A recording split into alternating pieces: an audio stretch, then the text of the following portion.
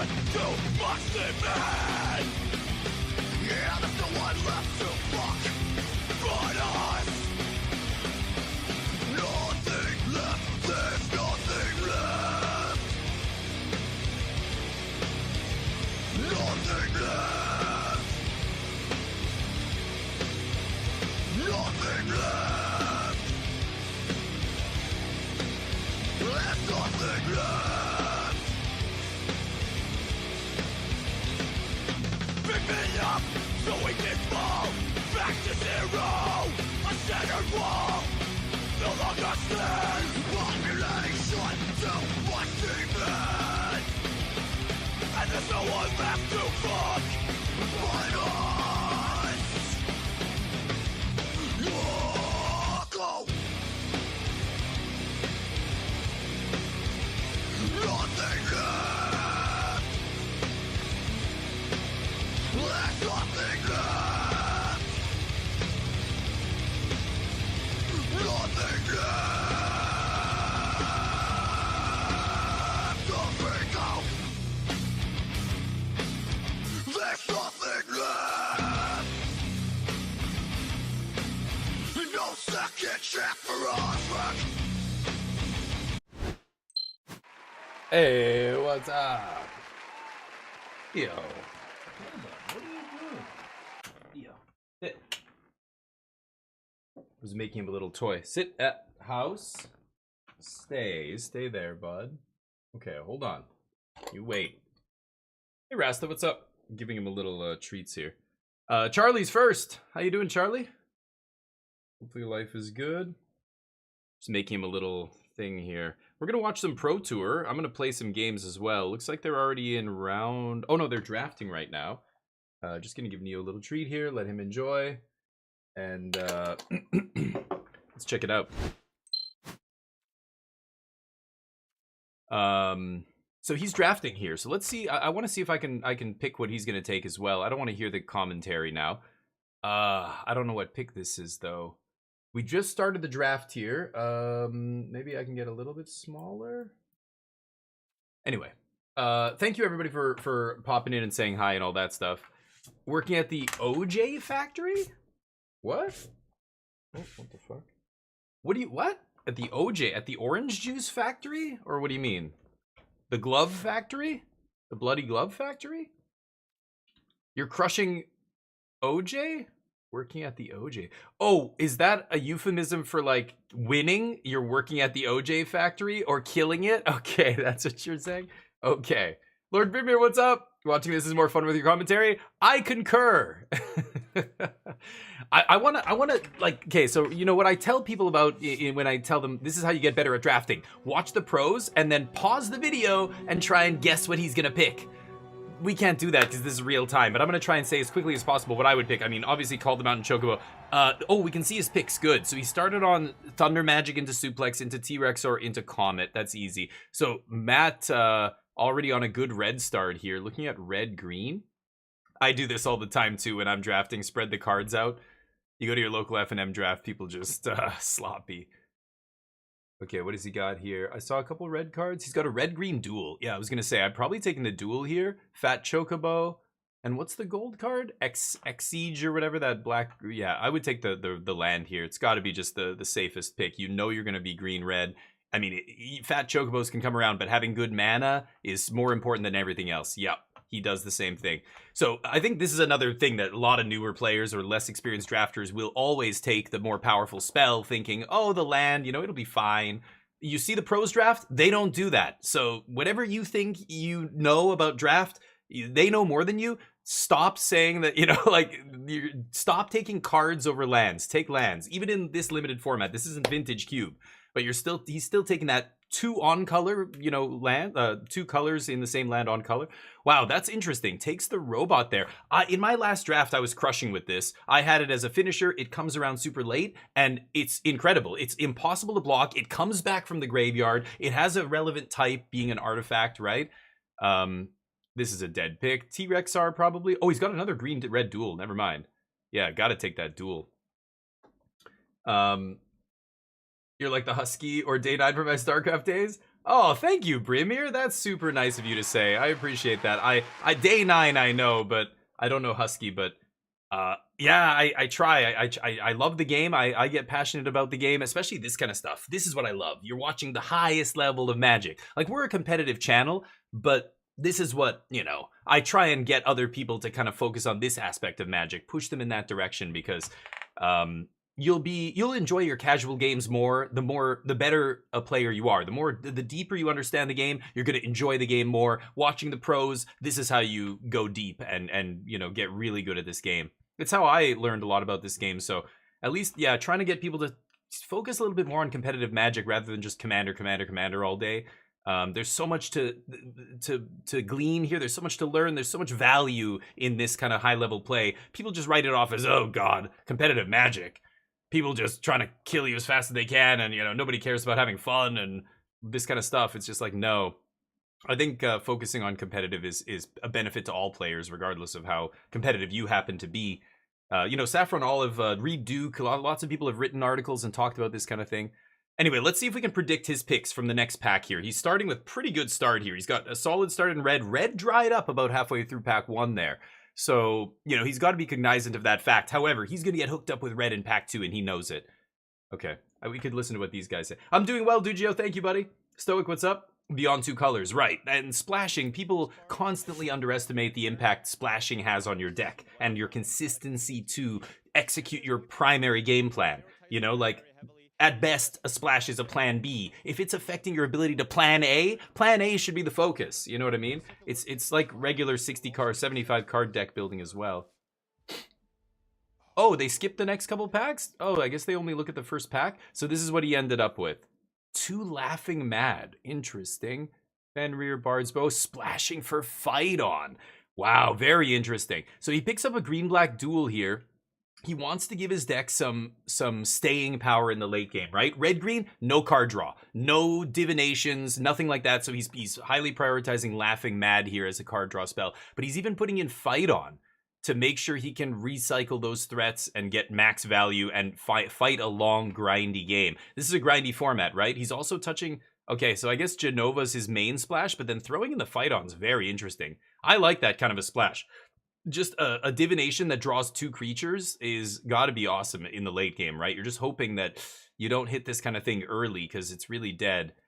But so he ends up with 2 black sources and still playing a colorless land. Boy, he's pushing it. He's got double world map though, so he's got decent fixing, and Fenrir. So he ends up having, 5 sources of black here. That's pretty good. That's probably good enough. But the colorless land's interesting because he's only got 4, 5, 6, 7, 8. I guess he's got 8 green sources if you count the world maps. That's risky. But Jenova's great. Yeah, Jenova's the main reason he's splashing. I missed that, but I saw the fight and I went, wow. He's even splashing an additional, non-rare, non-bomb card. It just goes to show you how much he prioritizes winning that late game in a grindy match where, you're against another green deck, or a lot of the decks in this format are trying to get board stalls. You get to the late game and then slam their bomb to try and go over the top of the other person or whatever it is to push through the damage. We don't have standings here, so I don't know why they're showing us all these people, but sure. So really interesting to see him splash the Raise Dead there, the double Raise Dead, the fight. But again, if you think about it as just a pure card advantage card, it makes sense. It's like splashing a card draw spell. It's a card draw spell that draws you 2 creatures, but only in the late game. It doesn't draw you anything in the early game, right? So it's a interesting splash, but he's planning on probably trading off very aggressively. If he knows he has that kind of a card in his deck, he's going to trade off that 3-2 early, or whatever it is. But he's got the double no, Gobu just makes green. I didn't see, did he have Prishe whatever as well? Prishe's Wanderings? I saw the Fenrir. Fenrir's a big one, but well, all you got to remember, there's an easy shortcut. You got to just memorize the shortcuts when you're deck building. For every pip you have, you should have at least 2 sources in your deck. So if you have 1 black pip on your Jenova, otherwise you're totally red-green, just 1 black pip, you want at least 2 or 3 sources. If you have 2 black pips, you want at least 4 or 5 sources. It's always double, or double plus 1 if you can. So in that deck, he's playing double world map just to get to 5 black sources to splash his 2 single black colored cards. That's correct.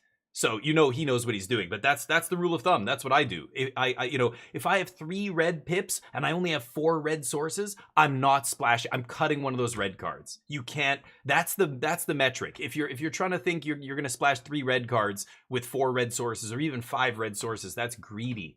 You're on the greedy side. It's double the pips. Yeah.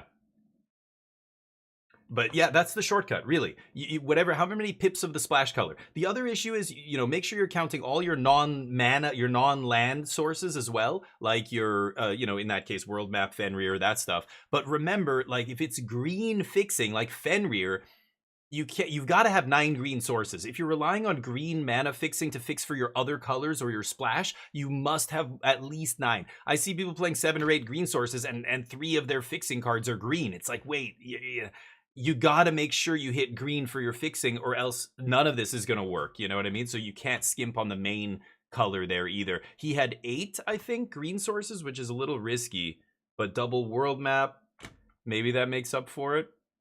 Because, Precious, Fenrir, all of that stuff doesn't do anything if you don't have your main color, right? Sephiroth art's so good. Yeah, it is good. Some of the art's great. Some of the art's absolutely fucking terrible.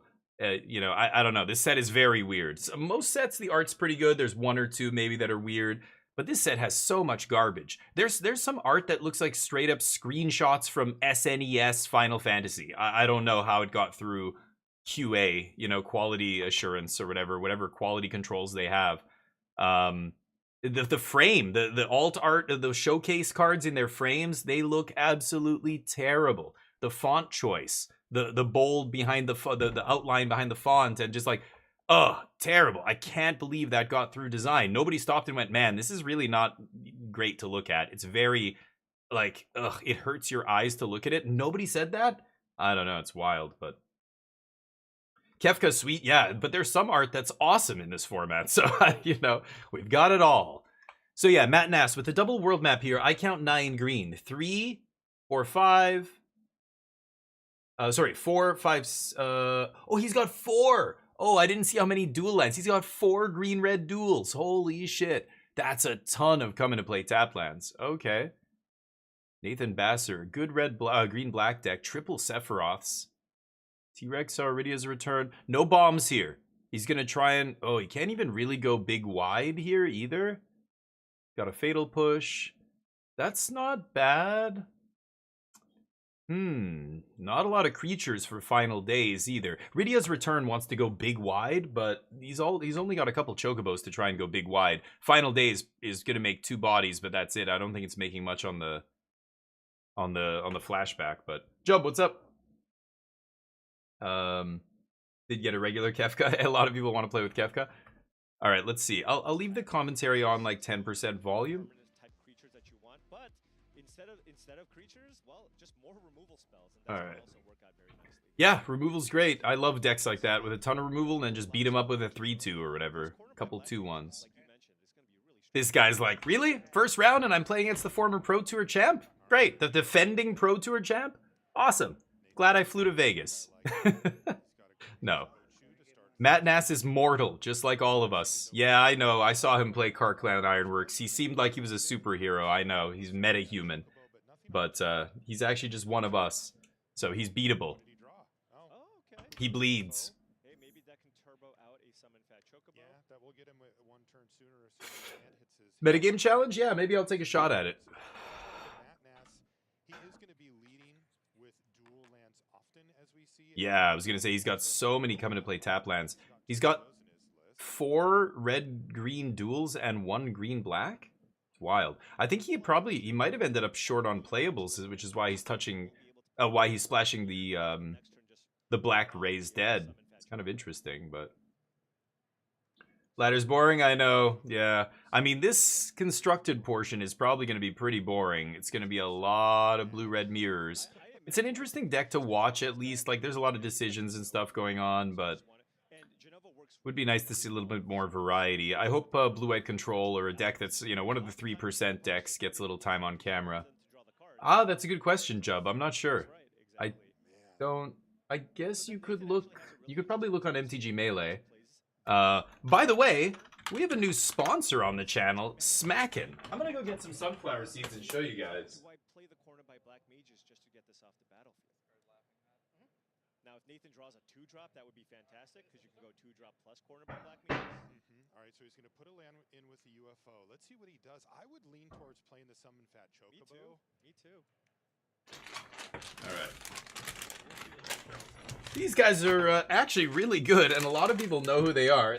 They send you these little like packages like this of sunflower seeds. They're awesome. The corner it rips, but it's got a like a Ziploc seal thing here, so you can just crack the corner and then reseal it. So my wife's gotten into these.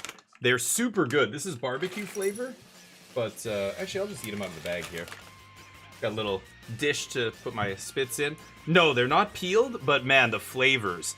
Garlic Parmesan, we finished the whole one, the whole package. It's awesome. Garlic Parmesan, jalapeno cheddar, ranch, sour cream and onion. This one's barbecue, is pretty basic. They've got like cinnamon churro flavored, like really wild stuff. Stin, what's up? Or is it on Sacklist? Yeah, I'm not sure. It actually has 4 chapters. It does. So. The only problem here is that they're not great to eat on stream because Right? It's on your turn. Yeah. Matt has lots of options here, though. Thunder. I've got to either spit this out into a dish or like they're pretty messy to eat on stream. For you guys, for somebody just gaming who's not streaming, they're awesome. 0 sugar, 0 calories, just like super flavorful, but like you could eat a million of them and they're not gonna, make you get gigantic. Yeah, But the flavors are awesome. they're called lore counters, Matt Nass. Yeah, 2 lore counters.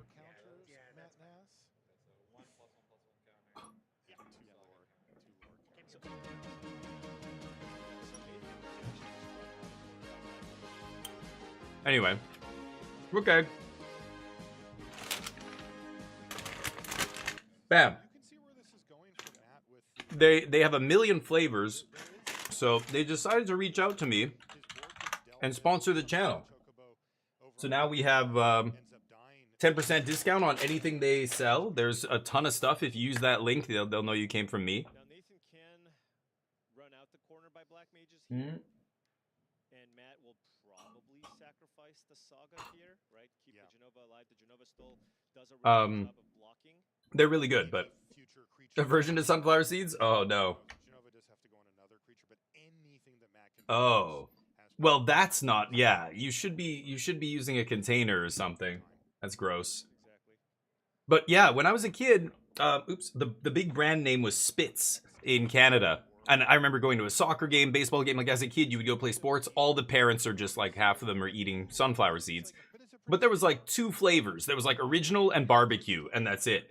Now, sunflower seed technology has evolved. 2025, they have like, go to the site, click on the link, go to the site and see how many flavors they have. It's insane. When the package arrived, I was like, holy shit, there's like 13 different flavors? Like, what is some of this stuff?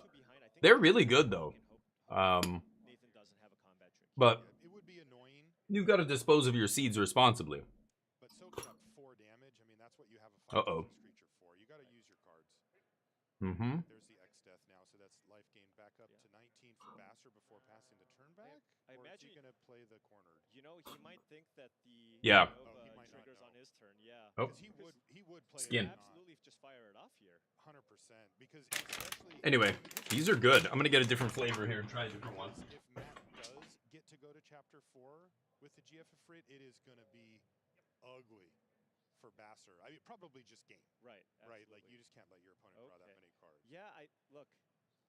It is a subtlety. It is a subtlety, and there's a lot of words, a lot of new cards. It's been out a week, right? And All right, let's try these bad boys. We've got cheddar jalapeno. We already opened one of these bags, but this one's unopened. So, they make it easy. You just take the corner. Oh, take it from this side. I'm holding it backwards. And then rip it. And then this thing, you've got it open there, but it reseals. This part here, you just, do this thing and that's it. And then it's like, it seals itself up. It's awesome. So resealable bag. Yeah, this is cheddar jalapeno. These are delish. These ones are really good. We had one bag already. So you support the channel. When you buy something off their website using my link, I get a portion of the sales. They give it to me. It doesn't cost you anything extra, but that's how sponsorships work. So if you do want to support the channel and you already enjoy these kind of snacks, order. I don't know how they ship internationally. I don't know how that works. I should actually ask them, but they're good. Yeah. Anyway, let me catch up with you guys. Yeah, needs another follow-up threat here. Cornered by Black Mages. Stin, that's hilarious. Looks like he My wife's like that. My wife's like a garburator. She'll chew through watermelon seeds, apple. Like she'll eat the core of the apple. She'll grape seeds, crunch right through that shit. She doesn't fuck around. She'll mow down anything. So it looks like he's just on the cast. But she has been crushing these sunflower seeds. This is, I'm not exaggerating. I'm not just saying this. This is her new favorite snack. I brought them home. In Korea, they don't really have stuff like this. So, you know, she's from South Korea. And she's lived here now for 5 years. She's had lots of different, you know, Western snacks. She's visited Canada many times, gone to the States. We've been to Europe together and all over the place. But sunflower seeds, for whatever reason, she's never really had. And when she started trying some of them, I'm like, what do you think? She's like, yeah, they're pretty good. I leave the room for like 2 hours. You know, I'm in my room making a video or whatever. I come back out. This dish is like full of sunflower seed shells. She's just gone through the whole bag, just like watching TV, just like eating it. I'm like, oh my God, Yoonjung, do you like these? She's like, yeah, they're okay. I'm like, they're okay. Yeah, sure. They're just okay. Chocobo here for Matt Nass, so there's 2 more creatures. There you go. Yeah, Rook Egg. Nightmare here for Basser because these are creatures that Yeah. both can block 2/2s. Oh, cheddar jalapeno. This is so good. Picks up the +1/+1 counter. These ones are delish. Yeah, Sorry. I've got black pepper, actually. you do it. Right. So now summoned by Black Mages, what kills a token? It kills a token. Right. It could even kill the summon Fat Chocobo if Matt's thinking super long game. Most of the time, you know, the shortcut is if it has 4 chapters, it's a real creature, and if it has 3, wait for it to die. That's kind of how the players tend to play it. Yeah, All right, you know what? I just brought them all. Oh shit. Uh-oh. Action here. Hold on. Ugh. And I mean, we identified this is Give me a sec. I spilled something here a little bit. draw that card, get it in play, and that you know there's a reason why it's one of the better rares in the entire set. You just draw it and play it, and you might have some filler cards, but it doesn't matter if you get the Genova in play on turn 4. Yeesh. Matt needs to continue to build out Oops. his board and make sure that he can't Give me one get sec. taken over by this army. It's not too bad. The last 2 turns have been sunk into creating this board. It is impressive. Right. He made 5 of them. Okay. Oh my God. Okay, hold on. He can double spell. He's got a thunder magic too. If anything goes nuts, you can play the behemoth here and kill the UFO if you want. Ton of options. Give me one sec. So he's going to draw way more cards coming up. And look at this, Matt's attacking. This is 9 damage. It's 2 o'clock. If he plays another creature here, Matt's at 13. And he gets a double spell. Yeah. All right. No blocks from Basser. Can play a Barret and a Fenrir here. Or Bard's Bow, sure. Hey, that's an equipment too. It's an extra point of damage. Yes, it is. It's a Barret Wallace. Is Basser Barret? overwhelmed at this point? Yeah, it's just like, I don't even know if a random spot removal spell gets it done here, right? Like, what if you draw Sephiroth's Intervention? He does have 3 of them. But it still just feels like it might not be. Oh, it wouldn't be enough. I mean, look All at right. Sorry about that. And it's getting worse for Basser, I will say. Right? Like the Summon Fat Chocobo did put up +1/+1 counter Oh. that turn. Yep. So not next. I didn't realize I could. Oh, I was making a screenshot there. Like it's not like things are getting better.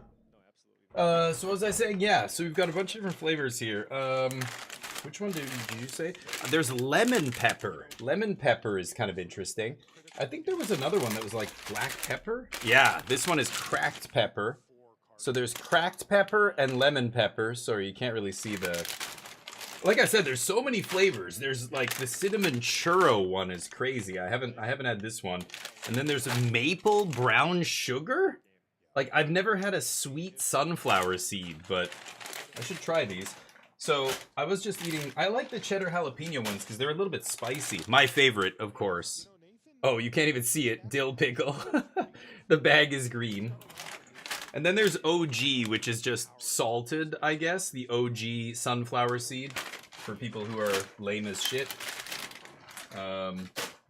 Anyway, I like the jalapeno ones because they are spicy. They've got a little kick to them. I like that. Sorry, let me catch up with you guys.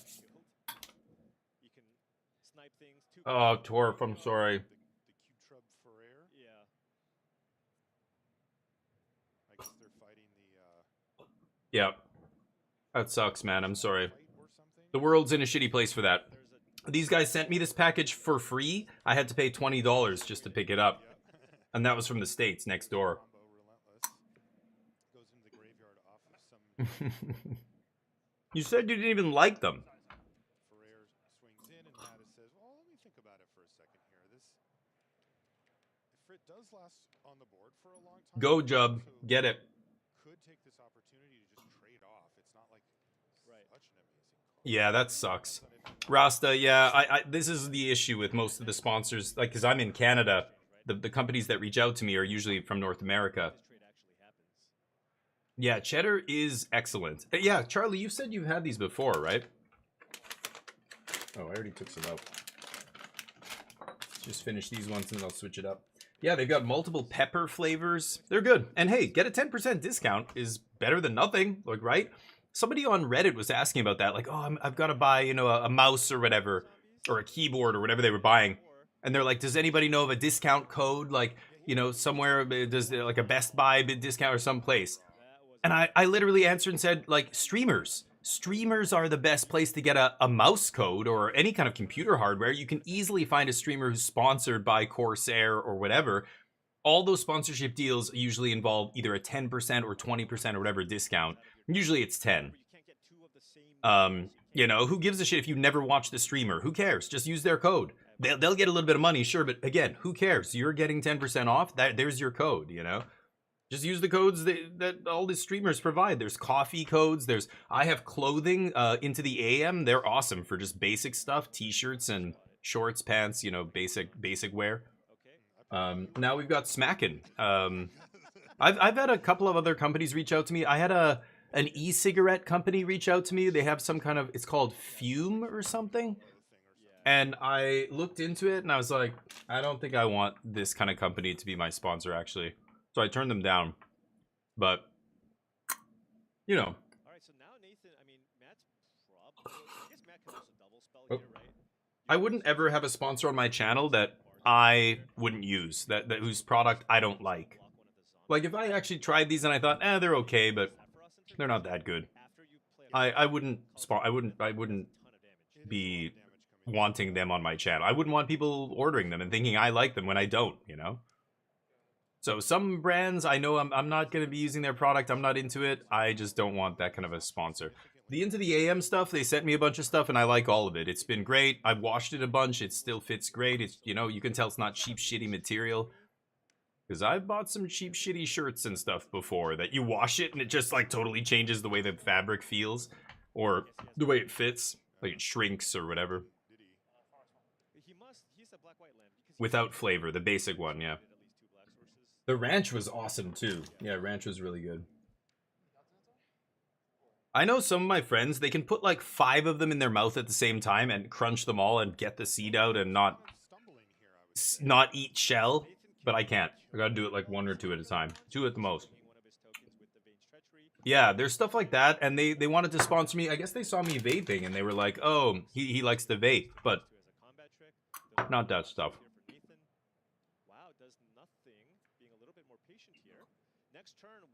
Like, you know, THC or something is a different story. You know, I was just reading, there was a big study that just came out saying people who smoke a lot of marijuana are at much higher risk of cardiovascular disease and some cardiovascular issues. And it was really interesting. You go and look at those studies, and they do not differentiate at all between smoking something, inhaling combustible, you know, smoke versus what I'm doing. They don't talk about distillates. They don't talk about any of that other stuff. And I wonder if most of the damage that, you know, a lot of these people are doing to their bodies is the actual act of inhaling smoke. Like the combustible nature of, you know, smoking a marijuana, or just it's less bad than a cigarette. but you're still burning something and inhaling it. Like, that's totally different than vaping. And I wouldn't be surprised if there was a huge difference in terms of those kind of health outcomes, you know? I want to see more studies on that kind of stuff, but yeah. Anyway, just was reading about it last night. Good for you, Rasta. Battle at the Big Bridge. You could also Bane's Treachery, sack a token, then you turn on the Revolt on Fatal Push to Oh, yeah. kill the Barrett Wallace. Oh, that's where I'm at. Hmm. Just like hope Okay, he's got the big boy in the yard. it's gonna go away at some point. Oh yeah, Rasta, good for you, man. Yeah, I know. I mean, I don't understand, but I know what you're like. I can't understand what it feels like, but I know how hard it is based on, you know, all the people I know who have smoked many years and Absolute beats family members, friends. 5-4 So good for you. It's tough. And it never kind of stops. You never stop like fighting it, right? I mean, even now you might crave a cigarette sometimes. You're around other people. Like some people who smoke to quit can't be around other people smoking. It's like, oh, it's too tempting, right? It's like a alcoholic going into a bar or something. But it's like a never-ending battle, but you basically, yeah, you're winning. Got to keep winning.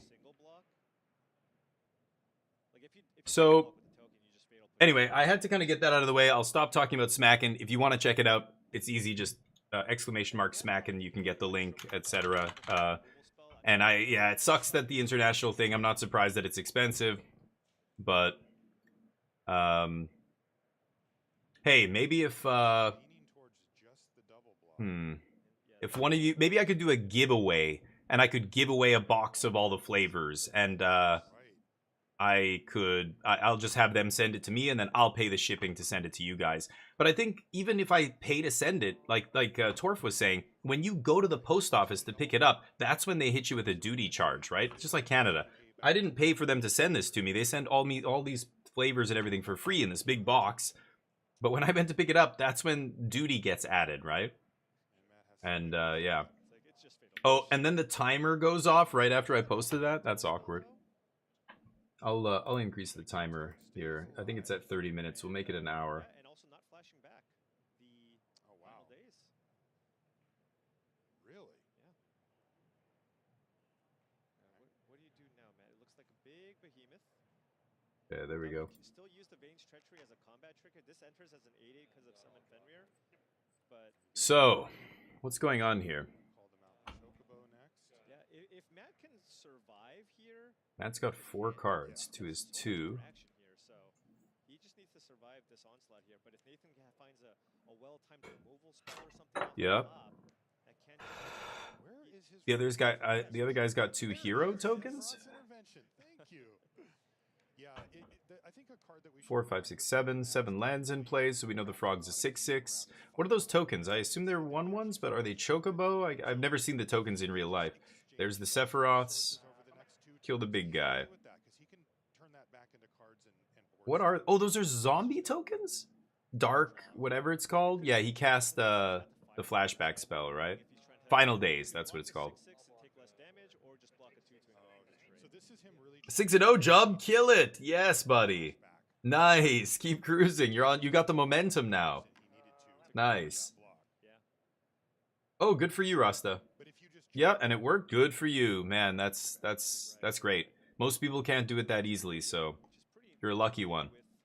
But yeah, just the damage it does to your body. I mean, God. And then you don't realize when you're young, you don't care. But when you get older, you're like, man, I wish I was smarter when I was young. So I try and tell young people to be smart. But I was a young person once. I remember, you know, not giving a shit. Not giving a shit about myself or a lot of other people. Anyway, we get better as we get older, but... When we talk about that style of removal, that it can kill small things, you can sack something and kill a big thing, but you can also use it in combat. Yeah. And not have to do the sacrifice part and still win a combat that you may not would have won otherwise. Yeah, the thing is, what's Yeah. the other option? Like, you play Call the Mountain Chocobo. But look at the cards in hand. I mean, when you're in this position as Matt is, you have to be, you know, zoomed out on the game and going, okay, who's going to win this long game? Like, if this game keeps going for another 10 turns, like I should be playing defensively here because I have the card advantage. I have the gas in the tank. My opponent's tank is empty. Yeah, he had one card left. He sacks it. He kills it. Okay. Yeah, he wants all the creatures in his graveyard, but Revelation is not doing a ton for him. He did not have a lot of creatures in his deck. Okay, Matt takes 6 from the frog. He flashes it back. How many is it? 2, 3?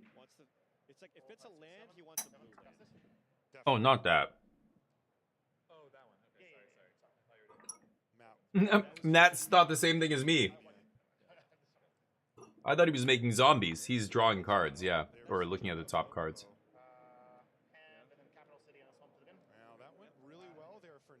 Yeah, that black card I underestimated as well. It still goes around and around and around. It's one of the lowest win rate commons in black, but it's getting better. Like, people are realizing how good it is. Just having, like, a source of card advantage like that in black. Nass has Gigantode. Yeah, and you've got the 7 mana. Yeah. Get to put 2 bodies on the battlefield is clutch here. He wants to play around a removal spell. Whenever you're in this situation and you're facing lethal, you've seen me in this situation many times on my channel, because that's just the games I like to play. I engineer, you know, you win on like 1 life, or you win on 5 life, or whatever. He's got to stabilize. He's got the card advantage. He knows that all he has to do is not die to a top-decked removal spell. So getting as many blockers into play as possible is clutch. That was just perfect because the way the mana worked out and everything. He got to fetch the land off Mountain Chocobo, play it. So he's got 2 flashback cards in the yard. He's got Called Mountain Chocobo and that 6 mana artifact. It comes back into the battlefield tapped. So he's going to have to, you know, try and do it on their end step or whatever. And, you know, then untap swing and maybe, you know, a little bit later, once he's put on some damage, he could just win out of the graveyard with that. So he's got Fight On, which is the Raise Dead. Rydia, which brings back Fenrir. He's got a Fenrir in the yard. Fire Magic, which does 2 to everything or 3 to everything. It's not an amazing spell, but he's got the Fire Magic to deal with the final days in the other guy's graveyard. Like, that's what I would be doing, right? It's like, check. Okay, this threat. Okay, check it. That threat, they're attacking me on that axis. What can I do? Okay, I've got a counter spell for that. Okay, I've got the sweeper for the zombies. I've got the count. I've got this. You know, like, you're trying to, like, in your mind, checklist and make sure you're dealing with every single threat. And if they don't have one, then you're holding a removal spell for their next threat or whatever, right? He's got a lot of recursion. I think Matt Nass has this long game if he can just survive here. Oof. So he had the sack effect. Yeah, cornered by black mages. That's really scary because the black mage in play with Matt Nass at 5 life is something he has to really, really think about here and make sure he doesn't lose track of how many pings kill him. Oh, that's crazy. That's close. Fight On. He's got so many options, right? Fight On brings back 2 creatures. He's got Rydia brings back 2 sagas. I see summon Ifrit and summon Fenrir in his yard, right? Oh. Okay, so he's leaving Chocobo in play. Plays Rydia? Rydia's the one that brings back, yeah, brings back enchantments from your graveyard, right? Can't activate it. All he has is a Fight On. What happened to his black? Oh, he still has the black source. Okay, so he's going to end step Fight On. Yeah, that's sketch. And he knows Cornered by Black Mages is in the other guy's deck to ping him. Oh, what happened to the stream? Oh no, come on. Oh, there we go. Geisal Greens? I keep saying Geishal. It's Geisal. Geisal? Gisal? And the Wandering Minstrel? I don't even remember what that guy does. What is the Wandering Minstrel? Nice job, you did it! Hell yeah. Scoop to your turn 1 authority? Dear God. What were you playing? Oh, you were playing the Abzan deck. Hell yeah, dude, nice. What is that card called? I was just about to look it up. They took it off the screen. Minstrel? The Wandering Minstrel.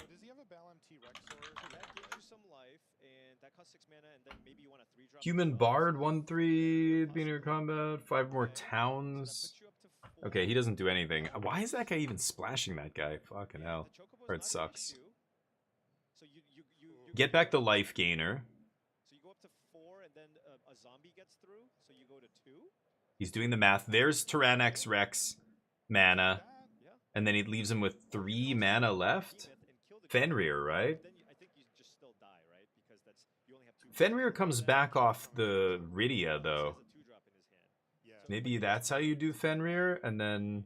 Yeah, I think getting a Yeah, he takes Fenrir, yeah. I think... a 6 and a 3 just makes a lot of sense. Yeah. If you had 10 mana, getting Rydia actually has to... I guess he's tapped out. yeah, that Hmm. you know, getting Yeah, Rydia brings it back with a finality counter, right? So, really does change. yeah. things. Yep. He's in a very precarious position. Yeah, this is... Oof. He's gonna play T-Rex, go up to 4. just like that What happened? He used fire magic already. Did he not think about the zombies? Maybe he just had to get rid of that black mage. Precarious spot, but this is the best way for him to stabilize. Hmm. if Nathan bricks this turn, like doesn't draw Oh. something, that Chocobo is just gonna die naturally. Sephiroth's intervention. Okay. Is that a corner? No. Swamp. Oh, just He a pulls a swamp. swamp off the top. Wow. Matt needed to fade a good draw here, and his opponent bricked. That is clutch. Yep. Not a lot of cards in those libraries either. Well, Matt's library is getting a little thin. And then 15 maybe? has to block, Less? Yes. right? So you do Yes. get to wipe out the entire board. He has town synergies. Tap land's useful, having them income and untapped. Oh, the Wandering Minstrel can. Yeah, but I'm looking like the guy's got 1 town and whatever that other colorless... Or is that another... Oh, that's the black-white town, maybe? So he's got 2 towns. Okay. That's the wandering minstrel. Doesn't No access to red, so he can't activate that guy. close, right? It doesn't do anything. Right now. Oh, and it's like fucking... What is it? 5, 8 mana to activate? Jeez. So that's going to be a 1/3. Yeah, okay. 5 or more towns. Go actually was lethal. Yeah, he's got that... Matt's got the artifact and Call the Chocobo. 2 things that he can flash back still. Played summon Fenrir to fetch a land. He actually should have rummaged away. Once the land comes into play with summon Fenrir. He leaves them showing? Yeah, okay. You don't have to do that, like, as a competitive player, but the other guy looked and he's like, okay, I'll just, you know they're there. Let's not fuck about, you know? Away from full Yeah. stabilize for Matt or Nathan winning, and Nathan passes the turn back. Okay. He didn't really. Oh boy, that's huge for Matt. Let's see what he finds. Land. That is sadly a miss here for. Okay. Is a. There's Fuck. a Call the Mountain I Chocobo. mean, yeah, he's reading Fenrir again, going, oh wait, if I bring it out of the graveyard, does it get a counter? The answer is no, it doesn't. You have to cast it from your hand to get the counter. So he's gonna bring something back here, flash. Back from the graveyard with the Rydia. What do you have here? Yeah, Rydia brings back Summon Ifrit. Yeah. And then you toss the mountain, and then you get to redraw. That's pretty good. Yeah, rummage away the land. Yeah. And then you can still get another 2/2 in play this turn. Creature? World map. Ouch. I think that was a world map I saw, right? Wow, telegraphing. Asking for the finality counter. Oh, it's Eden. Oh, it's the land. Okay, I knew it was colorless. I don't know. I guess it was the land. We need another one too. So he makes another Chocobo. He's got the... Rummage away. Oh, he has the mountain. Nice. So he's got a land to rummage away next turn, which is really nice. Turn, and then rummage away the mountain. Yeah. That's library getting a little thin there as well. Marshall saying his library is getting a little thin. Yeah. Corner here, Yeah. he'll be able to Right. finish off the game. Although milling 2 is gonna Okay. add Not rummaging actually. Eden's interesting. Really? Okay. I guess once the land. Huh.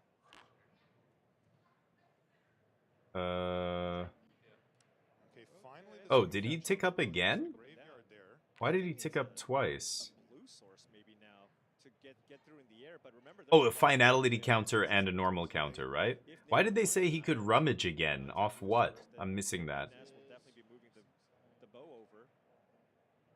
Or he's gonna rummage next turn, but he's not tossing them. Like he could have kept the mountain to rummage, right? Oh, and Overrun. there's a game plan. That is over. Remember. Oh, Matt he Chocobo, drew even as that. it dies, all your stuff still Yes. has trample. Oh my goodness. Oh no. Iridia's return, +3/+3. Yeah, because that doesn't give them trample, but the last chapter of Chocobo before it That's bounced. got to be more than enough here. Yeah, this Yeah. is an easy one for Vassar. He just turns them all sideways. 3-2. The other guy's a 3-2. They're all +3/+3, and he's at 4. So Iridia's return also explains some of Nathan's plays from the first game. He was leaving himself a top deck open for this to win with the zombie army that he was building. Oof. Wow. So it goes to game 3. Number 2 going to Nathan. Yeah, very interesting. Tough one. Matt was on the ropes there, but he top decked the overrun. Matt had already faded a bunch of draws there. Eventually, the guy's going to draw something like that, but that was probably his only out. I don't know. Does a removal? I don't think a removal spell actually gets him through for lethal there. So he needed to actually just overrun, and that was the last turn that his creatures had trample. So that was very fortunate draw for the for Nathan there. I can see him work. Oh yeah, sure. But I'm not saying where he's ideal. I'm talking about what is he doing in that guy's deck. That guy's deck is what we're talking about here. Not, yeah, sure. I'm sure there are decks you can build that guy's great, but 2 towns, that guy was atrocious. But he top decked the overrun. There we go. Vane's Treachery. The hand kind of plays itself here. It does. He's got, yeah, 3-drop into 4-drop. There's another removal spell. I would be cornered by black mages next turn. Literally anything Matt plays. These first turns are more or less Oh, that thing sucks. He's playing Magic Pot. Wow. You got 3 3s. I got a 1 4. I guess this deck kind of train wrecked here. hot.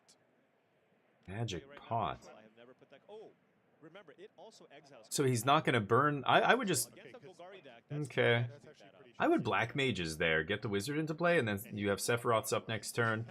He wants to play aggressive here, I guess. He knows Matt's deck is grindy, right? Nas currently no black sources, Yeah. so we cannot. Yeah, and he's got Genova in hand. Did he mulligan to like 5 or 6 this game? I think he mulliganed to 6, right, at least? Do much here. No, because you'd have to play. Oh, that boy. mountain, so it's And then more of a discard next the turn. Genova? Yeah, Yeah. you're not discarding Genova. Right. I mean, you still play it. There's nothing else you Right. can do here. Right. So.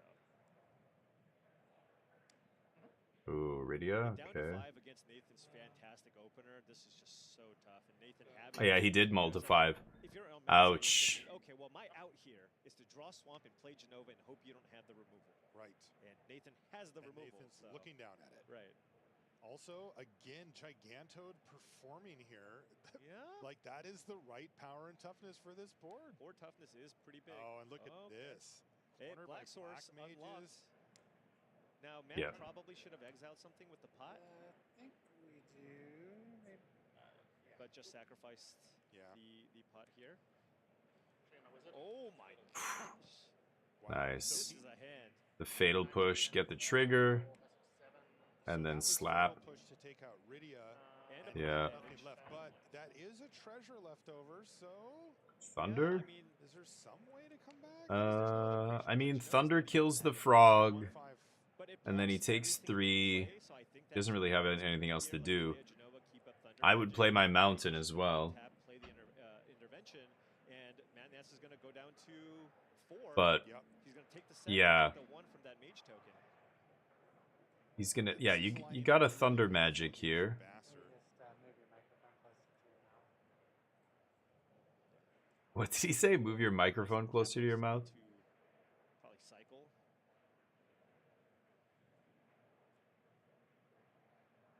Okay. Hearing some production assistant in the background there. I wonder if the other consideration, because if he knows Nathan has multiple interventions, maybe he's thinking, is it better for me to just kill the toad right now? Do I just use Thunder Magic to kill the toad, keep my life total higher? That could be the other consideration. Yeah. One more mana there, but yeah. I do it I like that now. a lot. Also, you get rid of it before it gets huge. Right? Where you Doesn't can't play the swing land? Or may not be able to. Interesting. Gives Matt an I guess he opportunity could to have a use the rat, 2-mana play here, or to a 2-mana creature plus whatever Genova, that thing get is. a The kill. 2-drop, I like 1/1. that play from Nas. Used to be a rat. Now it's a something else. There's a Rydia's return, but only 1 creature in the graveyard. Hmm. And only one creature on the battlefield. Yeah, yeah. Well, 2 creature. Oh, yeah. Could actually just use it as an overrun if That's what I was thinking. Right? Yeah. Was that fire magic? That was a Yeah, I mean, it turns the wizard into a 3/4. And then I think Nathan Did he pick up got fire out magic? spell Oh, Barrett and cast Wallace. Rydia's return for the win. Yeah. That's gonna happen here. And there it is, Sephiroth's intervention. You go down to Yep. 8. Playing faster here now, Nathan. He knows. Yep. And Matt Nass, a little shake of the head there because it's just that one treasure token left. Nathan doesn't have too much to consider here. And he's going to give +3/+3 to everything. Yeah, That's ping. extra damage. And That's that is lethal. the match going to Nathan Yeah. Nasser, Damn. his third The multi 5, that start sucks. faces off against Matt Nass with the basketball shorts, classic. round 1. Okay, so watching limited here, I could jump into a match myself. I don't know if they're gonna fast forward to the next match here, but yeah, really interesting to see, you know, good players play and the decisions they make. Like, I would have loved to hear, like, you know, some of these games are not games, right? Like, second game there, Matt Nass doesn't really have anything except hope that my opponent's draw isn't good because I multi 5, you know? So when you multi 5, it's just like, you need everything to go right, but the metagame challenge, I just don't want to play standard right now. If anything, I would do a draft right now, but, and, you know, we could play the games in between these games. But I just don't feel like playing standard. Like, even Omniscience is the deck that I, you know, would play probably. And I'm kind of just like, I don't really feel like playing it, to be honest. I could. I don't know. I don't even love these latest lists. They feel weird to me. I don't know. I've got to get used to them still. Like, main deck Jace feels dumb. The other thing is way too much clicking on Magic Arena online. So, yeah, a bunch of people want to know. So yeah, I don't know. But I love drafting. Ah, fam.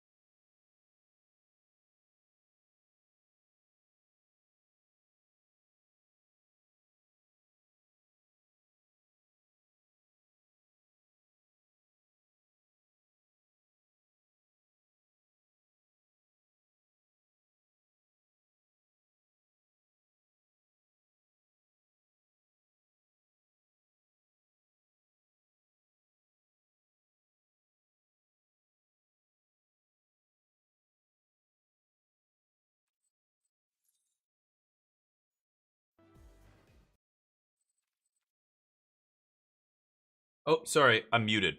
I was just talking about his record. Sorry, guys.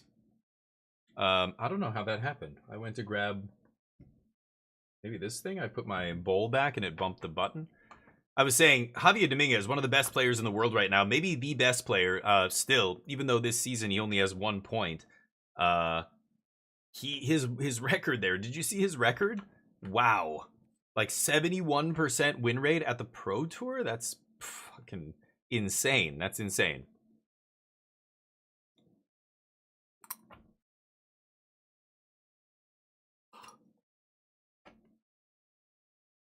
Oh yeah, I think I bumped the mute button. I almost did it again. Anyway, I could be up here. I could be at this desk. Hey, ladies, how you doing? We talking Magic today? Great. Love your dress. Green, my favorite color. Not in Magic, though. Green's terrible. Christopher Larson beats Matt Nass. So who's winning here? Nathan. 2 Nathans are up 1. Reed Duke. Seth down a game. Seth, another one of the best players in the world. I don't know. The decks, his deck selection, I don't know, is wild. Like the green-black deck he top-8'd the other standard Pro Tour with was like, JED, no. Scott McNamara, I've rated him before as well. I've interacted with both those people on Twitch and stuff. David Inglis is really, really good as well, and he's down a game. He was the captain of one of the teams. I don't remember which one it was. Worldly Tutors, Sanctum of All, or I don't know, one of those teams. Yeah, over their lifetime. Like, again, Javier Dominguez, if you go lifetime, it's way lower than 70%. But he's just had a ridiculous tear over the last couple of years. Like he, you saw there, like 7 Pro Tours or 8 Pro Tours. He top-8'd 3 of them. He got 9th in a 4th. Like he, you know, or he's like 13th. He's like literally 1 win away from top-8ing almost every Pro Tour of the last 3 years. That's crazy.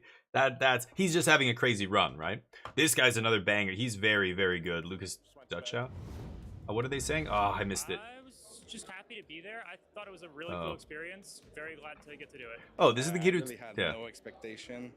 I knew Salty I was Crew? playing against a bad matchup. Nice. So I made it to the top 4, and I was really happy with it. What is this? This is the last Pro Tour? Even get there. I had a lot of things go right for me in just even the last round. Okay, I don't care. I just win the FF box. Nice. Someone had to redeem. Nope.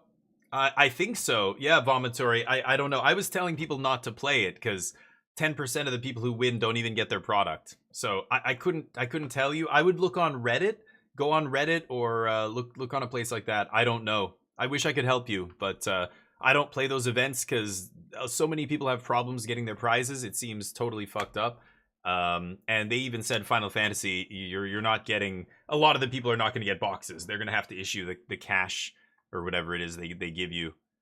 But yeah, I'm sorry. I wish I could help you. I would check on Reddit because I've seen threads about this. That's how I was reading. They estimate there's so many people already who filed complaints for missing product. They estimate it's about 10 to 15% of the people who win the direct events or whatever don't end up getting their product, which is really frustrating. Good luck. Good luck. I hope you get it. Bother them. Try and reach out to somebody. When that fails, go post on Reddit. That way, that's how I found out about it. It's people going, look, I talked to their customer support and now they just ghosted me. They stopped answering me after a while because I'm like, where's the box that you're supposed to send me? And so it's been a shit show. I just tell people don't play in those events, but congratulations, you did it. You probably had a kick-ass sealed pool, right? Anyway, get out of here. Go look for your way to do it. I good luck. I hope you find a way. But I'm curious about how you did. You obviously, deserve congratulations for getting there. It's tough. Sealed is a crazy format since Play Boosters became a thing. But anyway, why didn't I qualify? Because I didn't do well enough in Montreal. Actually, it wasn't. If I had done well enough in Montreal, I would be qualified for the next Pro Tour. I think, not this one.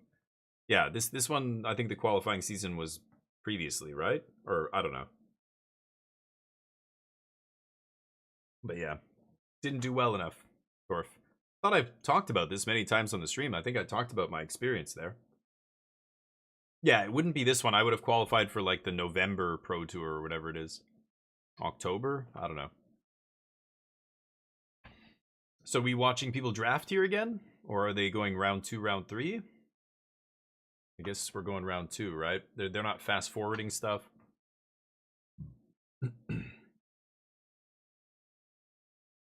Should we listen to Corey? They're watching Matt Nass again? Yeah. His deck did not come together really, really well here. Kind of rough. The one Comet, the one Thunder Magic, everything else pretty mediocre here. Genova's good, but not like an insane bomb. And that's it. Trying to fill it out with just random, dorks and recursion. Trade off, recur. Wow. Oh no, okay, never mind. People's weapons vendor. Only one Paladin's Arms and Genji Glove. Okay. Lunatic Pandora is not the worst. Mana's good. Another one that doesn't look amazing, but obviously has the tools to still win. 1, 2, 3, 4 artifacts. That's it? 5? 5 artifacts with 2 Gala Cats? That does not seem great to me. But, no mono blue, nope. Nobody's going to be drafting mono-colored in this format, I'm pretty sure. It's going to be very rare at the Pro Tour. Cedric, what's up? We are here in the booth. Cedric Phillips, Monty Devuti. First time ever next to each other. Yeah, we've done some casting, but it's all been online. It has. This is much more intimate. Yes, I like this setting for the two of us. We hope you enjoy the setting as well, as we are at the Pro Tour at MagicCon Las Vegas. Pro Tour Magic the Gathering Final Fantasy, to be exact.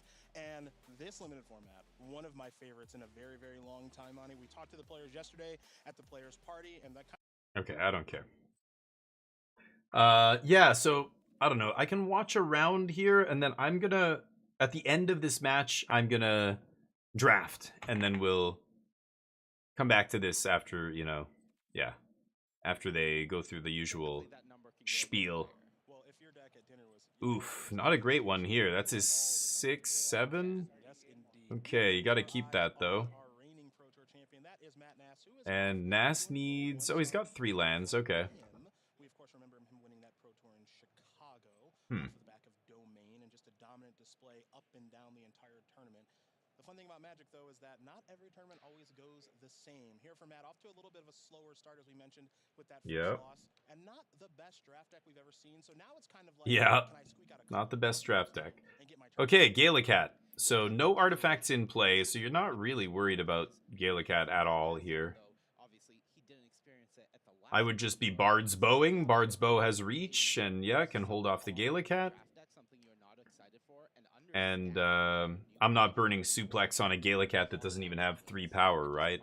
They're going to go Venat here, and then Matt's probably going to Suplex the Venat.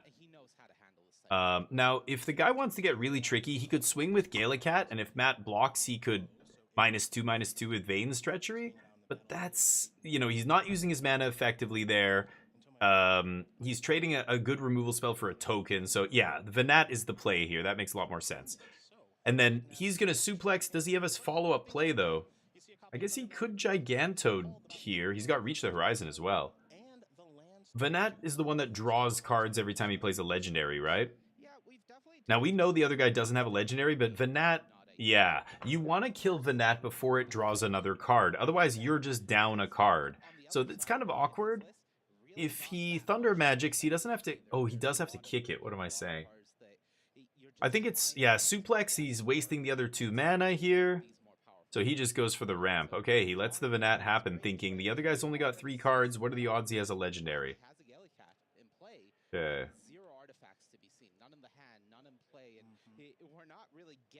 Yeah, no artifacts in play, so Galacat doesn't matter. He's risking the other guy not having a legend, because as soon as the other guy draws off Venat, that's brutal. Tomoaki?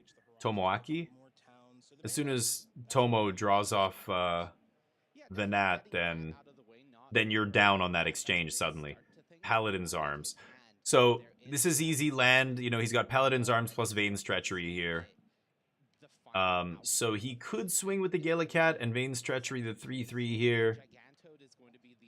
Or, you know, swing with both, yeah. And then just -2/-2 kill this guy.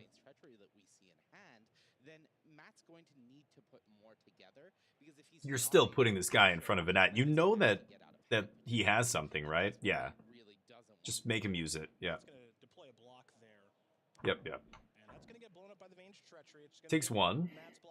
He knows the other guy's down to 2 cards, and he's got 5 in hand with 6 land in play. That's crazy. He should be able to win this long game. Again, he just has to not die. So you're blocking no matter what there. Force the guy to use his removal spell. So what did he pull here? He's got Thunder. All the Thunder, whatever. He's got Suplex for that Venat for sure here. He took a turn off last turn. It paid off because the other guy didn't have a legend. Now he can clean that Venat up. Make sure it doesn't draw a card. And now he's got Thunder Magic up if he wants, but yeah, there's no threat here because, again, only one artifact. The Gallicat is only swinging for one. So you play a 4/4 to hold down the ground against the 3/2 Ward 1. You've got enough mana to equip that bow because you ramped so hard, which is really interesting. But Gigantoad's obviously a 6/6 here. You don't really have to equip it. It's already big enough. But yeah, if he wanted to give it reach, he could equip the bow. Cedric saying exactly the same thing as I am like 5 seconds after I'm saying it. The other nice thing Matt has there is that land, which you can't see there, but it's the full art, you know, showcase, whatever, fancy extended art land. I think it brings something back from the graveyard, but I think it's a permanent. So he's got Call, Thunder, and Laughing Mad. Oh, nice. So now any land he draws, he's immediately just going to Laughing Mad, toss the land, refill. That's huge. He needs that. Laughing Mad is very nice here. Lots of card advantage. He uses the shock.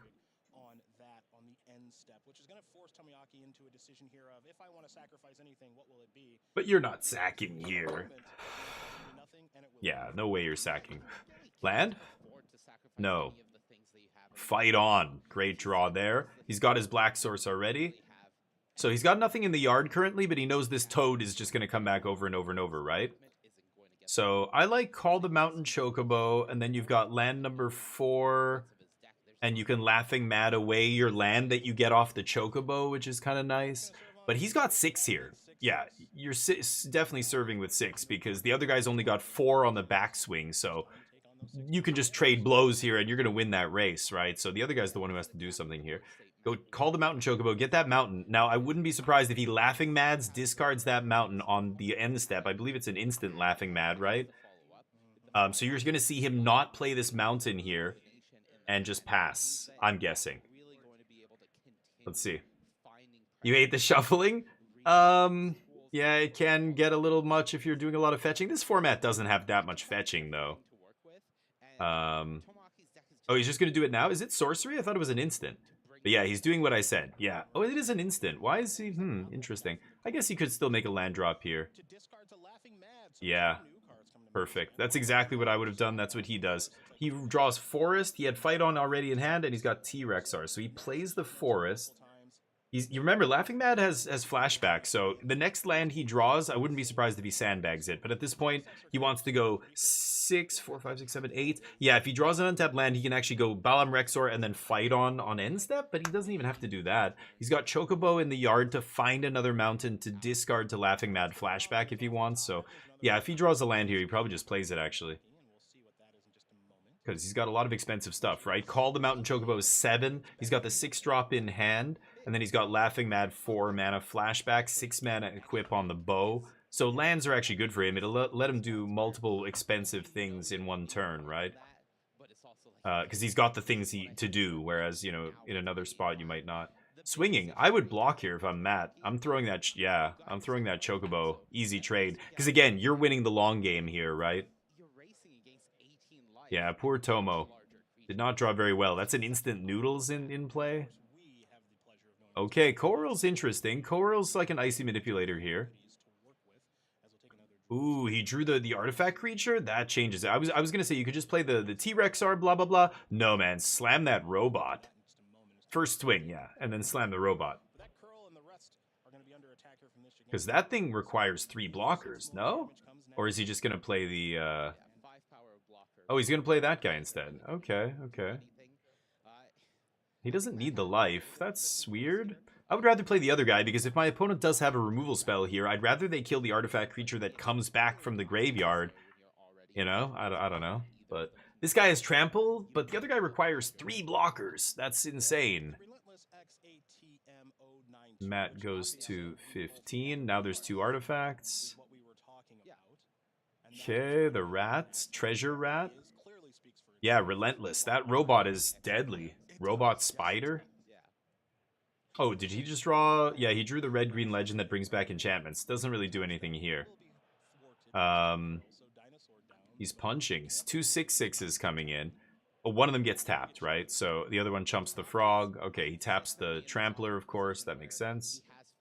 Yeah, treasure. There's Rydia and robot. Oof, that's going to be too much.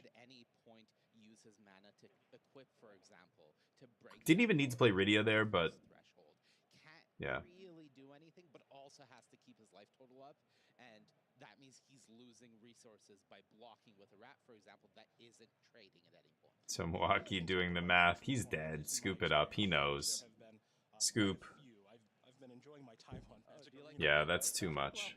You look at your top card, but if it's not super relevant here, it needs to be like Sephiroth's Intervention or something. Even then, you've got to tap the Trampler, Sephiroth's the other thing. Actually, I would tap the Robot, Sephiroth's the Trampler, Chump, but that equipment is not a creature. So you've got to Chump with Galacat, or take 6, go to 5? Oh, the Moogle. Okay, so he's got a 2-mana artifact that has Living Weapon, right? Or whatever, Job Select. Demon Wall? He could play Demon Wall here. Turn into a demon. Demon Wall's not terrible. That's what I would get if I'm him. Wow, that's a great pickup. Esper Pixie winning it this weekend? You think so, Zenimatrix? That would be an upset and a half if that happened, but Esper Pixie's kind of fallen off completely. But it's still a powerful deck, yeah. The Kibler effect, knowing when to concede is important, yeah. Oh, you mean this flicking? Yeah, it's, I don't know. I don't even notice it. I don't let it bother me.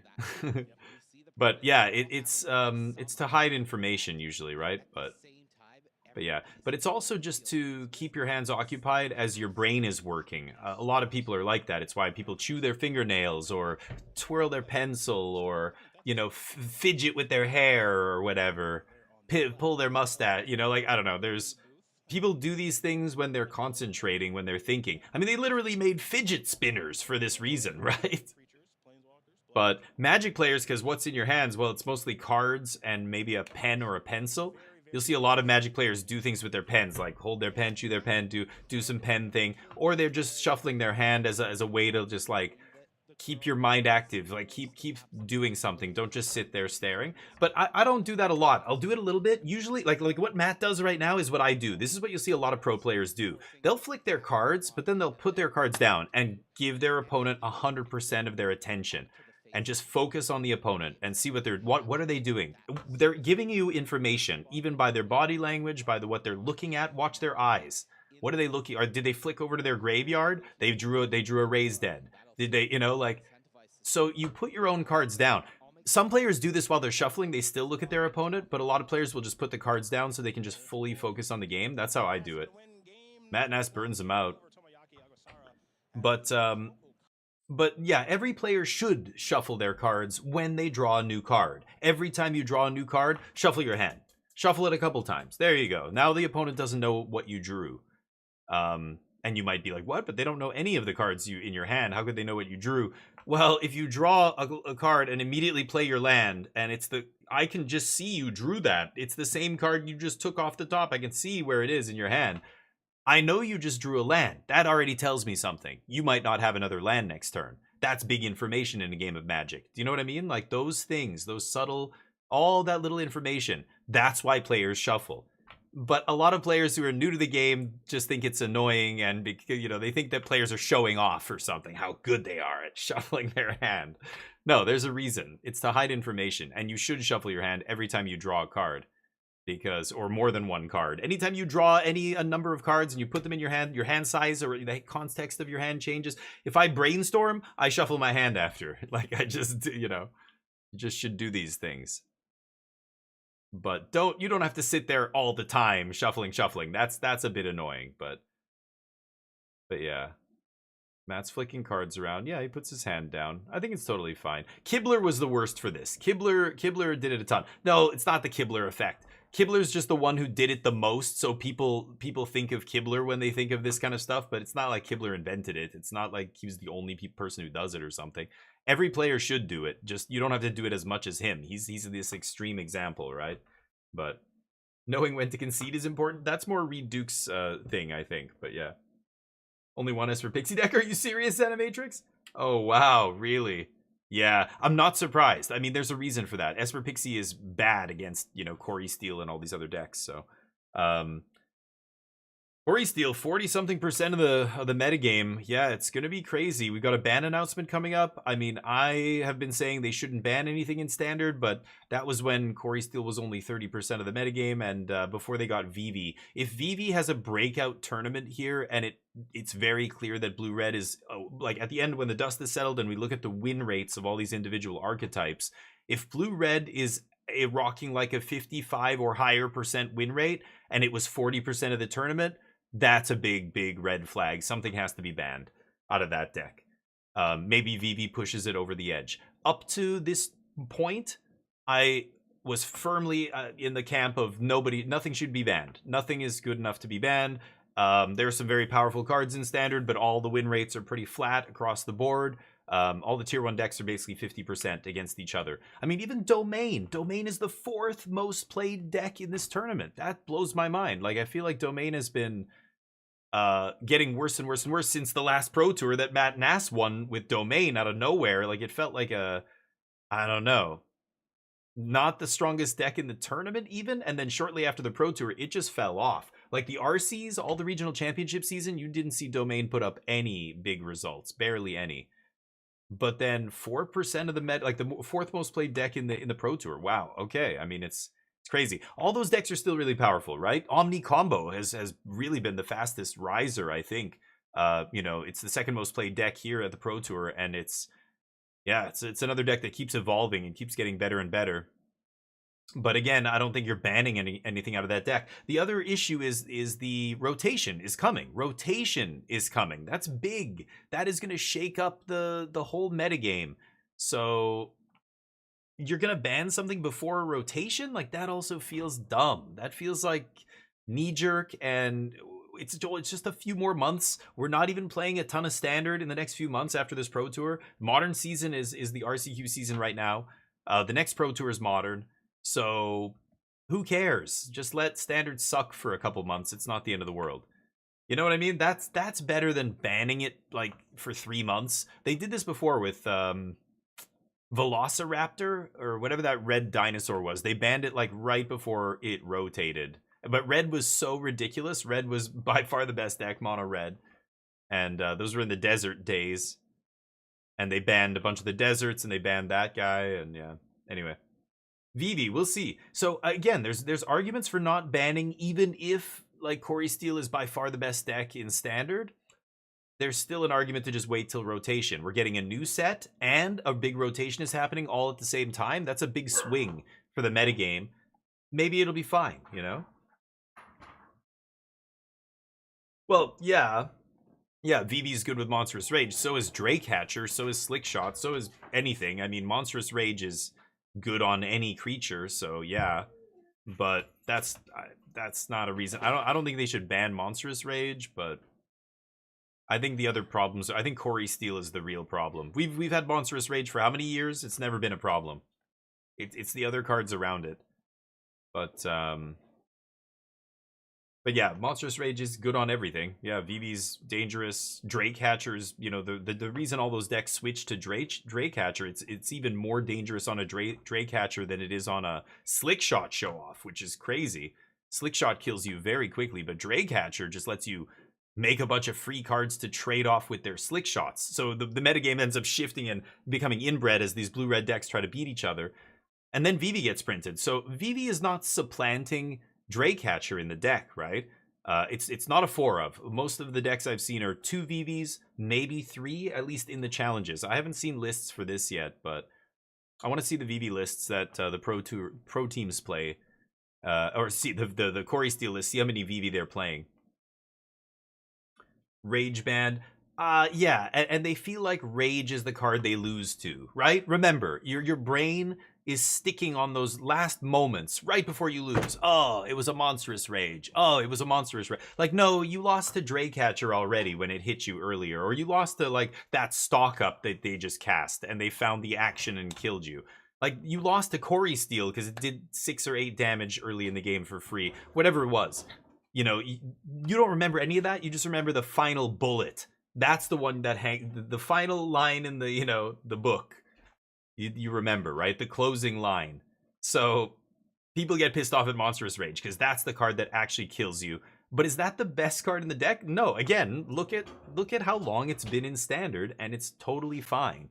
It's only been red decks that have risen to dominance recently in the last, like, think about how long Dominaria United has been out. Like, we've had Leyline Binding and Domain for 3 years or more now, 3 years. And Monstrous Rage has been around for a long time. And it's not been an issue. But red decks need it. Red decks need that kind of stuff. It's just how it is.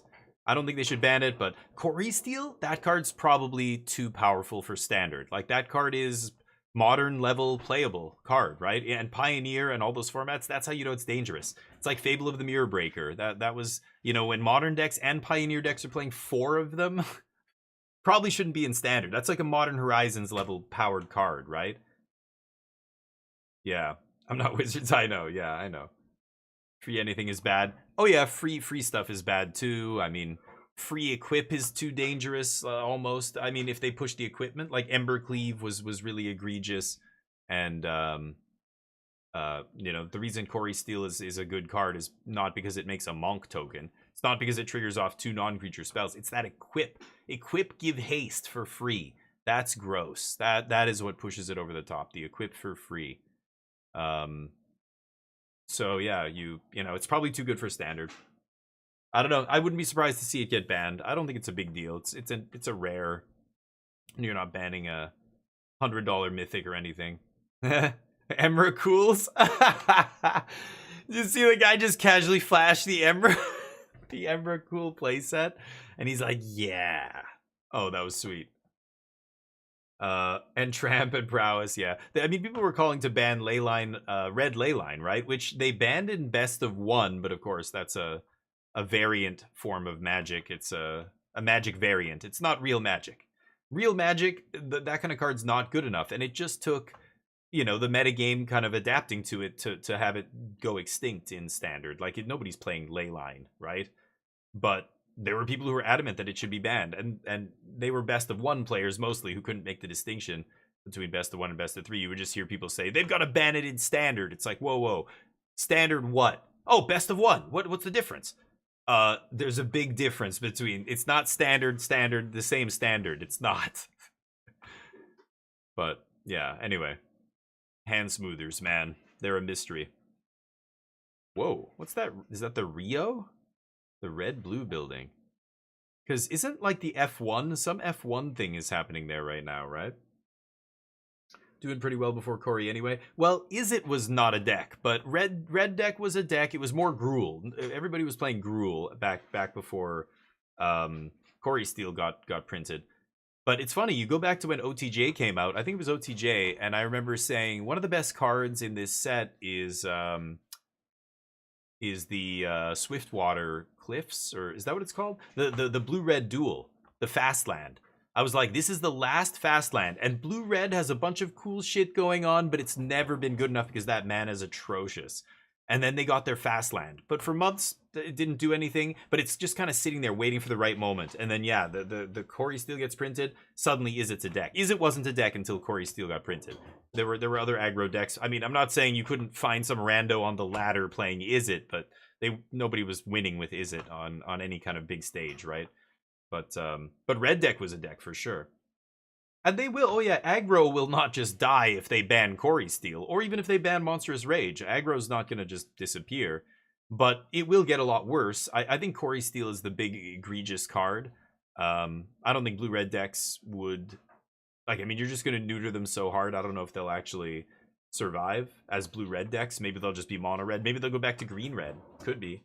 Or black-red, maybe. Remember Lizards? Like, all those decks, they were aggro decks, but they, you know, they're just not as good as blue-red, like blue-red and mono-red. Stock Up being, yeah, Stock Up is powerful. But Stock Up, I don't know. I still think it's a good card. I think it leads to good games of Magic, good interplay, you know what I mean? Like, the games are good.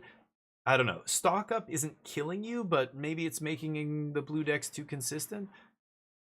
I don't know. I don't even think that's true. I mean, look at Domain. They don't even play, but they have Up the Beanstalk. Like, is Stock Up more egregious than Up the Beanstalk? I don't think so, right? So, This is what I mean about banning. You can't just start banning anything that's good, because then where do you draw the line? You're just gonna ban everything, because the next best thing will be just the best thing then, right? So it's the problem that Modern has, really. Modern is kind of a fucked up format. I'm not a big fan of Modern, but okay. This guy's like, wait, what? I gotta play against Reed Duke? Shit. Oh, fuck. In his head, he's just, what's your, oh, Reed. Oh, yeah, I think I recognize you. Oh my god, it's fucking Reed Duke. I'm never gonna win this goddamn match. Look at me, so calm and collected. Okay, let's roll some dice.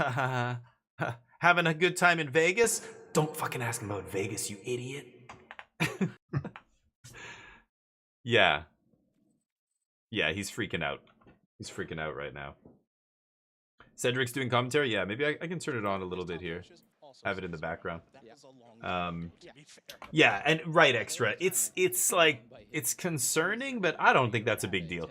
I don't think that's how we should be measuring whether or not to ban things or stuff like that based on how ubiquitous it is. I don't think that's a metric we should use. It's got to be based on power or on what it's doing to the metagame or the gameplay. You know, like eggs, like those kind of combo decks that take 20-minute turns, that kind of stuff. Like we should avoid, like for that reason, the gameplay reason or whatever. But just because that card sees a lot of play, that's fine. I don't think that's a big deal.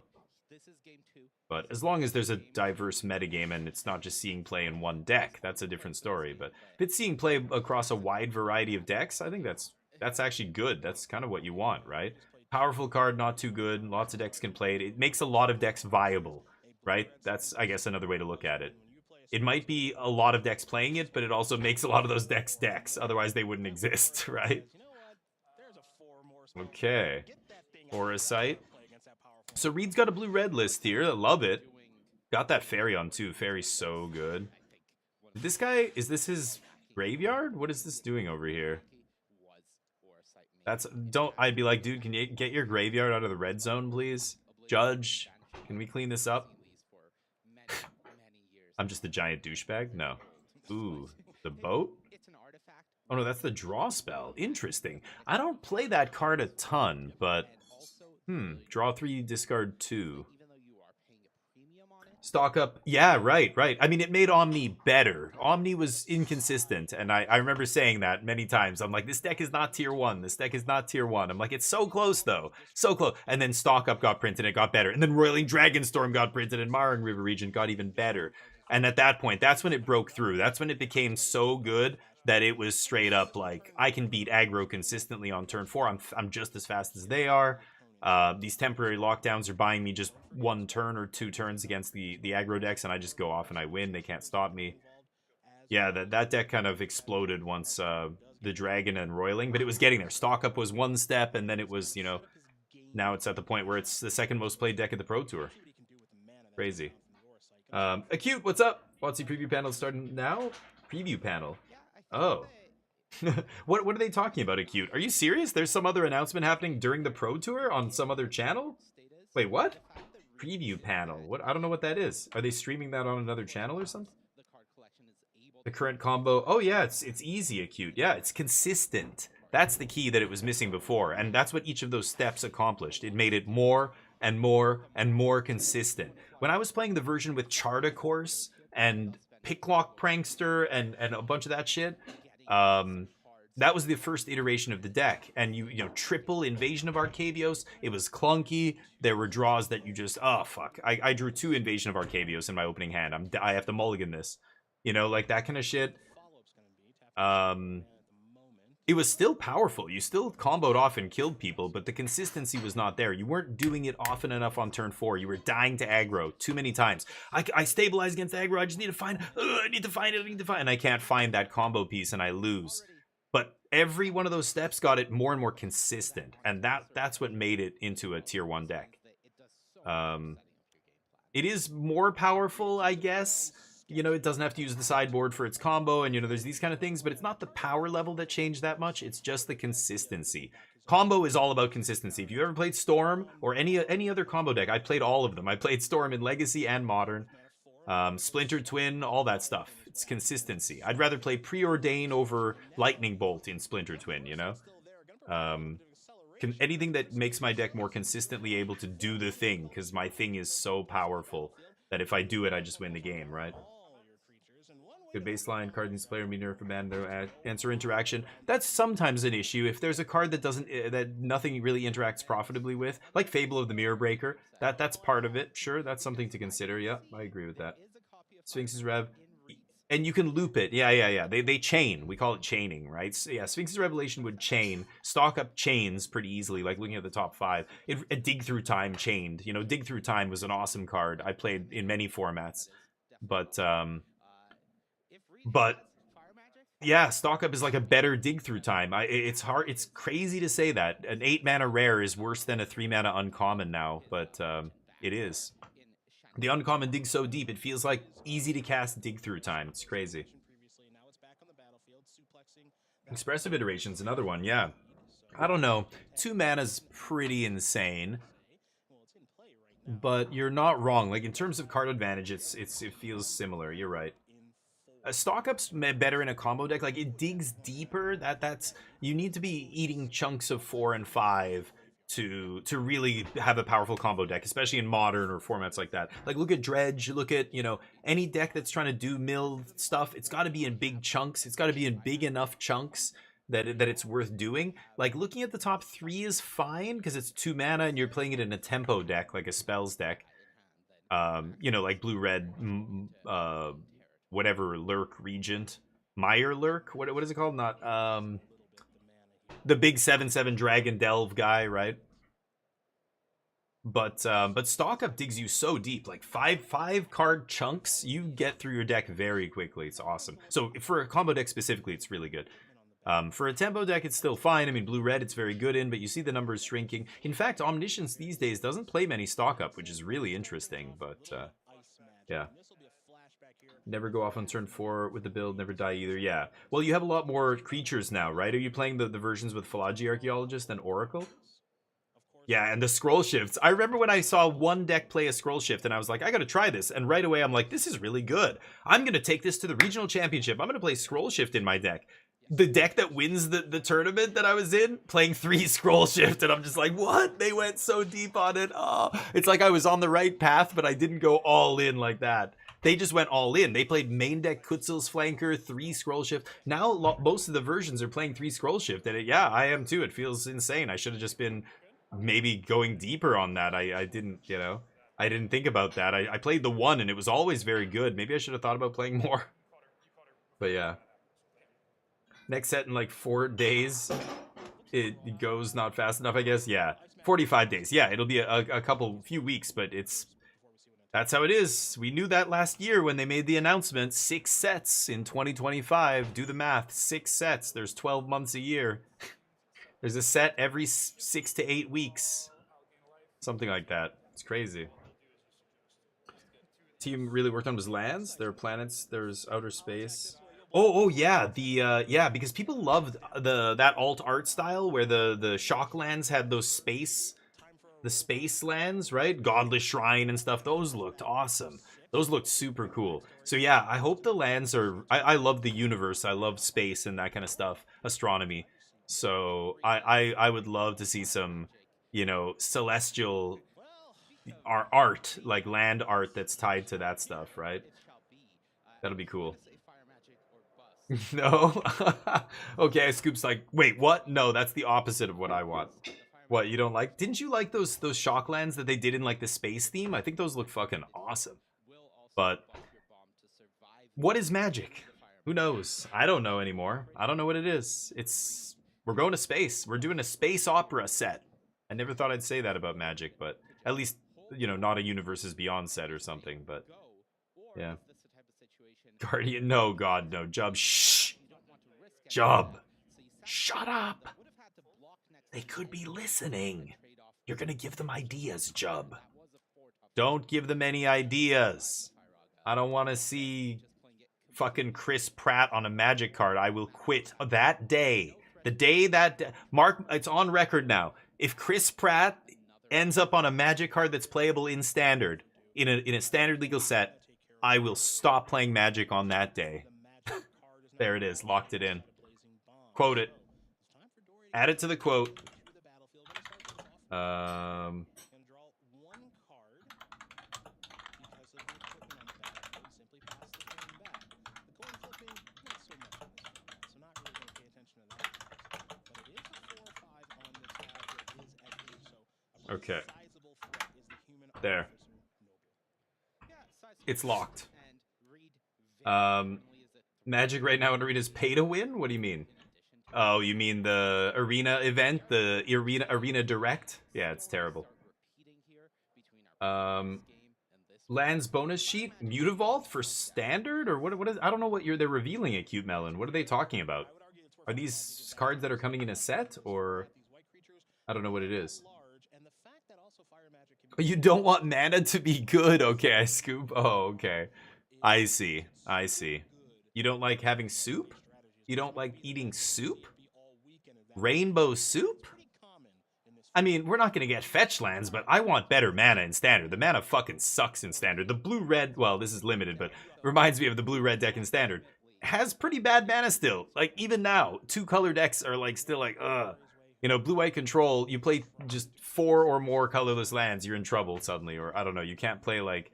Playing double blue and double white spells is awkward. Blue-red's worse than blue-white, but because they're an aggro deck.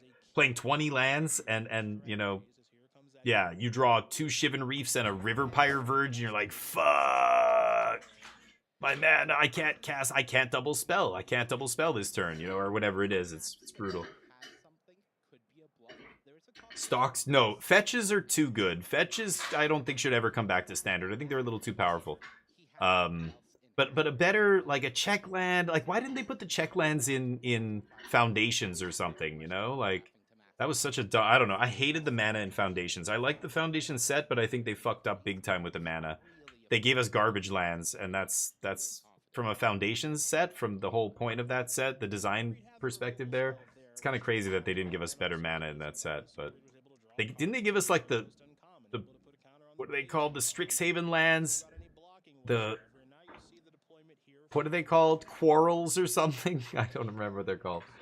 Check lands would be good. Yeah, I'm not asking for fetches or anything crazy. That's too good. I played Standard with fetches. The whole time fetches were legal in Standard. And it was ridiculous. Every deck was 3 or 4 colors, and it was kind of sweet. Like, I loved the deck. I was playing Jeskai Black, and it was so much fun with Jace Vryn's Prodigy and stuff. Crackling Doom and Jace Vryn's Prodigy in the same deck. I mean, that's what that kind of mana allowed people to do. The Siege Rhino deck started splashing blue for negate and some other counters. It was maybe it was. It's a blue 1 mana counter that's counter if you control a creature 4 or greater. It used to see play in like Grixis Death Shadow and stuff. That counter. Anyway, crazy times, but yeah. Fetches and shocks are too good. Shocks are probably too good. It depends what else is in the format. I think right now with Verges, shocks would probably be too good. If Verges weren't legal and there was some other weird check land, maybe shocks would be okay. But yeah.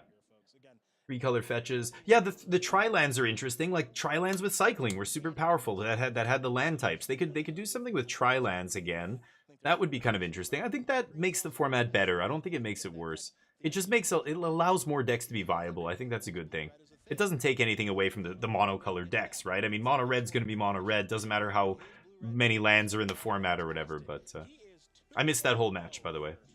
Oh, Reed Duke won. 3-color fetches, fetch 2 colors, yeah. Oh, really? Look at you. You were so excited you just shat out a hamburger or whatever. You're tweeting like Trump right now. They just revealed enemy rare dual lands, pay 2 life, enter untapped. Enemy rare dual lands. Oh, so they like enemy shocks? So like Steam Vents? They're a different name? Settle down, Acute. I think it'll be fine. That's gonna make the Verges really good. And yeah. Let's see.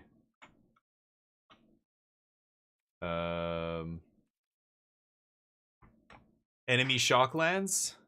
Oh, so it's, yeah, okay, they're not called something else. They're called the actual names. Good. Okay, shocks are back. Bonus. Go sell your shocks. Sell your shocks now. Oops. Oh, it opened that in the same tab as I was... Oh, for God's sakes. Alright. Oh, that's me, though. Hi! Where's the stupid... Oh my god. Magic. There we go. Alright. Yeah, the Shocklands, yeah. Mutavault art? Oh. I don't really want to hear... Let me open a separate browser window. Otherwise, it's just going to keep doing that.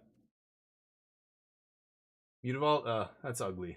But is what is this? These are things that are legal and standard? Is that what you're saying? Or... I don't know. Full art basics, I haven't seen those. It's bonus sheet? Oh, so Mutavault's not even legal and standard, but the shocks are? Or what? Yeah, shocks are legal and standard. Is it all 10? I don't know. Some people just said it's the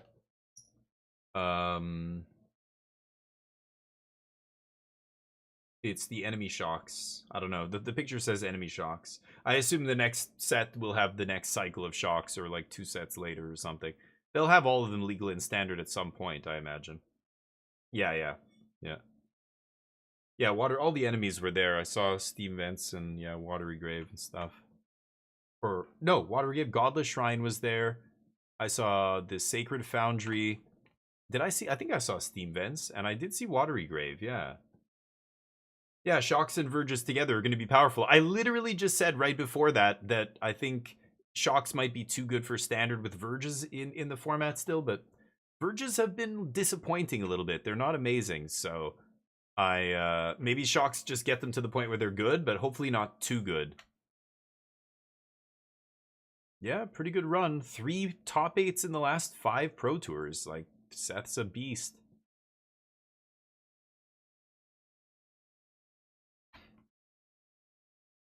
Yeah, that's a very impressive win rate. Javier Dominguez was like 70-something%, which is wild.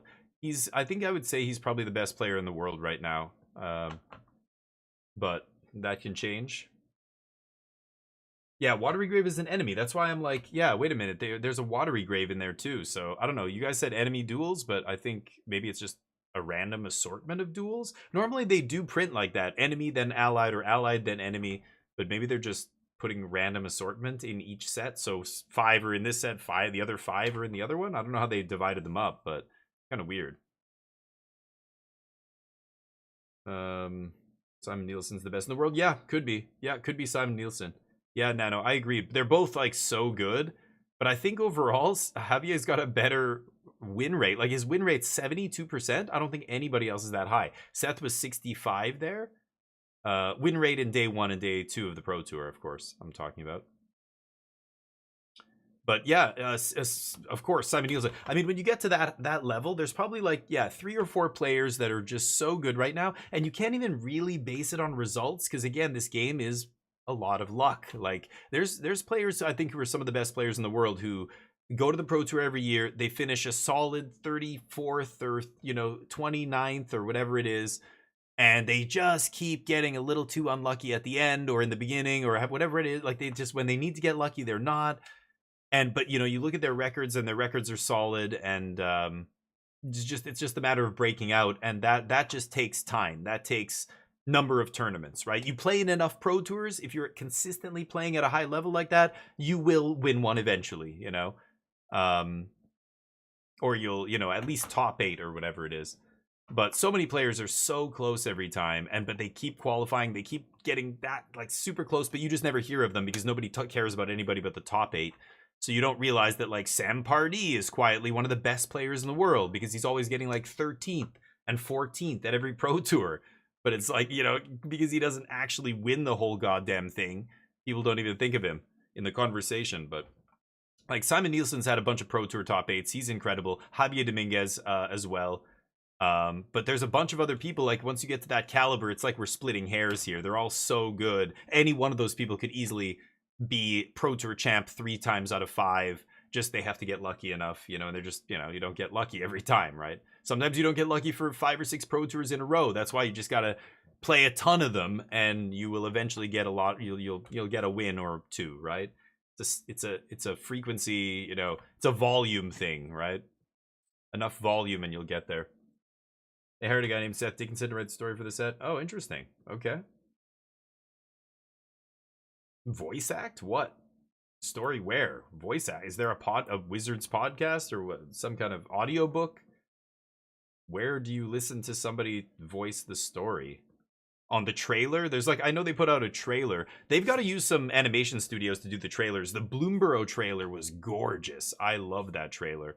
You know, and they had an animation studio do, I think it was Kamigawa Neon Dynasty as well. They've got to get like, you know, one of these animation studios from like Love, Death, Robots or something to do the trailer for the next set. Then it's awesome. But YouTube and the Magic Story podcast. Oh, so they do have a podcast. Oh, I had no idea. They just read the story, I guess? Yeah. Exactly, Manu. That's right. I have all the original shocks, so yeah, you don't need to craft those new ones. Absolutely not. So Standard just got cheaper for us. Bonus. I feel sorry for anybody trying to get into Standard, and if you have extra Shocklands, especially blue ones, sell them. Sell them now before the price is probably already dropping on Shocklands. As we speak. It's that used car, or that brand new car. As soon as you drive it off the lot, it's depreciated 35% to 40%. Yeah, me too, Manu. Yeah, I still have all of them, actually. That's one of the things I kept, was all my shocks. Fetches, I sold all the expensive ones when they were like $100 each. I'm glad I did, because they got reprinted a couple times. But I still have all my shocks and stuff. I remember when I was there for the first reprinting. I missed the original Ravnica set, so I didn't have Shocklands. But I was there for Return to Ravnica. I was fully, like, you know, entrenched Magic player. And so I had to get hallowed fountains and Steam Vents and all that stuff. And they were like $30. Like, Steam Vents was not cheap. But of course, the price dropped. I remember getting Hallowed Fountain for like $10. And then, of course, Standard, you know, Magic rolls on, and 3-4 years later, the shocks have rotated, and they just start going up and up and up and up and up again. It's like, but then they start printing special editions and, you know, expeditions editions and all that stuff. And they kind of, you know, there's shocks are not that hard to find now. But when I first started, like, Return to Ravnica, I was like, whoa, the first reprinting of Shocklands, holy shit. I remember when they announced Fetchlands were going to be in Khans of Tarkir, people lost their minds. I think it was Kibler. Kibler spoiled something. He said, like, sell your the green-white one, Wasteland, or something Heath, whatever Heath, the green-white fetch that I've never used barely in my life. Yeah, I remember him saying something, and then the next day they announced it, and people were like, "What the fuck?" Enemy fetches, like, nobody thought they were going to reprint the Onslaught fetches again. People were just floored. That was another time where I'm just like, I want to get 4 of these. I had traded for a Flooded Strand like 3 weeks before, and Flooded Strand was not cheap. And then they announced they're reprinting OG fetches, and I'm like, all right, fine. God damn it. Oh yeah, Hollowed, yeah. Well, it will be eventually. Omni's not going anywhere for 5 years, so. Another fun uncommon. 1 red, green, 2/4 dodges cut down. Okay. I mean, I don't care about the cards. You don't have to tell me the cards are cute. I'm gonna look at the spoilers, like, when they actually happen, when they're on Mythic Spoiler and stuff. Because I won't remember any of this. You're telling me all these things. It's just going in one ear and out. I won't retain any of this because I'm watching this. I can't see the card. Like, I need to see it. I'm not gonna go watch that right now. I'm watching this, so it's okay. You don't have to tell me every single card. But the big ones, like shocks, thank you. Yeah, I did that. That is big news. I did want to know that. But random other cards, no, most of them are bad. You know by now, right? I've talked about this many times. You know my opinion on new cards. Look at Final Fantasy. How many cards are seeing playing Standard? I can count them on one hand, maybe. Probably have an extra finger left over. The new set, I'll take a look at it when spoilers are up on Mythic and I can actually debate about each card. I'm not going to look at them now, right? Alright, so, what are they doing here? Sephiroth's Intervention cornered by black mages. Does he have double black over there? He does. Oh yeah, 2 swamps. Okay, throws the token at the other guy. Okay, we saw this guy's deck before, the black-green deck. This first guy's playing Boros. Yikes. Boros is not great in this format. Opera Love Song top. Oh no, Love Song. Yeah, Exile's the top 2, right? Barrett Wallace. I don't think I've cast the Barrett Wallace yet in Final Fantasy, actually. But Blitzball, swinging for 6. He's reading it. +2/+0. Okay, they trade. If the creature deals 6 damage, then you complete the quest, and then you get some extra value out of it. So you just want to make sure that you go for the trade here. And if you're a Chris Person, hey, hopefully the Opera Love Song, you just cast it, fire it off, and try to find some action off the top of the deck. Nathan goes Ugh, the Dwarf King. Not a very good uncommon. And that's Prompto or whatever his name is. Okay.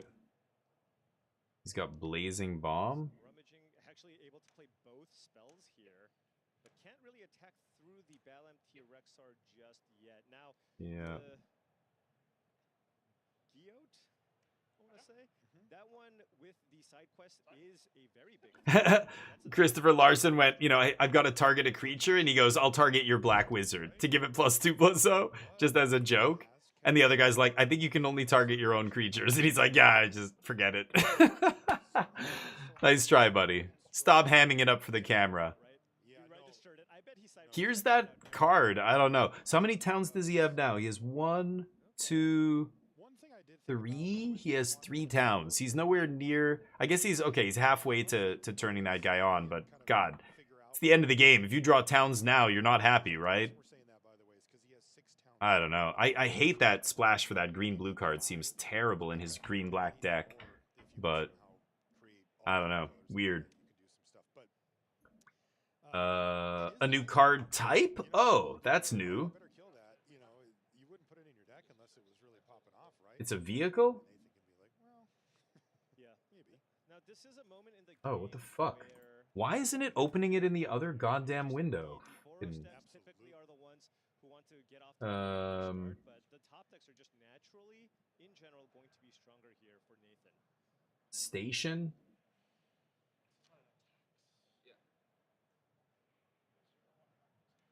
So Queen Braun here. Oh, okay. So you charge it up. Yeah, interesting. That's kind of a cool mechanic. Not a new card type, though. But a new mechanic? Another interesting combination is the side quest with the Blazing Bomb. Sacrifice the Blazing Bomb, it keys off of its power, right? Right. You can use it to kill a 3 toughness creature. Yeah, not bad. Geesaw Greens here is going to create a bird. And we're at a bit of a stalemate, but as you said, Paul, this has to benefit Basser. Wow, Larson with basically, I think, the perfect draw. Wow, Dragoon's Lance off the top? Yeah, Dragoon's Lance is just one of the best uncommons in the set, and the best aggressive uncommon in the set. There's just not a lot of reach in this format, and you just move this around, and all of a sudden, this is a... That's gross. Now he's pumping out black mages. That is really gross. Yeah, what a draw. This is 6 damage, right? 7. Did he forget the trigger from Blitzball? So that's going to get the Blitzball side quest transformed. I don't think I've ever seen this Oof. before. Neither have I. Turns into a vehicle that gives double strike or something? He has to read it too? Yeah. Becomes an equipped creature? Is that what? Yeah, it comes in equipped to a creature. Okay. Flip it. Show us the other side. They can't. They're trying to... Wait, what? How do you... Okay, there we go. Somebody. World Champion Celestial Weapon. It's got, yeah, double strike +2/+0. Equipped creature. Why? So if Nathan can't find a weird. creature with Dragoon's Lance, you just die, right? Equip 3? Equip, and all of a sudden it's just a gigantic flyer. Why did it come in equipped? He didn't pay to equip it. What? Oh, maybe it's on the front side. I didn't read the front side of the card. Maybe it says it comes in equipped. Cracking in for some damage. Weird. If he can. 4 towns that are the rare basic adventurer towns too. Yeah, he has 3. I don't see 4. I see 3. He has, yeah, green town, colorless town, green blue town. 3 out of, and he needs 5. That green blue guard sucks. Like, I think this guy has like five or six towns in his deck, and he's playing a card that needs 5 towns in play before it does something. It's a 1/2 for 2 that literally does nothing unless you have 5 towns in play. That does not seem like a good splash to me, but that's fucking 12 in the air. Holy shit balls. Yeah. That will be huge. Although I would be worried about these that are starting to pile up as Yeah. 2, 3, 4, 5, 6. So yeah, he took 12 there. Maybe if you can get some good attacks in and find a removal spell for the fly, I think you might be able to pull it off here. I can't click on any more of those, sorry. It keeps covering up the window, it's annoying me. I'll check it later. He equips. I'll look at all these on Mythic Spoiler at some point. I'm just gonna wait for them to be on an easy to look at format. He's just gonna die here if he has nothing. Splashing for it. Yeah. $100 Planeswalker? I doubt that, but... Go up to 9, but you're taking 12. Oh, Acute Melon, you're adorable. Gonna be enough. No. Wow. And Nathan Basser's left scratching his head. He's screwed. That Dragoon's Lance off the Lance top. was No reach, no removal. That's what Yeah, the Dragoon's Lance sending that guy to the air is done so. Let's play Blitz. Okay, game 2. A strange victory. Interesting. Red-white does the thing. Yeah, the flying won him the game there. I think on the ground, he didn't have great attacks. He could have, pumped up the bomb and then blasted one of the other guy's creatures, but I'm not even sure if that would have done the trick. I don't think it would have, but... Is it good? Colorless Tezzeret sounds... 3 mana sounds crazy to me already. Most of the time, when they make a 3 mana Planeswalker, they gate it pretty hard. They know how dangerous they are. But, sure, maybe. I'll look at it at some point. Only towns can block flyers. Poo-poo. Poo-poo UFO. That's why you need it in the towns deck. Okay. That doesn't tell me everything, though. Again, I need to see the card. How many loyalty does it start with? What are its other abilities? Etc. So I don't need you to write the whole card. I promise at some point, probably tomorrow, once the spoilers are up on Mythic Spoiler and they're easy to look at, I will look at all of them. So no need to spoil anything for me. I will look at spoilers myself tomorrow. Cool. I'll look at it tomorrow and I'll let you know what I think. But join me for that. Or check out the VOD. 2 life? Sure. Yeah, Dragoon's Lance is filthy. It's what puts me into white a lot of times. When I do end up in white, it's because I start with the Dragoon's Lance. Green, black. Barrett's a weird one. I don't give it enough respect. I guess it's not the worst. It's got reach for some reason. The 4/4 with reach.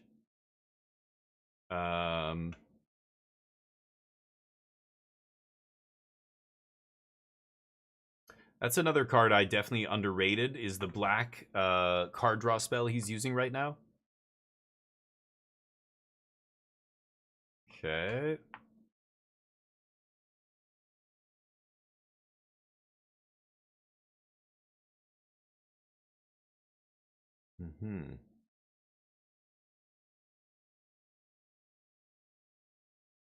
Okay. Ooh. What is he gonna... He's not gonna discard something, right? Yeah. Okay. He's got the battle menu for that guy. And then he gets to punch. The other guy's at 21 still, though? Oof. Rips a mountain. Yeah.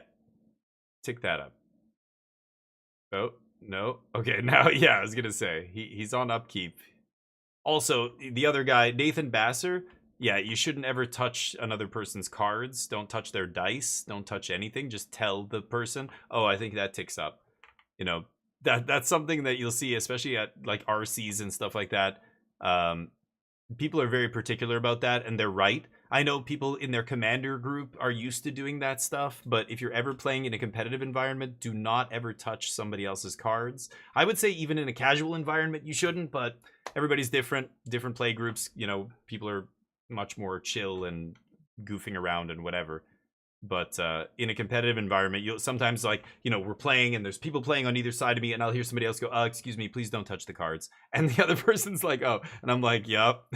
And one of the things the judges will do at the beginning Do not judge another person's game. Holy shit. He made an announcement. He's like, listen, if you're watching another game and you think you see something that doesn't add up or they missed something or whatever, call a judge over yourself. Do not attempt to judge or mention a rules infraction or anything. Like the head judge at our tournament said this to everybody at the regional championship, right? Sure enough, I'm in round 5 or 6. Me and this guy are deep into a game, blah, blah, blah. And this douchebag next to us who's done, there's just a couple of them sitting on the table chatting. He's watching our game over his shoulder and he just goes, hold on, stop everything. What turn is, okay, did this, okay, stay, everybody stop, don't do anything. And then like said that some rule got missed and we're just like, what? And he's like, I'm gonna go find a judge. And he goes off to find a judge and I look at the other guy and I'm like, so many judges in this room, aren't there? And he just laughs and he goes, yeah. I was like, dude, just shut the fuck. Go get a judge. Don't fucking interrupt our game. We're on the clock right now. You know, this is relevant.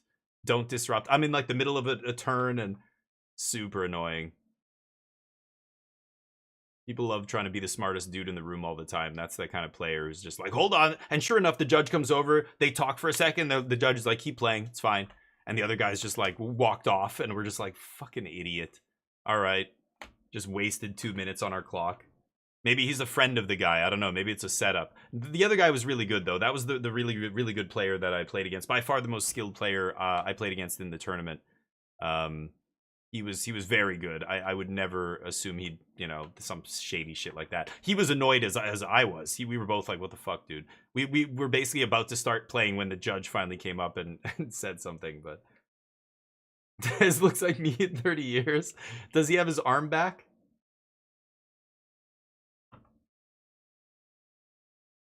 Yeah, shocks are the big one. The other stuff doesn't really matter to me.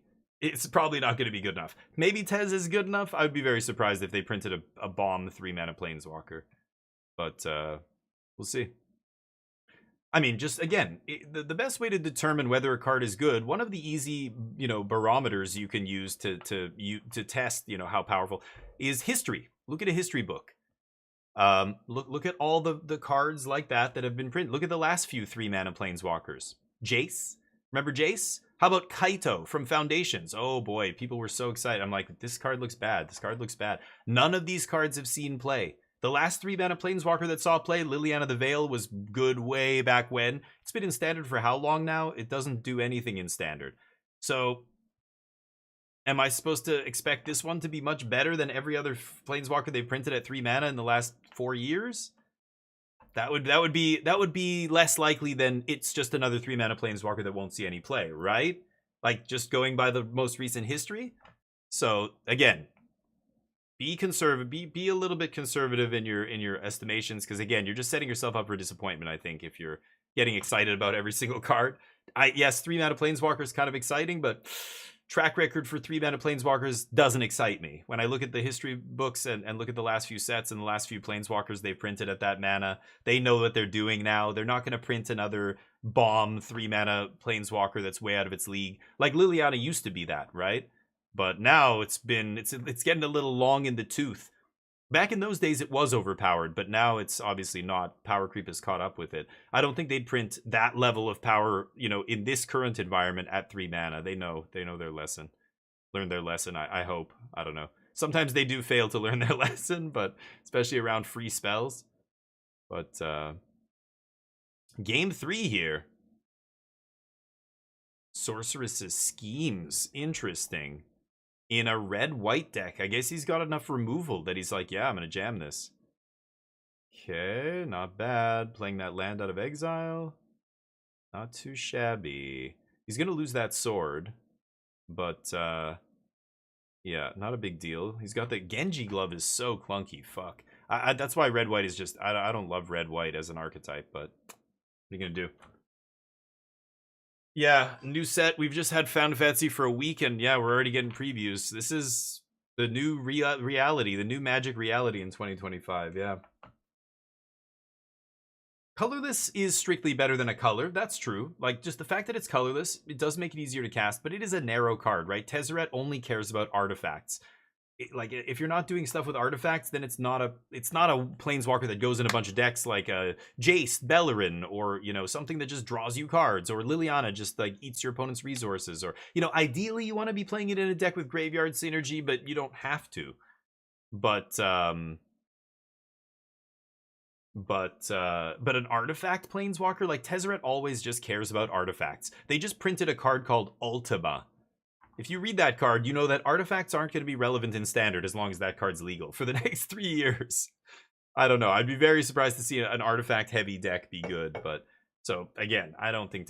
but hey, will it be an expensive card? That might be true. I can't say that it's not going to be worth $80 or whatever, because Commander.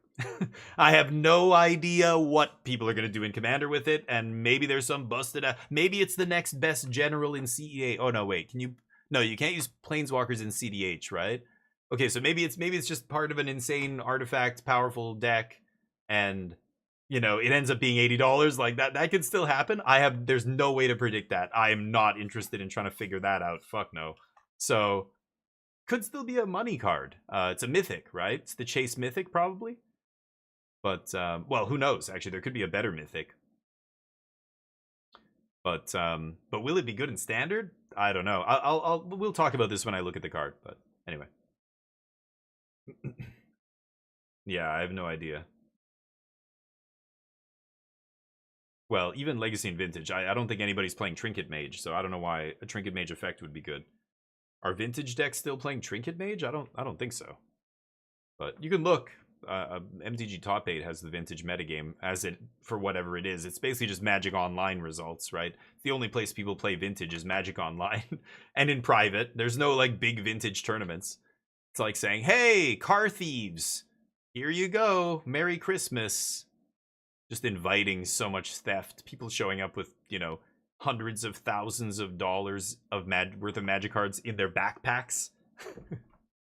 Like Bazaar of Moxen and those kind of events, they have to be just like, people have to be so careful with their stuff, right? I don't know. Like, I've been to all these tournaments. I know how, hectic and chaotic and crowded and everything it can be. I've been to Magic Cons. I've been to RCs and stuff like that. I can't imagine I just have my phone, a battery charger. I have some food, a snack, a bottle of water in my bag, my playmat, my dice, my deck, whatever my deck happens to be worth, a few $100. I can't imagine walking around with like 50 grand worth of Magic cards in my bag. I would be so paranoid the whole time. Like, I don't know, going to a Vintage tournament and having my Vintage deck plus, whatever else in my backpack that's worth, trade binder with Vintage shit. I mean, if I'm going to Bazaar of Moxen, I'm going to bring all my, maybe I'll trade, maybe I'll sell some stuff, maybe I'll buy some Vintage staples. The dealers, their booths have to be worth hundreds of thousands at a thing like that, right? It's crazy. Yeah, Rook Egg. It would. Oof. The only time I got to play with Beta Power 9 in Vintage Cube was an army guy who he's a massive collector, spends all his money on Magic cards, and he said it's his fourth set of Power 9. It's like his backup set. That's the set he uses in his Vintage Cube for people. He brought it one time and we got to play with it. It was awesome. And it was legit Beta Power 9 in our hands. Like, not all of them. I don't know what I drafted. I can't even remember. I think I had one piece. I think I had a Mox in my deck or something. But one of the people at our table had the Lotus, and we were all just like, whoa. But he said all of his other mint condition Beta Power 9 is in safety deposit boxes in the States. And we were like, oh, yeah, okay, that makes sense. Because I'm like, dude, we mentioned this. I'm like, I can't believe you brought this. Like, I'd be so paranoid, blah, blah, blah. He's like, oh, it's like my fourth set. It's fine. It's my, like, beat-up set. And we're like, okay. He's the guy who I got my Underground Sea, Tropical Island, Volcanic Island off of. I traded a bunch of fetch lands for OG duels off that guy. He just had the craziest collection, and he was like the shop, like the mobile shop on the U.S. Army base in South Korea. But yeah. Yeah, cute. Not really, no. 2 mana, maybe. Corey Steele, but nope.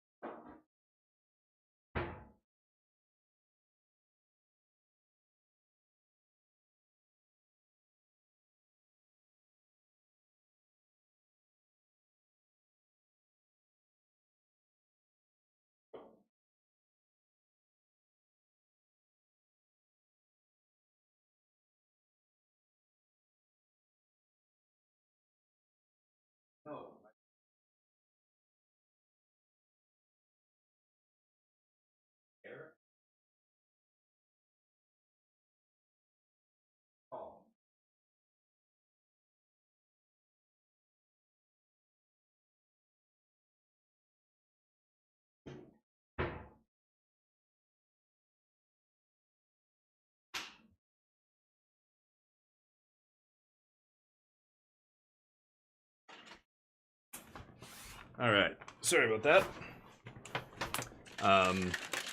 You owned an unlimited Black Notice, no kidding, for 300. Yeah. I remember as a kid, it must have been like 95, 94, 95, something like that. 94, 95. I remember seeing a deal for 2 Black Lotuses go down for $700 or $750 or something. And it was such a big deal at the time. It was such a huge thing. You know, nobody had seen a deal like that go down for 2 cards of any game. Nobody would ever pay. Like, it's crazy to think even back then, $700 for 2 Black Lotuses. And there was a crowd of people around this table. It's burned into my memory. I can see exactly what he looks like. His face, his hairstyle. He had, light sandy blonde hair, a part here, tall, skinny guy. He was the one selling the lotuses. The other guy was this kind of shorter, overweight dude, beard. He was buying them. And when they did the deal and the guy paid and they shook hands, everybody just started clapping and cheering. It was the craziest experience to see that kind of a deal go down. It was in a big crowded kind of like, there were no Magic tournaments or anything. People were just getting together to play Magic. So it was just casual. Everybody's just playing casually. There's no events. People are just showing each other decks. Everybody's trading. Lots of trading going on and everything else. This is before the internet existed, right? And then, yeah, to see that deal go down and to see people cheering like that, it was just like, it's kind of like everybody in the room realized how crazy this game was. Like, suddenly it sunk in, like, this is a super popular, like, this game is not going anywhere. People are spending $800, $700 for 2 cards. This is real. This game is like nothing else out there. Like, suddenly it kind of like, that's the feeling I got. Even as a kid, it was crazy to see, and it was crazy to see other people's reactions, people looking at each other. Did you just see that? That guy bought 2 Black Lotus for $700. Oh my God, like, crazy. Like, seeing stuff like that happen in real life is crazy as a Magic player. Back then when the game was fledgling, it kind of was like, this is something different. This is wild. This is something like we've never seen, and this game's for real. Like, it's not going anywhere. That's how I interpreted it as, was this game, people are crazy about this game, and, the money that they'll spend, like, this game has got pedigree now. Even then, like, $700 for 2 cards. Like, I remember the dual lands when they went from about $5 or $6 revised dual lands to about $25 when they stopped printing them after revised and they started getting kind of popular.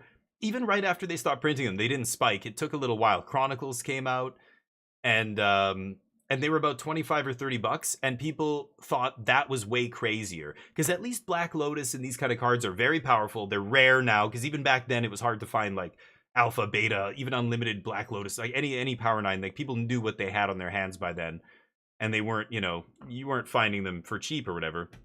But the lands, when people thought they're just lands, like, you're paying $30 just for a land, like paying 30 or 50 or $100 for a Juzam Jin. Well, that's an insanely powerful card. Force Field's $50, yeah, because it's ridiculously good. Moat, and some powerful, all those old dragons in Legends before they got reprinted in Chronicles. But you're gonna pay $30 for a land? Like, people, that's what really pushed people to say, okay, this is getting too crazy now. It's a bubble, and it's gonna burst. It can't keep. $100 for a powerful card is one thing. $30 for a land, all it does is make mana. This is, again, primitive days when there wasn't all the theory crafting and everything we have in Magic that we have now. Deck building. People weren't building ideal mana bases. Nobody knew what the fuck one looked like. You know what I mean? So, like, it was like, people were like, this is too much for and it's ironic to think Underground Sea went up to about $800 at one point. And people were bitching about $30 lands back then. It's crazy.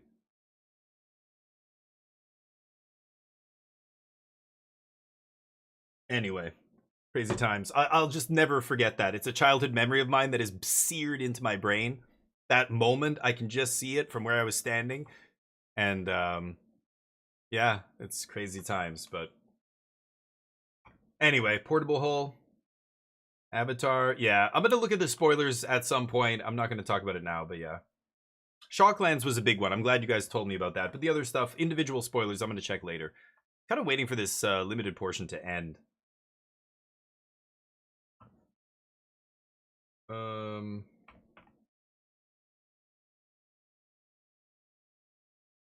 First set of 2026. Lorwyn Eclipsed. Oh, cool. I never got to play Lorwyn. I missed that block. I came right after that. No. What was it? Lorwyn? Oh, no. Shards of Alara was the next block, right? I was after that block. I came back to Magic. They're milking the limited for all it's worth 4 years drop off because it's all you. Yeah, maybe. Okay, I scoop. Yeah, I wonder if the producers are going to make an effort to pull people up who are not all playing Corey Steel, but usually they just base it on record. So if the Corey Steel players are doing really well, probably going to see a lot of that. They're going to start with big names. A lot of big name players are probably playing Is It Corey Steel, so that's another reason you're going to see a lot of it. But we'll see, I guess. Nano, crushing. Navi as bad as people... Navi? I don't know what you mean. Who's Navi? You mean the esports team? Or, I don't know, Hollow Prince. What are you referring to?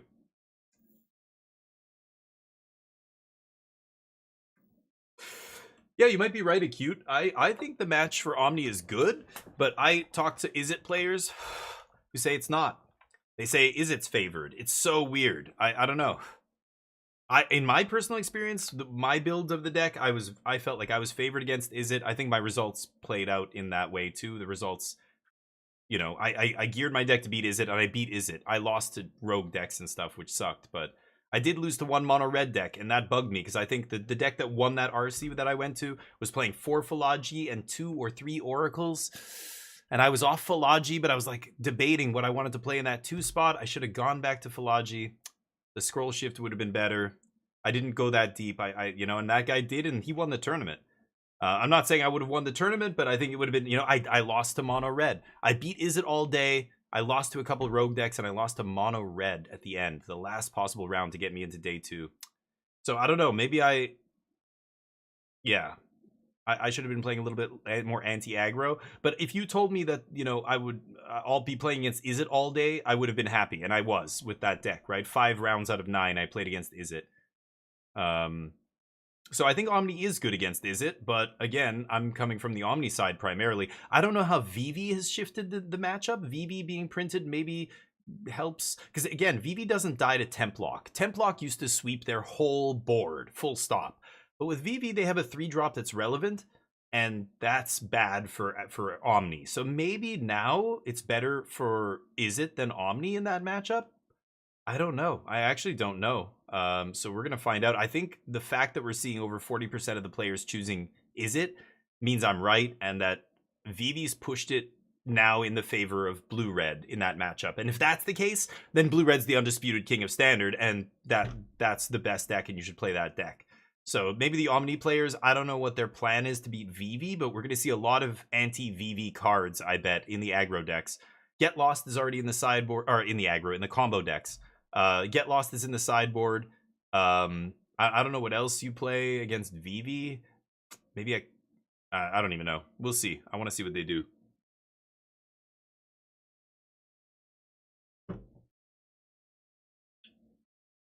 I have a funny feeling Vivi might get the axe. No, not Vivi. Not a card they just printed. They don't do that. Corey Steel might, though, and that's not even that old. It's only the set before Final Fantasy. So, yeah, it's got to be a newish card, for sure. I don't know. They could just wait till rotation happens and see. But, big competitive news? Yeah. Okay, globally is good. Hopefully regions that don't get a lot of tournaments get a Spotlight Series. That's good to hear.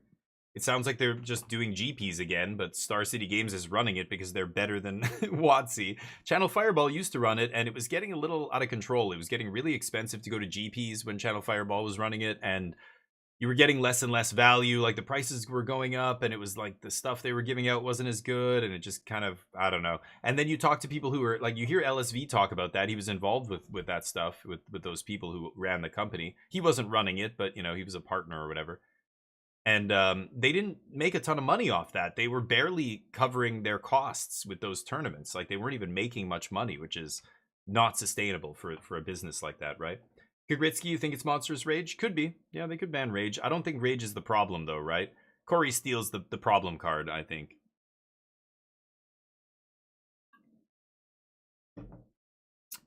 God damn it.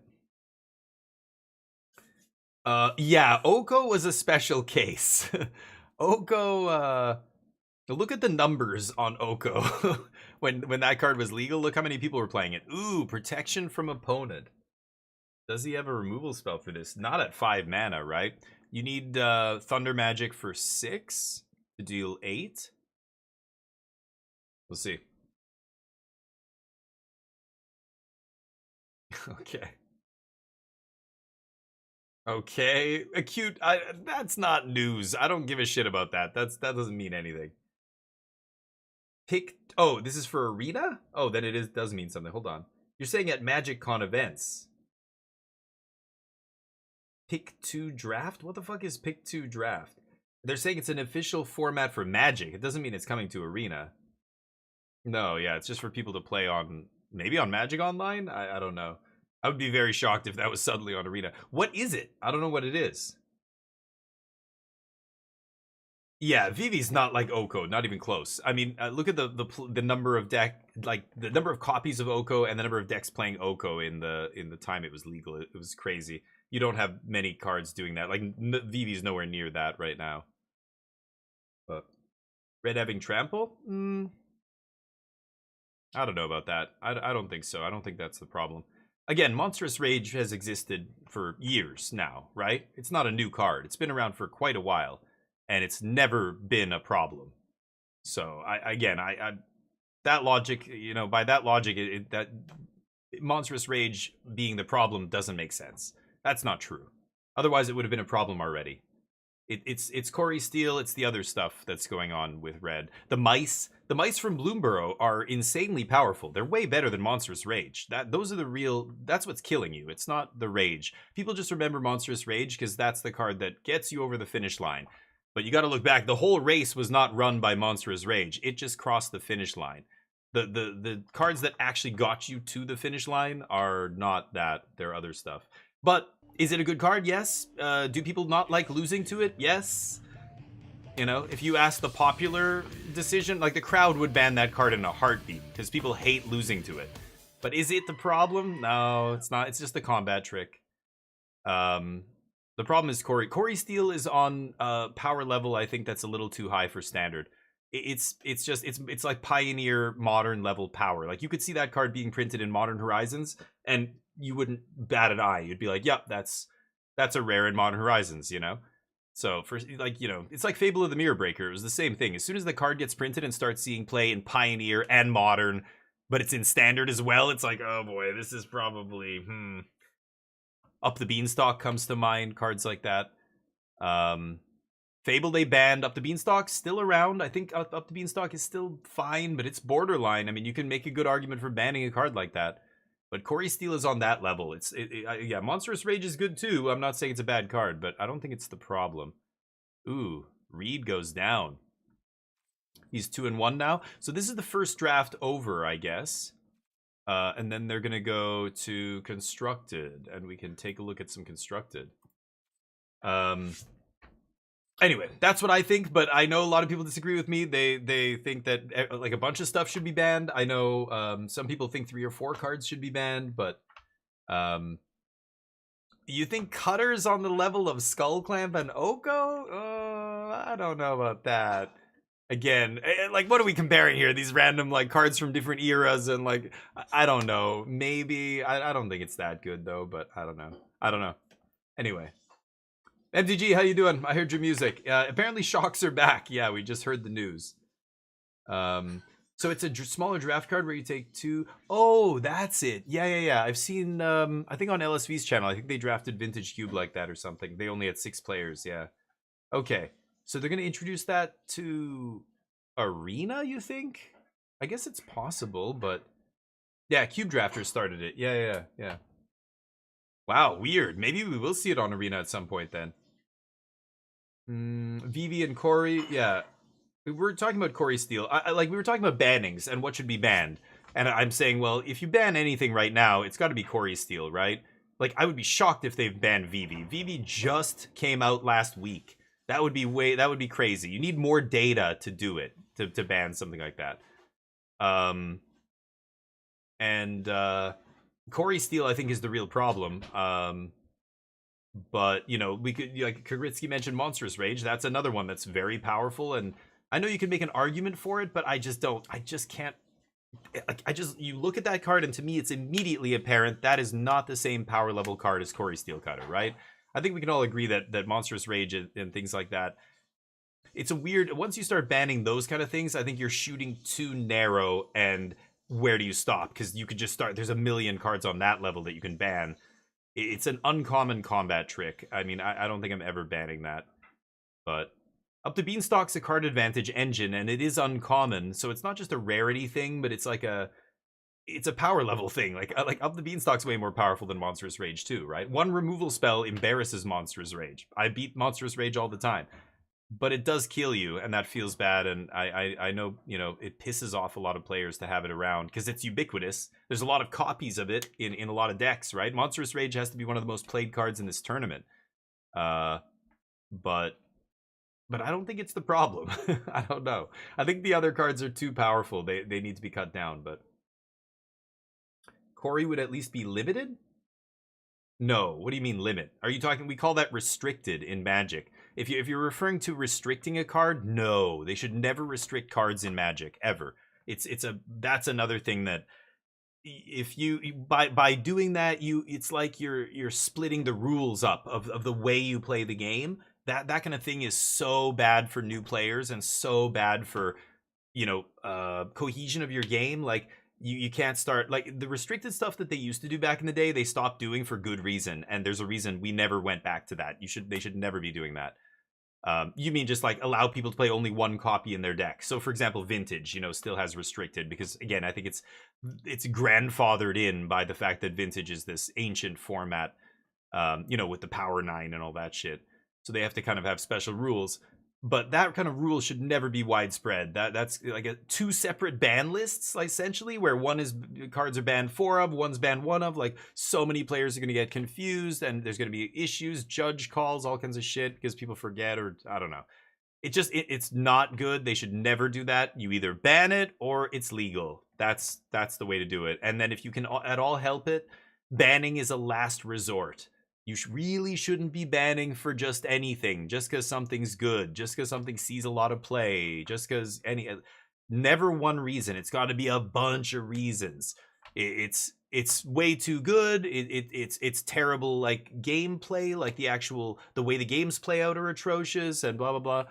Like, you know, ubiquity is a factor. Like, how many copies are we seeing? Is every single deck playing? Are all the top decks playing this? You know, that kind of stuff. But yeah, I think yeah, I don't know. You should ban as a last resort. I think that the damage from banning is too high. So you know, it's the reason we don't have the death penalty. A lot of times we kill innocent people. That's the reason. That's why you don't have the death penalty. It should never be legal anywhere, even for the most hideous criminals who commit the worst crimes. Like, I don't know. I don't know what you would have to. I still think it doesn't matter. Just like lock them up forever, whatever. Like, I don't know. Do something with them. Put them to work. But allowing stuff like the death penalty means there's always going to be, you know, innocent people who slip through the cracks and get murdered for no reason. So we're not perfect, you know. We know that. Our justice system, our court are, you know, proving things, the police, like you name it, evidence. Things can, you know, never... DNA testing has proven how wrong we were for so many decades and centuries. But even DNA testing and all that stuff, people still get it wrong. Same idea, right? So when you're banning something, it's a big deal. You can't just do it lightly. You have to make sure all these factors are in place, because you know, it's a big drastic thing you're doing, and you can't undo it. It's worse if you do it and then undo it later. Like, that's so much worse. You can't. So you just have to be super careful, right? Anyway, they have been careful, and I think it's correct. But if you ask the players, they want to ban every ban announcement. They want to ban 10 cards. There's players who say they should ban 10 cards just to shake things up, just to keep it fresh and all this shit. It's like, okay, so you have no idea how to keep this game stable. Essentially, you would just rock the boat, and guess what happens? One day the boat tips over, all your players fall out, and nobody plays your game anymore, and it collapses. It's happened to many games who make these like dumb shit changes, because their users want this and that and whatever. Their users are dumb. They don't know how to run a business. They're just gamers. They just like playing your game way too much. They don't know shit about stability of the format, the secondary market, how to balance the forces at play there. Imagine what it would do to the secondary market if they banned 10 cards every ban announcement. No, I didn't get any collector boosters, Panthro. How you doing? Yeah, I'm streaming the Pro Tour. Yeah, we're checking it out. Is it Otters? Oh yeah, I don't know. Is it Otters? But Wizards can't keep the prices stable.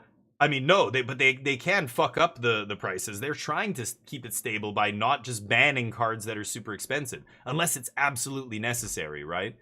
But yeah, like that's a consideration. I think that's something they definitely think about. You can't just be super swingy, or else the whole secondary market collapses, and then that destroys your game. Like that could really negatively impact your game, right? I mean, they have a vested interest in making sure the market doesn't collapse.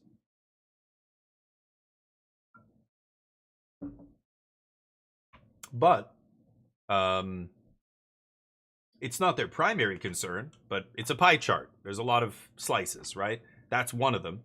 I think player confidence is the biggest one. The reason you don't just ban 10 cards every format, every ban announcement is players would have no confidence in their card. They would look at a card in a shop and go, huh, if I buy that right now and it's $40, wait, there's a ban announcement in a month? Oh, what if it drops to like $5? No, it's okay. I don't want anything. Thanks. And they walk out of the shop and that's it.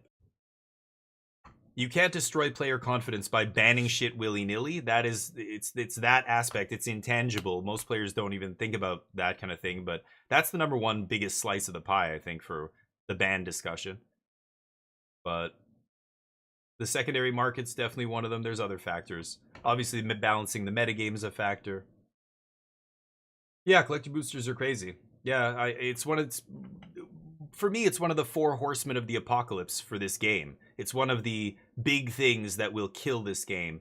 Is if standard, how can you keep up with standard if a booster box of, fuck collector boosters. People who buy collector boosters are lunatics. Fuck them. They're the same idiots who buy NFTs and fucking crypto and shit. Let them gamble with that shit. I'm not even talking about that. I'm talking about the players who just want to play Magic and be competitive in standard. The play boost, you think collector boosters are bad? The play booster boxes are 30% to 40% more expensive than the last couple of sets that just got printed. That's a huge jump. That's the average player. That's who matters, not these fucking collectors. Who gives a shit about them? Let them waste their fucking money and lose everything. I don't give a shit. Let the secondary market collapse because Wizards cannibalizes it. That's fine. I have no pity for them. Zero. But the average player who's just trying to play standard every week and wants to maybe qualify someday for the Pro Tour, how can you keep up with standard when the play booster boxes are insanely seeing a huge jump? That's untenable. That's the real problem. That's the actual foundation of Magic, not the collector boosters, not the secret layers, not all that dumb bullshit. The commander collector decks, look at those things, dude. They're like, well, the last time I checked, the commander collectors were $1,100 for 4 decks. That was when collector booster boxes were $750. Now you're saying collector boosters are a G and up? I bet you those commander decks are $2K. I wouldn't be surprised. That's ridiculous. Anyway, you know that somebody at Hasbro is sitting there going, huh, sold out. We should have charged more money for this shit. You know what I'm saying? That's what's happening. We gotta stop buying all this shit and spending. But people are buying it because they know they can flip it. That's the whole thing, right? People are like, they just want to sell. They want to take advantage of the people who don't play Magic, who just want to buy all these cards. And Yukihiro. Well-known pro. Okay. Yeah, GPU, yeah. Anyway. Yeah, Panthro, you've never seen it because it's never been this expensive. I've been playing the game for 30 years. I took a little break for like 5 or 6 years, but nothing changed this drastically. Like, this is huge, yeah. It's one of the things that we all talked about when they announced that Universes Beyond was going to be printed into every format. But everybody was like, oh, come on, it's not going to be that bad. Don't be a doomsayer. And I'm like, okay, you know what? I just want to wait. Let's just wait and we'll see what happens when it releases. And then it released, and you know, I wrote a 2,000-word article about the different reasons why I think it's a net negative for the game. Here, you guys can go check it out here.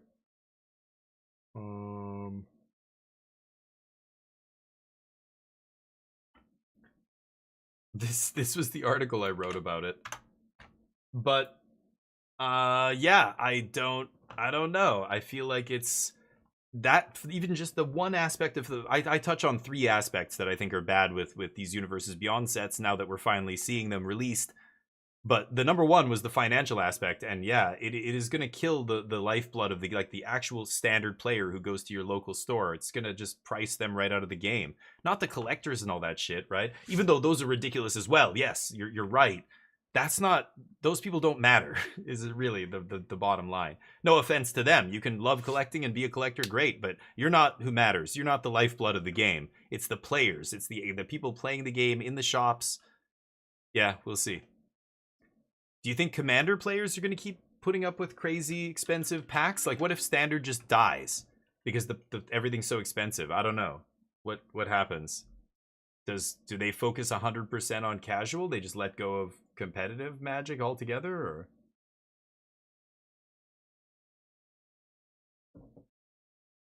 Yeah, holoprints, precisely. I agree. Yeah, it's going to be just as bad. This year is not even that big of a deal. Final Fantasy is kind of a big IP, but not really. Let's be honest. Like, on the world stage, Final Fantasy is like a blip on the radar. They can do way bigger. If the Avengers or some X-Men set or something comes to Magic, it's going to go through the roof. It's going to be bigger than Final Fantasy was. I guarantee it. I don't know if they'll ever land those the license deals for that stuff, but you know, Marvel Snap exists. You saw we're going to see this debacle with Spider-Man. And you know, that's just a whole separate basket of a barrel of, I don't know, bundle of worms, basket of worms. I'm trying to think of it's gonna be a shit show having 2 sets that are identical with all completely different cards. Like the names and the art and everything's completely different. That is gonna be such a mind fuck playing those sets, especially if you're going between arena and real life, like playing at your local shop. It's crazy. Can of worms, that's the phrase. I'm like, basket of worms, a bundle of worms, but barrel of worms. No. Well, yeah, and it's the non-players, Panthro. That's the big one with Final Fantasy, and this is the first time we see a set like this, so it's like, hey, let's wait and see. Sure enough, you know, prices are exacerbated big time by people who don't play Magic, who don't have any intention of learning how to play Magic. They just want to buy Final Fantasy, anything. And they don't give a shit about playing or putting those cards back into circulation or whatever else. They're going to open their fancy cards and versions of cards and just keep them. And I don't know. I mean, they made crazy money. They've raised the price specifically for this set, and it sold out before it even dropped. It was pre-orders. It was the highest selling set of all time before the set even released. That is bananas. So, you know, they're sitting there going, man, we could have charged more and probably still sold out.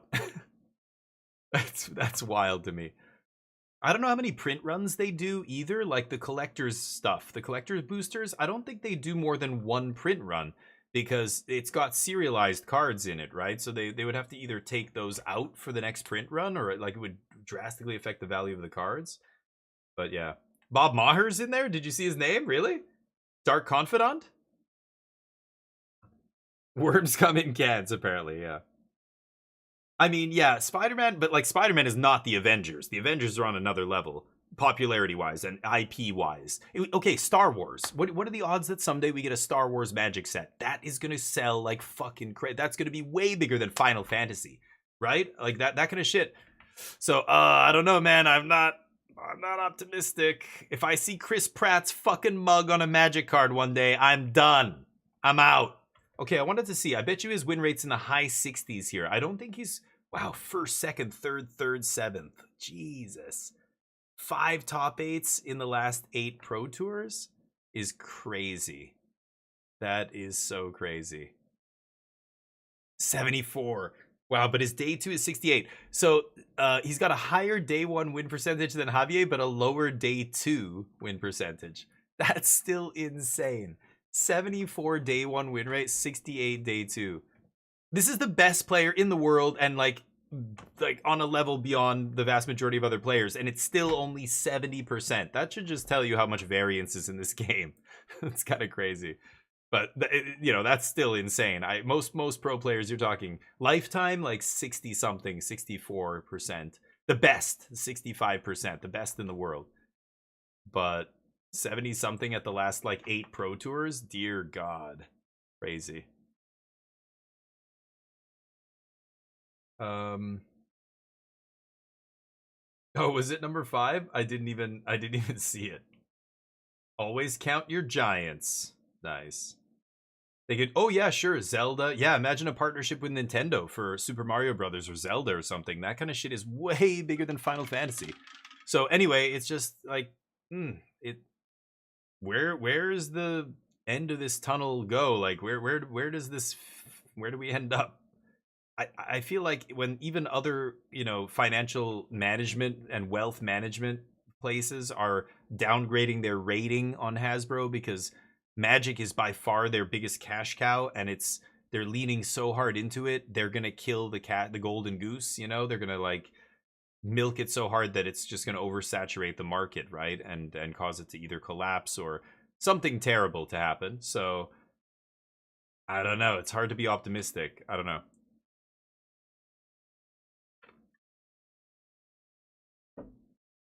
Oh, that would be, yeah, shocking, Banu, but never say never.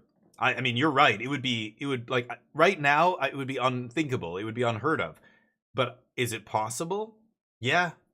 If enough of that. I mean, Nintendo has way more money than Hasbro, but they're getting into movies, they're doing other shit. I don't know. I could see it. I wouldn't say never, but is it likely? No, you're right. Like, I don't think it's going to happen anytime soon, but I wouldn't say never. Bob Maher's in 7th. Damn, I gotta check that again. Nice. Hey, Numbers, what's up? What's the rules? Well, you know how to play Magic, so they're playing Standard and Draft. So the format for the Pro Tour is they play 3 rounds of Draft. So they all break into pods of 8 players. They all do drafts. They play 3 rounds, and then they switch to Standard, and they play, I think, 5 rounds of Standard. So you can see each of these players just did a draft. That's the draft pod. Nathan won the pod, 3-0. There's only one 3-0, right? And then a bunch of 2-1s, 1-2s, and an 0-3. So Nathan wins. Matt Nass goes 1-2. Sag. Don't really recognize a lot of the other names there. Matt Nass, the biggest name. He's the former Pro Tour champ from last Pro Tour. So Nathan wins it. So some of these players that are coming out of Limited, now it's going to be constructed, which is much more predictable than Limited. Limited's all over the place. The best players are not gonna always do better than players much worse than them on the scale here. Who 3-0'd? Christopher Tong 3-0'd. He beat Reed Duke in the finals. So Reed is 2-1. Reed and Seth is 1-2. Seth and Reed, 2 big names. But again, now we're going into the constructed portion. If Seth rattles off 5 wins, he's still in great shape here. Jean-Emmanuel Depraz big. Ken Yukihiro's a big pro. He wins it. 3-0. Nice. Scott McNamara coming 2-1. Nice. Larson is well known. Probably. I don't know if deck lists are out. I assume they are, but Bob Maher 3-0's nice. He's in the Hall of Fame. Shota in the Hall of Fame, of course. He 3-0'd. Jason Yee 3-0'd. God, he's such a monster. She? Yes. They. They got. Yeah, I think Jason's record over the last few Pro Tours in drafts is something like 80% win rate. It's crazy. I've listened to them talk on podcasts and stuff, and God, so ridiculously good at Limited. Like Ben Stark level genius. Not a lot of big names here. I mean, these are all names, some of them I recognize, but they're not like Hall of Fame pro level. Well, there's Ben Stark, I just mentioned. He 3-0's, of course. He like it's him, Jason Yee. Those dudes are so ridiculous at Limited. It's like they have like a handicap. It's like they start the tournament at 3-0. Yeah, there's Reed Duke, Ray Zhang. That's CFT Sock 2-1, not bad. Ken Yukihiro. Yeah, so all those people at the top are the people who won their pod, right? Anyway.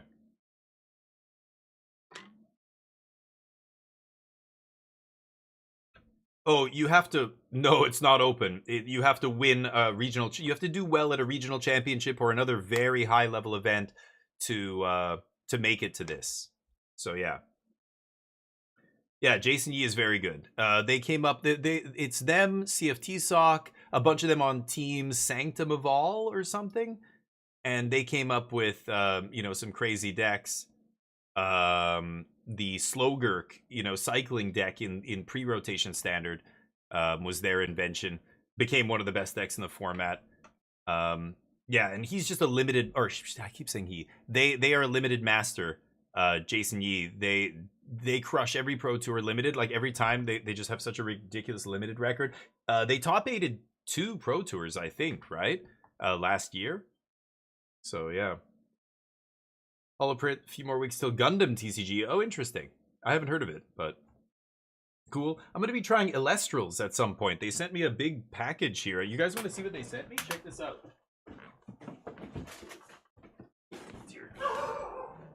Hold on, bud. Look at this. Look at this. They sent me a giant box. It's got a plushie. Look at this plushie.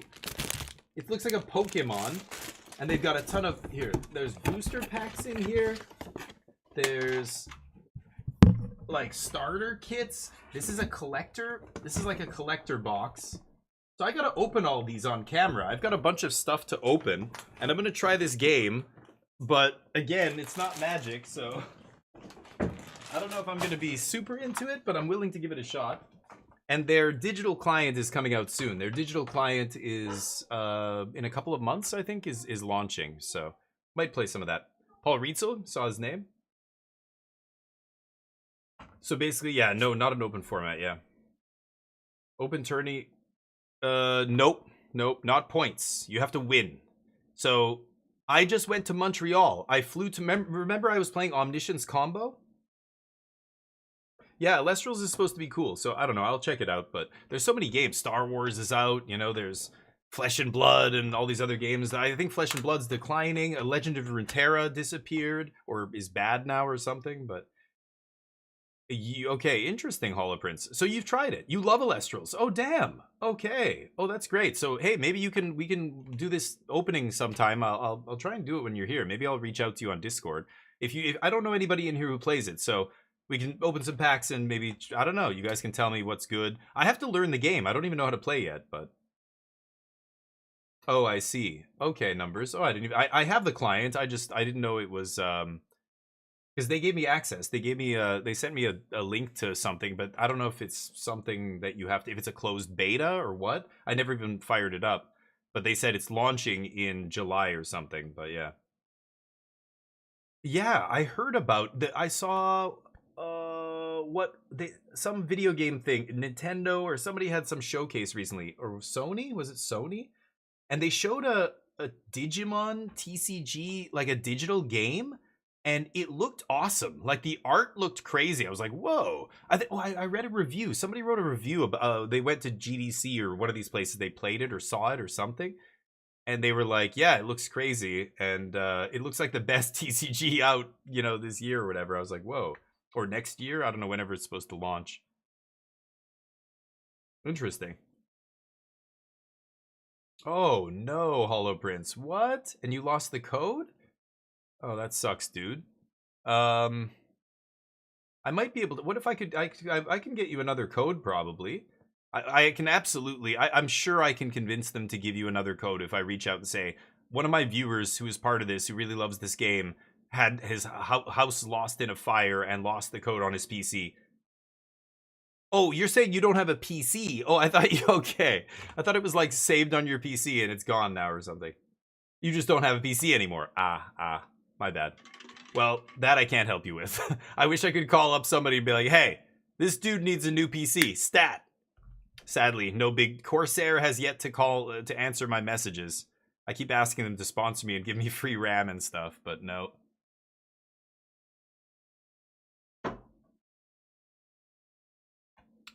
Yeah, Panthro.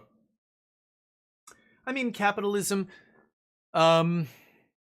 Yeah, unfettered capitalism will do it, but the job as the CEO or the board or whoever, it's usually the CEO that has to confront the board and say, look, you shareholders want max profits. You don't care about anything else, because if our company goes under, you'll just pull out and move to the next thing. You know, they'll sell off their shares, whatever. But, you know, as the CEO, you've got to be running the company in a way that it doesn't run itself into the ground. Like that should be your job. But ever since like the Jack Welch, you know, student of business kind of mentality where you just slash and burn, you know, famously, go look at the Wikipedia for Jack Welch and what I'm talking about here. That kind of, he pioneered that kind of business outlook where you're just coming in and squeezing whatever's left and then fucking throwing it away and selling it all off for basically nothing and just trying to get any money back you can. And like, he did this to a bunch of companies, right? That's the opposite kind of effect. That's like, yeah, capitalism at its worst, and it's unfettered and people are not controlling it. Capitalism has to be regulated. Unregulated, it's going to be a huge problem. It'll eat itself. It'll destroy itself. But with regulation and managing, like from even within a company to a country, like it's got to be heavily regulated and then it's acceptable. But I think we've already shown that. The 20th century pretty much showed that. It was only when unions got weaker and when big money started getting into politics and laws started changing to favor corporations, and then corporations became like people and they have the same rights, then it's gone rotten already. The regulations needed to be able to stop all of that from happening, and then you have 20th century, you know, progress and peace and stuff, right? But yeah, it's been subverted by the people with all the money now. I mean, just taxing the rich, like without changing those laws, like go back a couple hundred or 100 years, and the taxes on the rich were so much higher. But once they get their fingers into politics, the first thing they do is make taxes for themselves lower, right? So here we are at the point where, yeah, Warren Buffett pays no tax and all this shit. But crazy. Okay, so we've got a standard matchup here. We've got Golgari versus Combo, baby.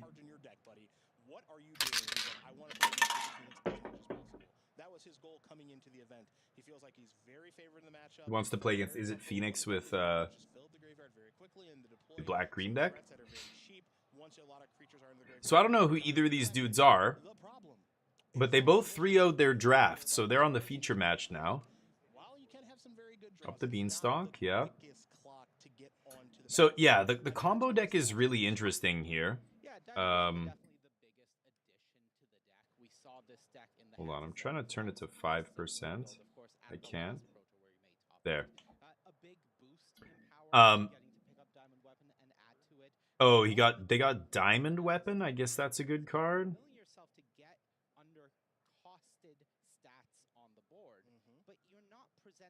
Okay, plays Blooming Marsh. And they picked up the Town Greeter, I guess is pretty good for their deck. There's another Mildew. So filling that yard. Needs to find that Omniscience. Has no Omniscience in hand, so gonna Roiling here. Draw 2. Has Marang in hand for next turn. Has the untapped land. Did he play first? I guess he hasn't played a land this turn. So he could just go double Dragonstorm here. I would just go deep as possible here. What is he discarding? I would discard Awaken. Oh, he drew Get Lost. I didn't even see that in his hand. And Ifara's Dispersal. Oh. Where's his Plains? They said he had play. Oh, did he play the Plains that was in his hand? Okay. What? Look at his hand keep changing. It's like the person watching his hand doesn't know what he has. Temporary Lockdown. No Second Awakening. Okay. They thought that the Lockdown was an Awakening. Yeah, I don't think this little Golgari deck's gonna be able to cross the finish line before Omniscience. But that's large. He just discarded Get Lost. Yeesh. Is that a Get Lost in the main deck? This is game 1, right? Wow. I just realized that. That's a Get Lost in the main deck. That's crazy. But no Trample means, yeah, Oracle can just chump that thing. Oof. Tossing Abuelos, he must have found a second copy. Yeah. So still no Omniscience. Digging for that Omniscience. Interesting. Well, yeah, I was gonna say Nano. He's already coming up and sniffing it and stuff. Like he thinks it's for him. He's just gonna rip that thing to shreds. I'll show you guys what happens. Actually, I'll take a video. Yesterday, I finally cracked a usable system. Nice. Cracked a usable system? I don't know what that even means. You mean a system of fighting, like a strategy? Is that what you're talking about when you say usable system? Or are you talking about like a code thing? Like you cracked a code or something? Like your programming thing? Reduces randomness. You'll have to explain that to me. I don't understand that comment numbers. Jack Welch in office? Yeah. Yeah, right. Pixelborn. Oh, interesting. Yeah, the Ethereal Client is coming for PC. Yeah. Oh, I didn't know that though, Holoprince. Interesting. Jody looks like he's cheating? Why? What is he doing? Oh, because he's putting like the 8-drop into play for 2 mana or whatever. System of strategy, I see. Yeah. Interesting. Diamond Weapon, yeah. In this Roots deck, I mean, they're putting so many creatures in the yard so quickly. They've got a bunch of self-milled. They play a ton of little creatures that want to go to the graveyard or put themselves in the graveyard. Diamond Weapon comes down for 2 mana, probably. Well, this game, it was turn 4. That doesn't seem, yeah, that unreasonable. Maybe even turn 3. No, turn 3. Yeah, maybe. I don't know. Yeah, I could see turn 3.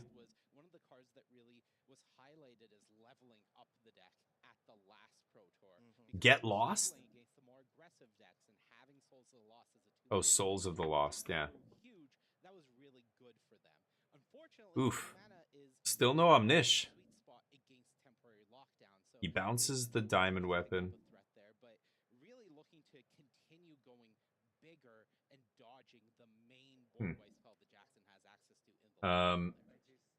Forward dash, what? Really? That sounds, oh, I can't play a game like that. That would be too stressful for me. Yeah. It's going to, yeah, I don't think I'm ever playing physical Lestrals. I guess I could see, but not really interested. But I do want to play the game. I do love learning new games. As you know, I play a lot of games on my channel. I love variety. The variety of games out there. There's just so many good ones. But when it comes to TCGs, the problem for me is I love playing different genres of game, but when I'm playing a specific genre, I want to play the best game in that genre, you know? Like if I'm playing a battle royale, I want to play whatever I think is the best battle royale. If I'm playing a sports game, I want to play whatever the best version of NHL is, or whatever sports game I happen to think is the best, or whatever. If I'm playing a TCG, it's hard to play other TCGs more than once or twice. Like, as soon as I play any other TCG, I'm just immediately reminded of Magic. And I'm just like, okay, this is like, oh, that's like that in Magic. Oh, this is like this in Magic. Okay. And then I'm playing the game and I'm like, I finished the game and I'm like, that was fun. But it's almost like a watered down version of Magic. It's like they took Magic and dumbed it down and made it like a base, you know, like, I don't know. That's what I felt when I learned how to play Pokemon with my cousins when they were kids and they were playing Pokemon, you know, the card game. And I had already been playing Magic for years by that point, and I remember, you know, thinking, "Oh man, this is, you know, smart. This is the stepping stone to Magic. That's the next step."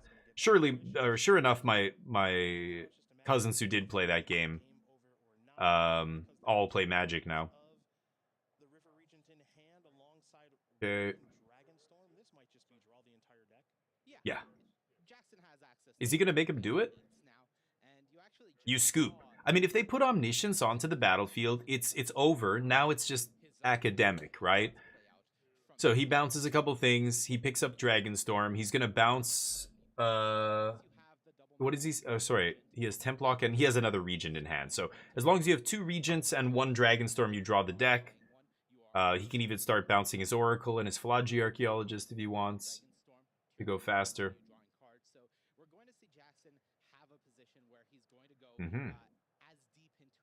So this is interesting. So now he's got to go draw. Yep. Find an answer to respond. He can't spell pierce this. So he's got to bounce what? His Omniscience?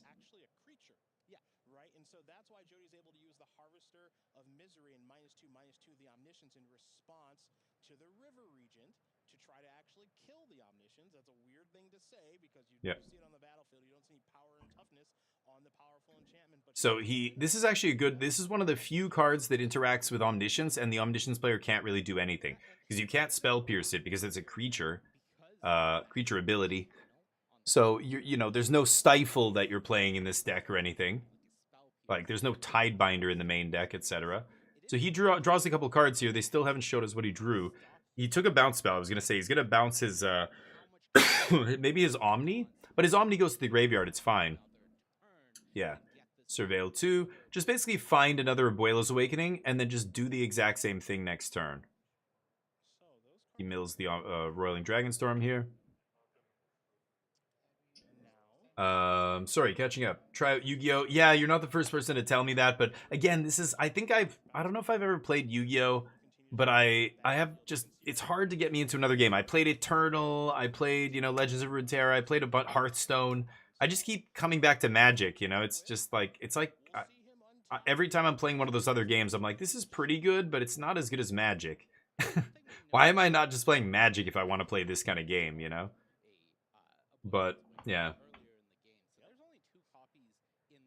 It suffered the not Magic rule? What happened to that other TCG game?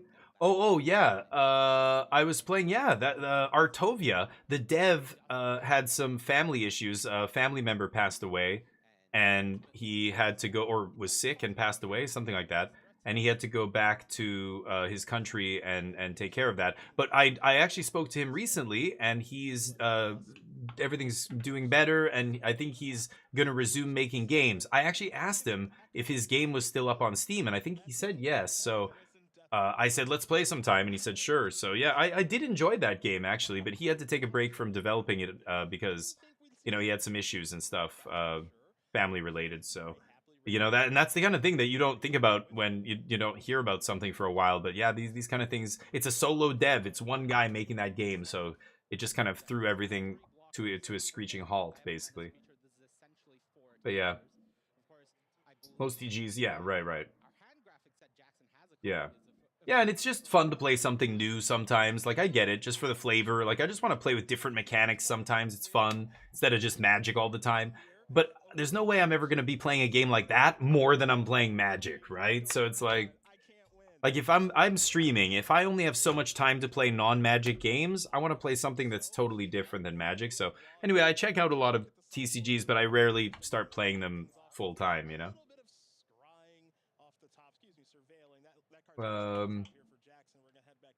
Yeah, Yu-Gi-Oh! Is pretty different, that's true. Yeah, the affordability and the accessibility, like a lot of people in certain countries don't have access to like a nice LGS that they can go to and who has all the supplies of everything they need, from sleeves to boxes to binders to cards to singles to, you know, like some people just, or they don't have any good shop, or even the shop that's there is shitty, or, you know, I don't know. So there's so many reasons why, yeah, it's tough to play certain games. You don't really have a choice. At least Arena is relatively accessible. Like, it's, you know, pretty easy to get into, and it's not the greatest client, but at least it runs fine on most machines, right? You don't need like a really great computer to run Arena, but right. And if you're talking about price, yeah, Magic's the biggest, you know, ridiculous game out there in terms of money. You spend more Magic money on Magic than any of those other games, right? Yeah. Oh, interesting. Holoprints. Cool. Interesting. Yeah, I want to try Elestrals. I'm going to be playing it soon enough. So I got that welcome pack, and I've just got to decide a day to do it. I was going to do it a little bit closer to the digital client coming out, because then I can actually play the digital client after kind of opening the cards and stuff. Right now I can't really do that, so kind of waiting, but soon enough we're gonna jam that. Yeah, you exactly. That's what I mean, Numbers. It's, yeah, and I mean, I've lived in places like when I lived in South Korea and I was playing competitively, there were no GPs in South Korea because it just wasn't, the Magic community wasn't big enough there. So even though we had a very competitive Magic community, there was like 2 shops, you know, that's it. Maybe 3. One of them wasn't really a Magic shop. It was like a game store, but you know what I mean? And this is a city of 20 million people. Like, it's just, Magic's not that popular. There's a million other games out there. Japan is the same. But, you know, I would fly to Japan to play at a GP, or I would fly to China or Taiwan or Thailand or whatever. I played in GPs all over Southeast Asia, but it sucked because it was expensive. I couldn't just go to every single GP. That was, like, expensive as hell. Like, I'm reading about these people who are just driving. You live in the States, you have a million GPs. You have all these Star City Games events. You just drive a few hours and you can find a big event. Very jealous. I think Americans are very lucky that Magic is based in the United States. There are regions that are essentially totally neglected, like Brazil and stuff. Paulo Vitor Damadurosa's talked about this before, and Willie Edel and players like that. Or, you know, Asia, even Europe, Western Europe has a big enough kind of gaming scene that Magic is pretty big still, but it's got to be a lot of places in the world where Magic is, you know, you can't find anybody that even carries that kind of product, let alone can run a tournament. So anyway, yeah, some people are lucky. I'm pretty lucky in Canada. Like, it's not amazing, but it's, you know, we have enough shops and players and everything that you can find a regular crowd pretty easily, but yeah. Oh, really? Extra humor. Oh, cool. I don't know. Yeah, like, I've been to Eastern Europe. I went to the Czech Republic, but I wasn't really looking for shops and stuff. But I guess, yeah, I didn't see any, but I wasn't really, again, you know, going out of my way to find them. I was in the touristy areas, which probably wouldn't have Magic shops, but interesting, yeah. Lack of instance? Interesting. Yeah, that's what kind of made Hearthstone feel like Magic Light to me. It was like, I don't know, Hearthstone just not, like, the mana was like this consistent thing, and like not having access to instance meant it was just felt so weirdly deterministic. I don't know. Like, there was no bluffing, there was no like interplay like that. Like, it's just missing this whole aspect that Magic has that makes it so great, you know? The information, the misinformation, the misdirection. You know, you can send signals. There's always stuff you can do, so your opponent always has to pay attention to you more in a game like that, whereas Hearthstone, you just don't, it doesn't matter. I know what my opponent can do, this is what they're going to do, they know I can't interfere with them, so it's all kind of more predetermined. It just did not appeal to me. But one RC, yeah, right, Nano, yeah. So it's much better if you live in the States. There's a lot more access to high-level tournaments, high-level play, big shops with crazy stuff. Like, when I was living in Asia, even in Japan has a huge Magic scene and, you know, tons of great pro players and everything else.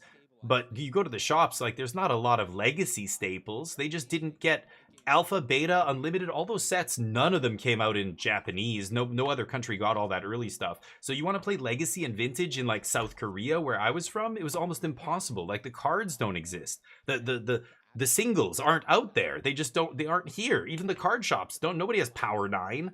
Meanwhile, you go to some shop in New York or whatever, they have, like, fucking multiple sets of Power 9 and all this other crap. It's like, oh my god.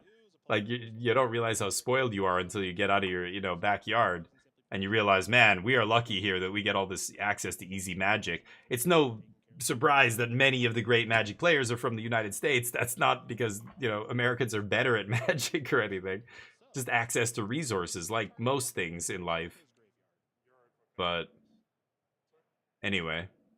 So yeah, it sucked. You couldn't really get a game. There was a guy, an American guy in Korea who was trying to start a league for Legacy, and he had to allow players to use like 15 proxies each in their deck, but there were players who came from other countries who brought their like Legacy deck or whatever, and so he ended up getting like 5 or 6 players or 7 players every week, but it was, I mean, single digit number of players were able to play Legacy basically, and they were mostly non-Korean people. They were foreigners.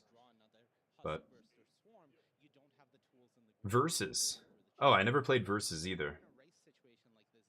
Interesting. Yeah, I just feel like I keep coming back to Magic. I mean, there's a reason Magic was the first and is still the most popular after all these years. Like, all these other games came and left. And big IPs, lots of money behind them, but just could not maintain. Like, I think, again, it's this, people just keep coming back to Magic, and it's just the best. They cracked this kind of secret sauce. It was kind of like PUBG when that game first came out. But yeah. I never played that, Panthro. So what is the Versus? Isn't that like a one-on-one fighting game? Now Multiverses is what I'm thinking of. Yeah, and like that's the balance, right? Like it's got to be easy enough to learn that new players aren't like put off by it. You know what I mean? I play a lot of very complicated board games, and the most popular board games are never the really complicated ones. Those are the ones I like playing, and you know, I have friends who are like me and we play Twilight Imperium and this stupid shit. But most people want to play Ticket to Ride, or they want to play, you know, Pandemic, or a game that's got some complexity, but it's pretty easy to kind of follow what's going on and play and everything else. You got to find that sweet spot between easy to learn, but very deep, very hard to master, versus, you know, being too hard to learn, too opaque. You know what I mean? The VS system. Okay, hold on. I'm not going to click on it because it's going to cover up this thing, but I'll look it up in a second here.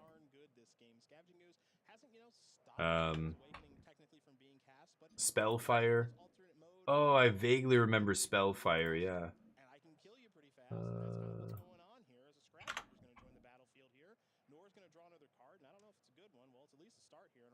Oh yeah, I have no idea. It vaguely rings a bell, VS system, but yeah, never played it, never saw one of those cards before. Catan, yeah, Catan's a good one. But anyway, so yeah, you've got to, I don't know, a lot of games have to find that. Magic is that. It's a little complicated to learn, but not really. It's pretty straightforward once you learn how to play. But like all the rules lawyering and all that stuff, and... Oh wow, Golgari 1-2? Wow. Damn, kind of surprised. Hey Romanari, how you doing? Yu-Gi-Oh's the most likely.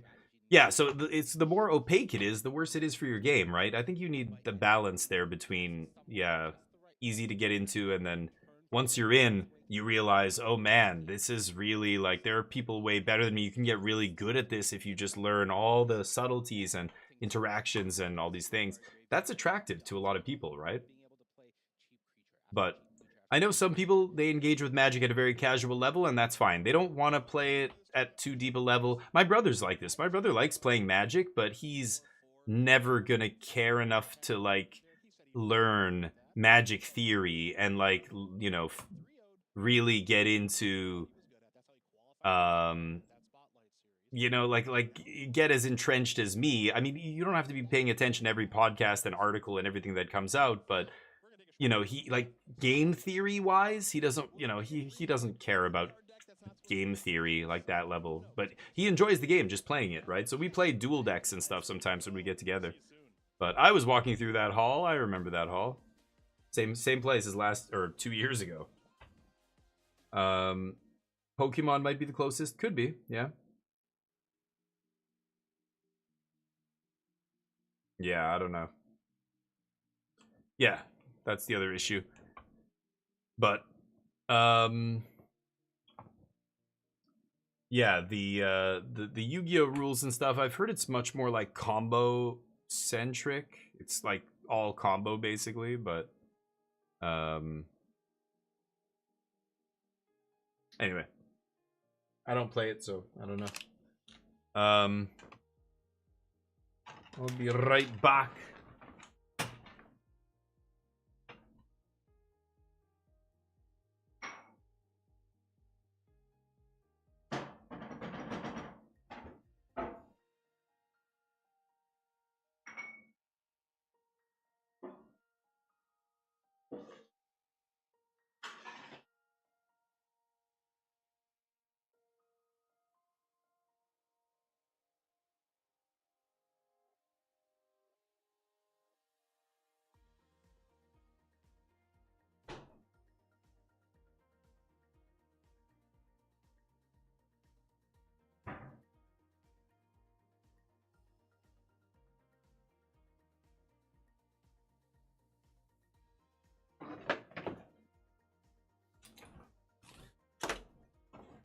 All right.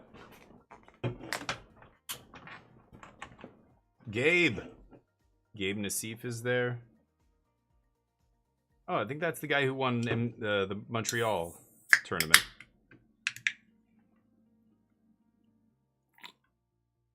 All right, let's see how this goes. 10 seconds. We got round 2 coming up. Watching Blue-White lose there. Blue-White Omniscience. Kind of shocking. Your hand is your bottleneck. Interesting. That's weird. Yeah, so basically every deck's like a combo deck. You're just trying to pull the pieces out of your deck that work together. Try and put them into your hand so you can win, right? In Master Duel? Oh. Welcome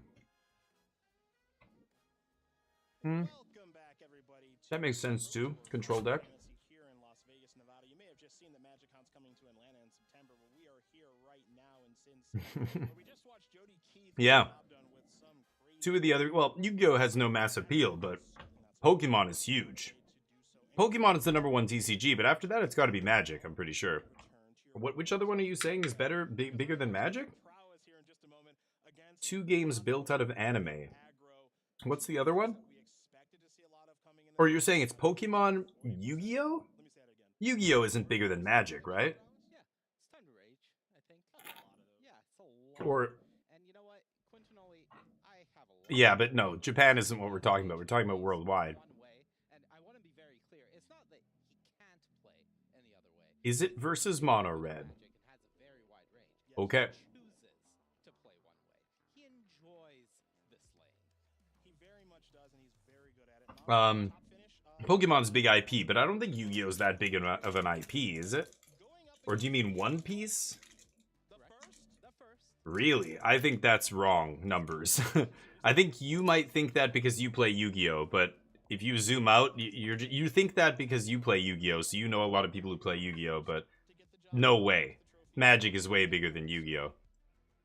But I think, because Yu-Gi-Oh doesn't have anything else. Is Yu-Gi-Oh a cartoon or something? I'm sure there's some animated series, but it's not like super famous like One Piece or Pokemon or whatever, right?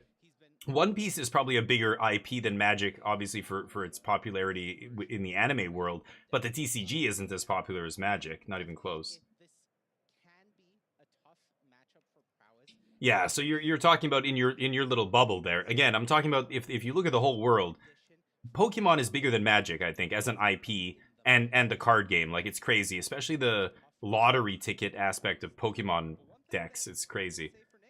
But or Pokemon booster packs, I should say. But Magic, I think, is #2. Especially look at Final Fantasy. It is huge, huge. No other TCG is even close. Like, it's got to be Pokemon and then Magic, right? Heartfire hero into an Emberheart challenger. Both those things are long gone. A braid took blocking with the otter from Storm Chaser's talent was the other. But now we see I don't think it matters how long they've been around. it's a Screaming Nemesis, a card that we see plenty in mono red strategies. On the other is a new one, but it appears to be Hollow Prince. Many people asked that question. They came very close a couple times. They were working on a movie, and then it got shelved. They were doing a TV show at some point. It got shelved. We just never heard of it again. And then they just announced, a year ago that they were it's in production, pre-production or whatever. They're doing some show. But at this point, nobody has any faith that it's going to actually turn into anything, so... Yeah, no idea. They could have had bangers already.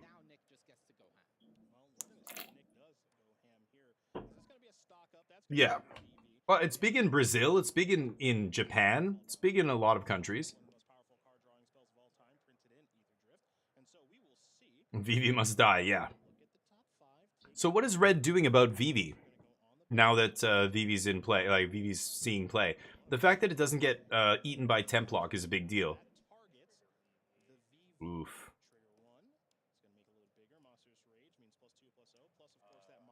Yep. Adding mana. Yikes. Yeah, Vivi's busted. Counters on it. It's its power, so it plays really nicely with Monstrous Rage, and once you start doing this, oh, things are very terrifying. Yeah, this is that whole if you untap with this thing, you probably win thing, which is why you see a lot of this card in blue-red strategies. Now, not all. It's not a consensus opinion that you play this card in the main deck. It lives in the 75 oftentimes somewhere, but clearly you're seeing Odenheimer using this, and now he's using this Bounce. to target his own card, Storm Chaser's Boy. target Quinn's card there. Does he have any floating? He has one floating? Oh my god. Yeah, that Trigger again. Swing for 5, 6. Oh, 6, 7, 8. Yeah, like this permanent prowess shit is crazy. That there's a bunch more cards with that are coming, I think. permanent prowess, where basically it's like prowess, except instead of until end of turn, it just gives you a counter. That's silly. You have to kill your opponent. Yeah, now it's all about going to the face if you're Quintanilli. Face is the place, and I don't know if he's got enough to get the job done just yet, but he will know better. Screaming Nemesis is the only way he does it here, right? Land, swing, Screaming Nemesis. He blocks. This guy takes 1. And then you do 5 damage to your Nemesis somehow. I don't know. Or you Monstrous Rage. Then you kill your Nemesis with a burn spell to put in the last couple points. Yeah, you can do it.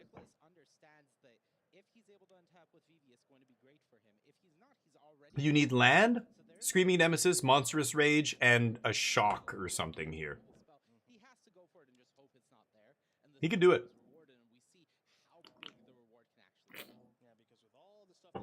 See if he gets there. Permanent prowess. Vivi says whenever you cast a non-creature spell, put a counter on it. That's exactly what prowess does, except prowess is just +1/+1 until end of turn. So that's like permanent prowess. It's like prowess that permanently buffs you. That's gross. Yeah, that's very, very powerful. It's like they buffed prowess, which already is good enough to see play. Monastery Spear, you know, prowess is a good mechanic. They didn't need to make it permanent prowess. That's too good. Really? He doesn't have it? Wow. He could have won that game if he had the right number. He had the Screaming Nemesis, I was going to say. If he had Monstrous Rage, he tramples over. The Nemesis pings for 1. So that's like 5, 6, 7 damage. That's just 7 damage right there, isn't it? Yeah. But the other guy wins, apparently. Okay. Yeah, Vivi's a good card in this deck for sure. But I don't know. I think Corey Steele's still the backbone of the deck. And I don't know if the deck's good enough with just Vivi. But, yep. Mice are good. But he doesn't have the 1-drop. So starting on 2, the red deck already looking like it's not off to an ideal start. I see a lot of lands in that guy's hand. Gets in for 3. Have you seen the Is It Cauldron deck? No. Are you serious? Whoa, is it Agatha Soul Cauldron? No. There's Corey Steele. Why is the Pro Tour always the worst of following standings and decks? We need a melee? Yeah, we do. We do. Once the Vivi lives through the first turn, yeah, once you untap with it, sure. But it's slow. It's 3 mana, 0/3. That's not amazing. Against an aggro, like, a lot of decks can kill that quickly. You can't wait till turn 4 or 5 to play Vivi and play 2 spells or something. So you know, it dies to a lot of stuff. It's dying to less stuff after rotation, cut down leaves, etc. But there's a criminally low number of cut downs being played right now in Standard. Because they just don't line up with anything else. It's these cards. It's the cards that produce free game objects that are too tough to trade with profitably. So again, Corey Steele is the best card in the deck, not Vivi. Vivi, you're not seeing a 4 of Vivi usually. It's like 2 or 3. It's just another powerful card on the top end. It's so much better than Ral and shit like that they were siding in previously, right? But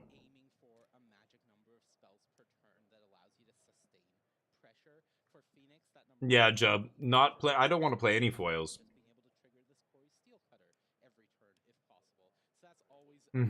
Right. Agatha with Vivi. But what's the payoff?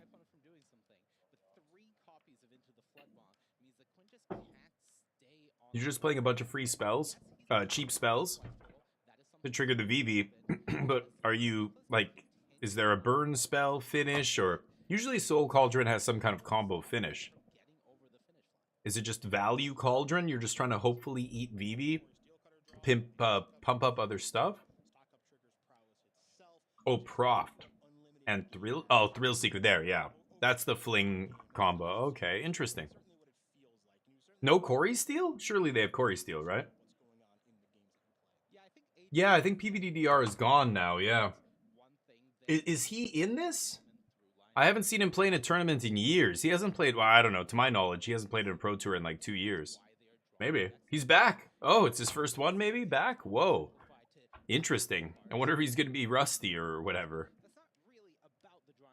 Yeah, he always has an invite if he wants, but it's like, he lives in Brazil. It can't be like cheap or easy to go, and you know, I don't know what his life is. Like, he got married. I know that toward the end of his, but when he was still writing articles and doing podcasts and other stuff.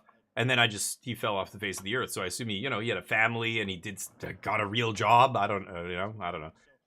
Magic is less and less profitable to be a pro player. Like when PvDDR was, dominating Magic, even before that, it was, the Pro Tour Club, the Pro Players Club. There were benefits to being. If you were a platinum level pro, you got your airfare and accommodation paid for you at one point, and then they did away with that. You still had some stipend given to you at some point, or you had buys and all that stuff. Now all that stuff is gone. Like it's actually less. There's less incentive to be a grinder, pro tour grinder, than there ever has been, right?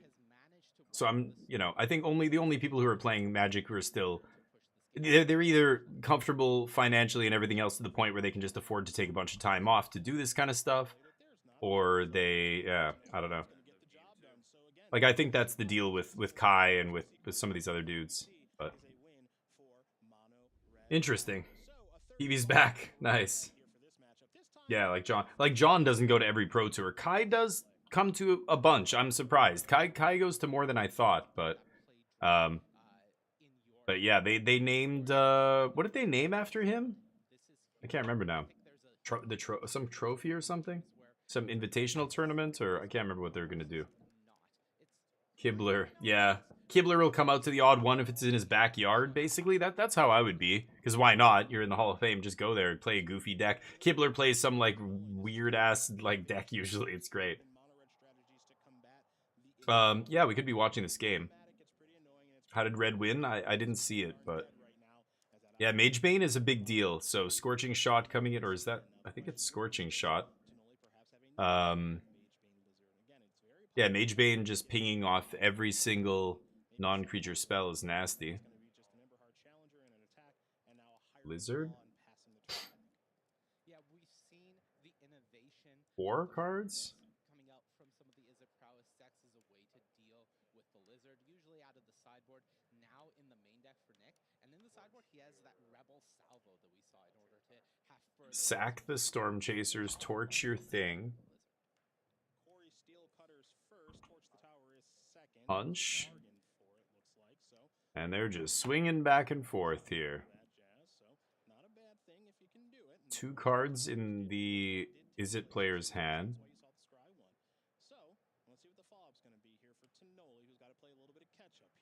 Ooh, Mountain. Burst Lightning, Monstrous Rage, and Witch Stalker's Frenzy. Eesh, not great. He needs a recurring source of damage here. He doesn't have enough damage to kill him. He needs another creature. He needs something that's going to do damage every turn without him spending a card and mana on it. Just got a bunch of removal and pump. So he could attack with the Lizard, ping 1, pump for 2. That doesn't even do anything. And then burst one of these guys, maybe? Yeah. Burst could go to the face. He's at 12. The other guy's at 17, though. So, yeah, I think you have to kill a creature. Did he pass? Whoa. Okay.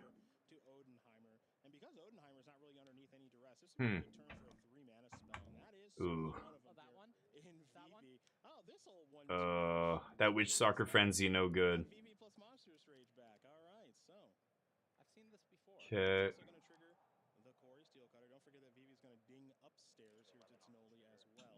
Yeah. Now, he's only got 1 card left, so he needs a card draw spell here. I didn't see what his last card was. But if he has no gas, then, like, the mana from Vivi, not good. It's a stock up? Oh my god. That's GG. That's GG. Oh. It's always stock up the last card. Jeez. That's bananas. So he can make 2 mana here. Sleight of hand, pump. Oh, opt. Oh, he has 1 blue floating. My bad. Opt. Pumping the monks. The monks are both like 4/4s here. 1, 2, 3. Yeah, 4/4. And the other guy's a 5/5. Jeez. which Stalker to kill one of them. Yeah. Awkward. Another land. Jeez. Monstrous Rage bannable? I just had a big discussion about this. I don't think it's Monstrous Rage that you should ban if you're going to ban something. I don't know why people... I think it's just this, like, you know, knee-jerk reaction that people remember the thing that killed them. They don't actually think about all the things that happened in the game that led to them losing. They just remember what hit them in the face for their last 5 points or 3 points or whatever it is. And it's usually Monstrous Rage. But Corey Steele is so much more powerful than Monstrous Rage, right? I mean, if you're going to ban something, it's got to be something like Corey Steele. Monstrous Rage? We've had Monstrous Rage in the format for years, and it's never been a problem. Like, is it suddenly Monstrous Rage that is the reason? It was like people calling for Wandering Emperor to be banned in Blue-White Control before rotation. And it's like, what? Wandering Emperor's never been that great. It's only because No More Lies and then 3 Steps Ahead got printed that now Blue-White Control is real. Wandering Emperor is not a problem here, you know? It's like, you can bitch about the 2-mana leak. Maybe that's too good. I could see that. But, so, I don't know. Like, the Blue-Red deck, like, why would you ban the Combat Trick? Combat Trick, very beatable. Combat Trick has never been an issue. Suddenly it's an issue now? Is it really the Combat Trick that's the problem? Like, come on. It's the Corey Steele that's the problem, right? Really? Numbers? You lost with 3 Lizards. Ouch. Quinn, top 8. Yeah. They said under there he was his best finish was top 8 at a Worlds, but yeah, Corey Steele could be too good for Standard. I could see it. Again, just look at Pioneer and Modern. It's an insane card in those formats, so it's probably too good for Standard. Just like up the Beanstalk, but yeah, I don't play Pioneer and Modern very much, but yeah. Corey goes, prowess becomes a lot less powerful, easier to deal with. Yeah, but anyway, like I said, think about Monstrous Rage as the card that puts you across the finish line. Like, that's never usually the problem. It's all the cards that got you to the finish line that are probably too good, right? If that is the case, if they are too good. So this is the Mirror, or no, Auri's Omniscience. What am I saying? Dragon Avatar, yeah. Oh, he's on Clarion Conqueror still. Interesting. I don't see a lot of that card in sideboards anymore in Omni. But anyway, I think Monstrous Rage triggers people more because, you know, nobody ever remembers the thing that slowly kills you over the course of the game. But they always remember that, oof, out of nowhere. Oh, the Combat Trick got me.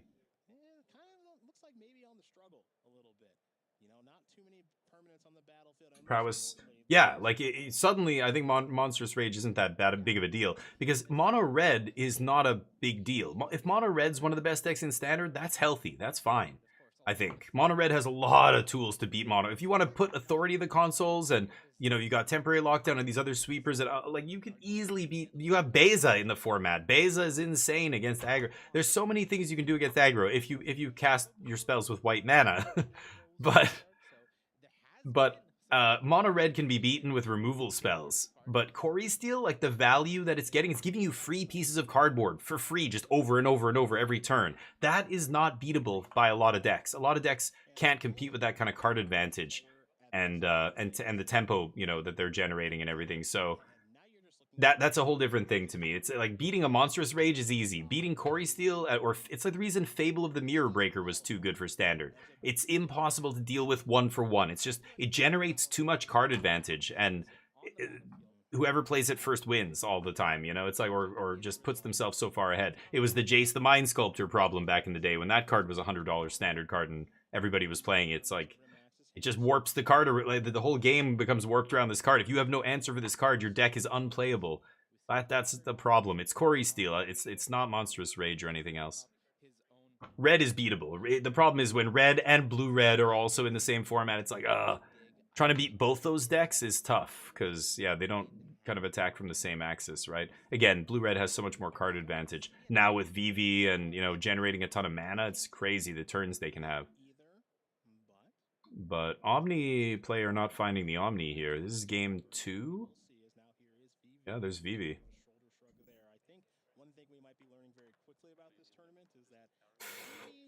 Oh, it's always more powerful, Hollow Prince. Oh yeah. This is a golden rule across everything, right? The bigger the pool you're choosing from, the more powerful a list of things you can put together. If they tell me, make a basketball team, the best basketball team you can make, but I can only pick people from my hometown, well, I'll be able to put together a decent basketball team, but not that great. If they let me pick from any players in North America, oh my god, I can put together the dream team. I'll just handpick all these NBA players. Or all the players in the world, then even my team could be even better. You know what I mean? Same for Magic, same for everything. The bigger selection you have, the more powerful it's going to be. So in Magic, the number of cards that are legal in a format, i.e. the card pool, the smaller the pool, the less powerful the decks. A lot of people want to play block constructed. That midweek Magic that just happened where it was Final Fantasy block constructed, a lot of people love that format. And a big reason why isn't just because Final Fantasy cards. It's because it's a low powered format. It's very small card pool. It's almost like limited in a way, but like constructed limit. Like if you could pick all the best draft cards, you know, that kind of shit. So people like that. I mean, it's the reason they play Pauper, even though Pauper is pretty powerful, but so, you know, but yeah, you want to play more powerful, play Standard. Standard is getting really powerful because they added more and more sets to Standard. A 3-year rotation plus 6 sets a year. By the time we get to full Standard, full powered Standard, there's going to be like 5,000 cards legal in Standard. That's a large card pool. That's powerful. That's getting to like, it's coming closer to Pioneer. Pioneer is much larger. Go Google this. I think Standard is about 50 sets. Pioneer's like 90 something sets. So it's almost twice as big. So if you're talking power level, yeah, Pioneer is way more powerful than Standard. And then Modern is fucking massive. Modern is like, I don't know how many sets. Or maybe it's Modern that's 90 something. I can't remember now. I looked this up a while ago, but Modern is huge. So, you know, Modern decks are very powerful. Plus they have access, once you get to like Modern, you've got access to Modern Horizons cards, which aren't legal in Pioneer, and those are very deliberately powerful cards. So then things shift. But basically, card pool size is a good rule of thumb for power. It's directly correlated to the power level of the format. The bigger the card pool, the more powerful. Full stop. That is true with everything, right? The Olympics, you know who gets all the gold medals? The United States, China, you know, Russia, countries with hundreds of millions of people who have varied climates that can, you know, they can test almost play any sport and trade, you know, huge talent pool to pick from, right? If you're a country with 2 billion people, you should be able to find, you know, a lot of, yeah, prodigy. There's the average number of prodigies and whatever in your country is going to be higher. You just got a bigger population, right? Pioneer's dead right now. Yeah, totally dead. Shocks, yeah, shocks are crazy. It's crazy, Calper. How you doing, by the way? Still haven't been able to change your name back? and I got a question for you. Now that you haven't been Go Calper for a while, maybe it's like, maybe you're a whole new Calper now. Maybe you don't need to go back to Go Calper. Maybe you're going back to a different name. I can see it. Yeah, I mean, Magic price is a separate thing. Yeah, we're all over the place. I'm talking about bannings and formats and things like that. But yeah, Pioneer definitely more powerful than Standard. Modern more powerful than Pioneer and Standard. Legacy more powerful than Modern, Pioneer, and Standard. Vintage, the most powerful set. Most powerful format. Constructed 75 card format, right? Sanctioned, technically, format. But I like playing with low-powered stuff. I love playing Vintage Cube. I just love playing with super high-powered battle cruiser Magic. Just crazy combos, lose on turn 2, fuck it. You know, crazy stuff. But at the same time, I love playing Peasant Cube. Peasant Cube was awesome. My cousin has a Peasant Cube that's really sweet. And, you know, Peasant means commons and uncommons only. So no rares, but such good games. Like, really, still powerful stuff. You know, there are 3-for-1s and 4-for-1s and things like that, even at uncommon. But the games were just more like engaging because they're close. They're not like they're not like deterministic. Like when somebody plays, what is I can't remember the name of the tutor spell to go get Thassa's Oracle, Tainted whatever, or I can't remember. Nice. Yeah, Templock, but there's the Vivi. And this is the reason why I think, you know, Blue-Red might have the edge now on Omniscience.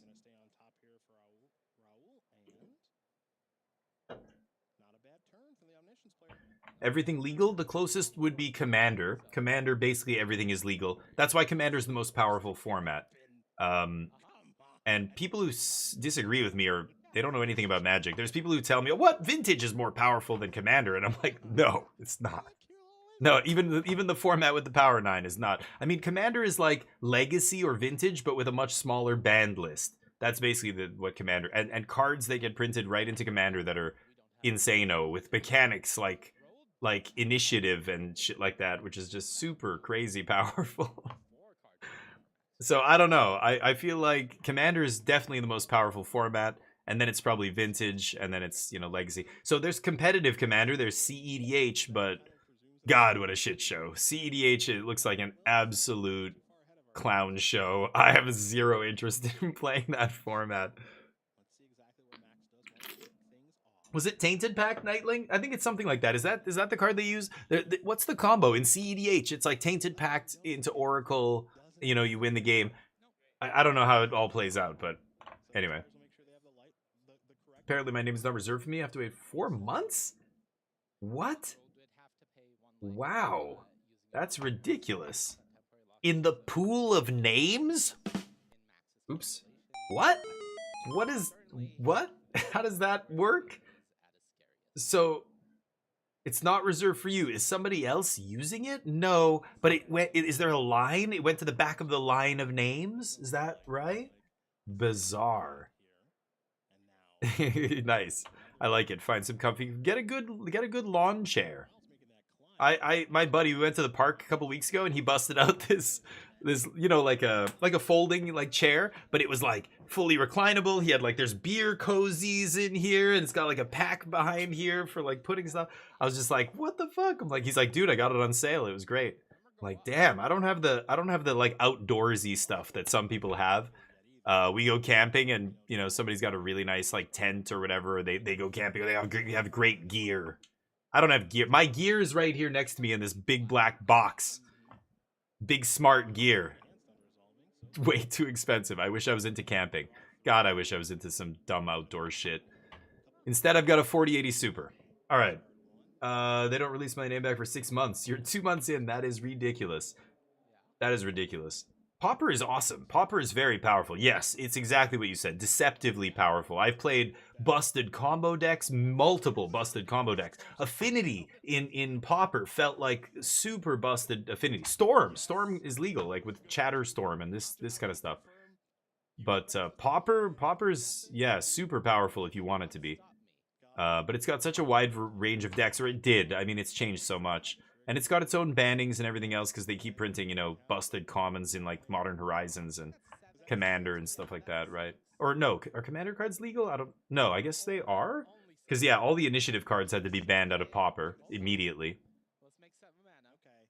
But yeah, Pauper is a really weird format because whenever something gets downshifted, it becomes legal in Pauper. And that changes the format. So it's almost like nothing is released officially for Pauper, but every single set there's a bunch of commons. The commons are better now than they've ever been in Magic's history. It's why Limited is better. Yeah, he's done. Damn, Omni. Yeah, Vivi is just crushing Omni here, I think. I was wondering what the Omni decks were going to do against Blue-Red, but yeah. Release your name, Gov name, or Twitch handle? Gov name? So yeah, it's a big whole thing. Yeah. That's wild. It's over. Wow. It's gonna be a fun weekend. Oh my goodness. What did they say? Unbelievable. This is gonna be a fun weekend. Yeah. We've got lots of Izzet prowess. We've got Azorius Omniscience. But he went, it's over like this, and then what? He cracked up, and that was what's so funny. Jody Keith feels like it was an hour ago. Yeah. Has a black-green Golgari-based graveyard deck that he feels is very good against that strategy. And yeah, that's silly, Calper. Well, no, I that's what I'm saying, Extra Humor. I used to believe, I which was true. I know it was true when I was playing Omni, even just before Final Fantasy released. Omni, I think, was favored against Izzet, but now Vivi got printed, and that changed it. And I think Blue-Red is better than Omni in that matchup. Blue-Red has the edge now. Before, like when I went to that RC, I think Omni had the edge, but now honestly I think it's blue-red. And but man, it was so close. All the blue-red players I talked to said they felt favored in the Omni matchup, so I don't know. I always felt favored. I think my record spoke for itself, and even on Untapped on Arena, I was crushing blue-red mostly. And yeah, I think the blue-red deck's getting Vivi, which is temp lockdown proof. Like, you just literally, were you watching that game in the background? They got Vivi down, the guy temp locked the entire board, but Vivi was sitting there still, and Vivi just went on to win the game. Like, that's if they don't have an answer, I was wondering what they were going to side in. Get lost in the main deck, maybe what they have to play. But just not being able to rely on temp lock to do everything for you is a problem in in Omniscience, right? They need temp lock to do all the heavy lifting. Like, if there's some other piece of, a threat left behind on the battlefield after you temp lock, you're probably going to die to it unless you're just comboing off immediately that turn, or the next turn or whatever. So I don't know. Yeah, maybe Vivi tipped the scales. We'll see. And if that happens and blue-red puts like a 55% win rate or higher, then you're going to see something get banned for sure. I think Corey Steele probably gets banned. That's the smart ban, but I don't know. Maybe they ban 5 things. Who the fuck knows? They've done crazy stuff before, so you never really can predict. My money is on they are waiting right now to see what happens in this Pro Tour. And if blue-red is 40% of the metagame, over 40%, and puts up a 55% win rate, they're going to ban something, I bet. We'll see, though. They're going to ban Corey Steele. The End in black? Yeah, but nobody's playing that. That card sucks. That, like, Magic isn't just about finding a card that happens to deal with that card. Nothing ever happens in a vacuum like that. You've got to consider what kind of deck's going to play that card. How is that card going to line up against all the other decks? And if the answer is terribly, then you can't put a good card. Even if it's really good at killing that one thing, you can't play a card that's only good at killing one thing. It's just, forget it. So The End, that's why you won't ever see that card in any sideboards. Yeah, Jason only started playing Pro Tours. Look at that. Yeah, 2 top 8s, and then they got 14th. Yeah, right. Limited master, though. Jason Yee's known for being just really, really good at limited. But yeah, 71% day 1 win rate. That's gross. Crazy. Omni's up and I have Screaming Nessus on the battlefield. The opponent being on 1-2 life. Should I just give up or wait for the turn? Well, you should attack with Screaming Nemesis, but don't give up. No, make them do it. Sometimes they fizzle. If they're on 1-2 life, no. If they're on 15 life or 10 life, then give up. But 1-2 life, you can win that game. What goes out from the Izzet deck? Torch the Tower, I think, leaves. No. Was that Bloomburrow? No, that was a Bloomburrow card, right? Never mind. Burst Lightning's in still. It's in Foundation. Opt and Sleight of Hand are in... What was Opt? Oh, Opt just got printed again in Foundations, right? Or something? Yeah, Banthro, I mean, it's not, you're not bad. It's just, this is what it takes to be a top deck in Standard, or a card that sees play in the top decks. You've got to be good against multiple things. You've got to be doing, like Go for the Throat. Compare Go for the Throat, or even a card like Cut Down, to The End. The mana cost is the biggest factor. Cheap is always best, right? So 4 mana to kill one thing, that's just too much mana, especially when the stuff you're killing costs 1 or 2 mana. You can't overpay on your removal spell. If you're imagine just counting the number of mana this person's spending and the number of mana this person's spending. And if it's like, this person spends 2, this person spends 3, this person spends 2 and 2, this person spends 4 to just deal with 1. This person spends 1 and then 1 again, and the other person spends 5 to cast 1 card. Like, there's one person who's overspending their mana. At the end of that, if you tabulated all the mana spent, the person who's overpaying for their spells is going to lose more games. They're going to spend more mana and not affect the board as much. Normally you're trying to spend all your mana in terms of tapping it, but if you're overpaying to deal, if one of my cards is dealing with one of my opponent's cards and mine cost 4 and theirs cost 1, then they're generating tempo. They're able to use that other mana to play something else that turn. And if all my mana just deals with only one thing, then I'm falling behind. I'm using my mana poorly. It's lining up poorly. I'm negative on every one of these exchanges. So I end up losing the game because I'm doing less with my mana. Even though I'm spending it all, I'm only affecting one thing as opposed to playing multiple spells, or one of my cards kills all of their cards, you know, like a sweeper, like Temporary Lockdown. That feels good to me. It's like a 4-for-1, you know? Huge tempo swing, etc. But Sicko, what's up? Someone have a link to MTG Melee? No, I don't know. I haven't seen it yet. I'm not looking it up, so I'm assuming somebody else is going to give it to me. But thank you, Extra Humor. Extra Humor, legendary. This goddamn legend. Thank you for the sub, dude. 5 months. Appreciate you. I love hanging out, so no worries. Oh, there it is. Calper got it. Thank you, buddy. Calper coming in clutch. Hey, thank you for the follow, Osseous. Osseous, you're a goddamn legend. Welcome to the squadron, buddy. Time to level up. Oh, there's the green-black deck crushing. You guys look beautiful, by the way. You're looking great today. Hope you have a great day. It's Friday. So you're looking fantastic. Go kill it. Let's check out this MTG Melee link.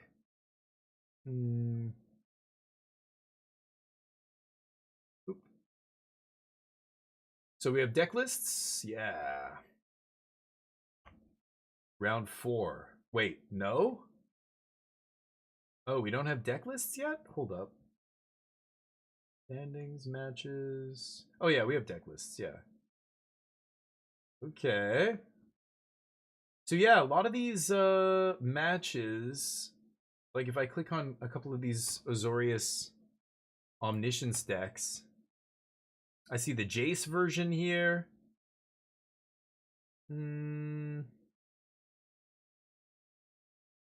Yeah, nothing fancy in the sideboard. I don't know what they're doing about Vivi, these Omni decks, but we'll see, I guess. See some spicy deck already? No, dude, no. Barely anybody's playing spicy anything. Yes. Nice. Yeah, is it Prowess always on top? Yeah, looking like the best deck. I mean, right now it's over 40% of the field, right? It's 42% of all the decks the pros are playing at this tournament. 42% of them are Is it Prowess. So the pros have made a statement basically with that and said, like, you know, this is the best deck in Standard. I think Vivi might have just cemented it. I think before Final Fantasy, it was just one of the best decks. But getting Vivi was ridiculous. It almost feels like when Stoneforge Mystic decks picked up Batterskull. I remember when that leak happened and Mirrodin Besieged got leaked and people were like, this can't be real. When people read Batterskull, they literally just like, this can't, there's no way they would put this in a format with Stoneforge. Stoneforge was already dominating the format, fetching up Sword of Feast and Famine and crap like this. And then they're like, people were just like, wait, this is coming in the new set for like one of the best decks? So one of the best decks just gets the perfect card for their deck? Really? That's what it feels like. It feels like they just fucked up with the timing of the designs and were like, oh yeah, like Vivi's gonna be around at the same time as Corey Steele and other stuff. Maybe they didn't predict that Blue Red was going to be as good as it was and one of the top decks, but it's just like one of the top decks got a massive gift, huge gift. It literally shores, like it swung the matchup against Omni from what I think was favorable for Omni to now not favorable for Omni. And that's just one matchup. I'm sure there's other, you know, interesting subtleties in the other matches as well. I'm not sure how it all breaks down, but I know against Mono Red, it's pretty damn good. It gets out of range very quickly of all their removal. So yeah, I don't know. It's an interesting Standard right now. I think Vivi just threw it for a loop. We'll see. But how long an average does a deck remain on top? Oh, there's no way to know. It changes all the time. Like there's, it depends on rotation. It depends on whether they ban something. It depends on a million things. Normally there's some format churn. So, you know, a lot of formats almost resemble like a rock, paper, scissors type thing, but with maybe 4 items. Rock, paper, scissors, gun or something. So, you know, there's like, they all kind of have good matchups against each other, but no one deck has great matchups across the board. You know what I mean? That's when you're in the danger zone. We call that like a tier 0 deck. like Hogak or Nadu or Underworld Breach in Modern. You know, Modern has a lot of decks like this because Modern is a, you know, much higher power format. You have these big power spike decks, but that's what usually it takes to be like tier 0. Standard, I would say, had no tier 0 deck. Even if Corey Steele was 30% of the metagame, it wasn't posting awesome win rates across the board. Lots of decks had positive win rates against it. But getting Vivi is such a huge pickup. But again, you see here, it's just 1, sometimes 2. I've seen a couple lists with 3, but nobody's playing like 4 Vivi, right? Because it's legendary. It's awkward if you draw too many. But man, it feels like one of the most important cards in at least Omni matchup. Here's another. Is this another Omni versus Blue-Red Corey Steele match? But yeah, going down a temporary lockdown here. Do we see a net? He's playing Founding? Wow, Founding of the Third Path, old school. Still playing 2 spells, Scroll Shift, 2 Spell Pierce. How many lands? 3, 4, 8, 13, 17, 23. Playing 23 Greedy, the Greedy version. Some lists are playing 24, some are playing 23. I think 24 is a must, but risky. High risk, high reward. Rock, paper, scissors, flying elbow, exactly.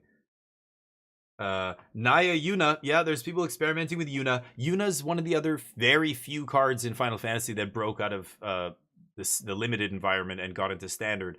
But it's very infrequently played. I think Domain is playing 1. Maybe a couple lists are playing some in the sideboard, or maybe more than 1 in the main, but it's like 1 or 2, right, in the 75. But that's it. I think the blue-white control decks are playing Ultima. That's the other card that broke out. So it's Vivi, Yuna, Ultima. After that, I mean, the green-black Roots deck was playing Diamond Weapon. I don't know. There's Diamond Weapon, I guess. Oh my god. There is here, building a better show. He is Corey Steel Cutter.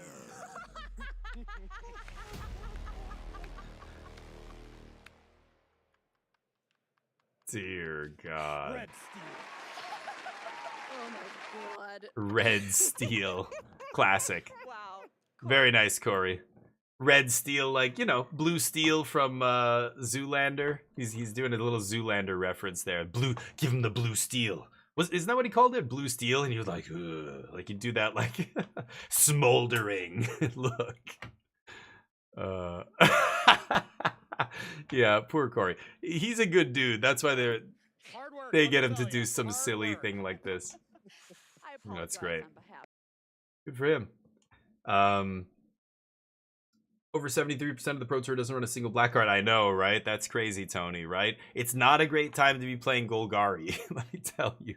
Black and green. I mean, there is a Golgari. There are some. Like you're exaggerating. It's like 30. Yeah. Is it that low? 27%? Okay. But there are some people playing it. But it feels like black and green are pretty bad. I mean, even against Mono Black, when I saw that Mono Black deck picking up steam and like Orzhov Pixies, and I'm just like, these are very clearly just made to beat the Corey Steele decks, and they suck against everything else. Like, I don't know if these decks are going to be viable. But yeah, it's just all blue-red and then blue-white decks making up over half the metagame, right? Crazy.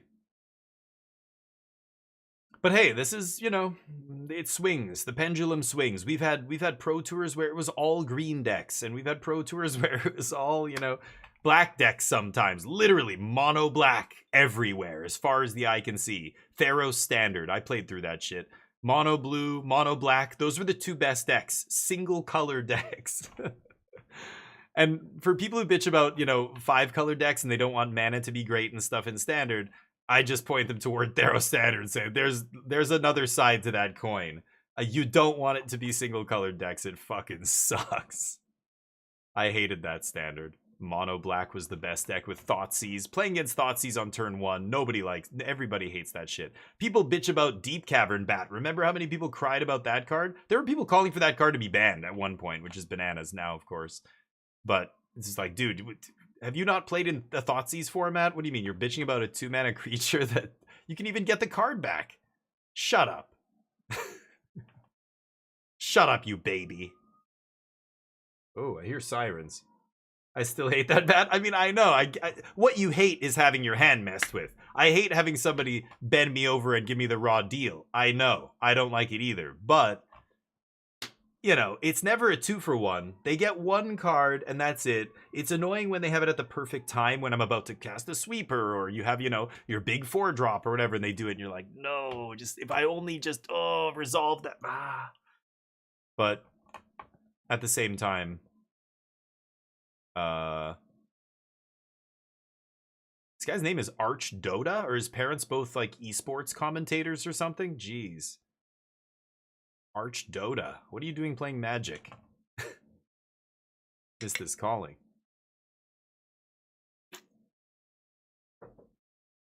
It's a fair card, yep. Bat is very good, but I mean, like you, I don't know. Again, you play enough Standard over enough years, and you've just seen things that are worse than everything else. Like you can go back to it. Like again, Thoughtseize. Like Bat's fine. Bat's not that bad.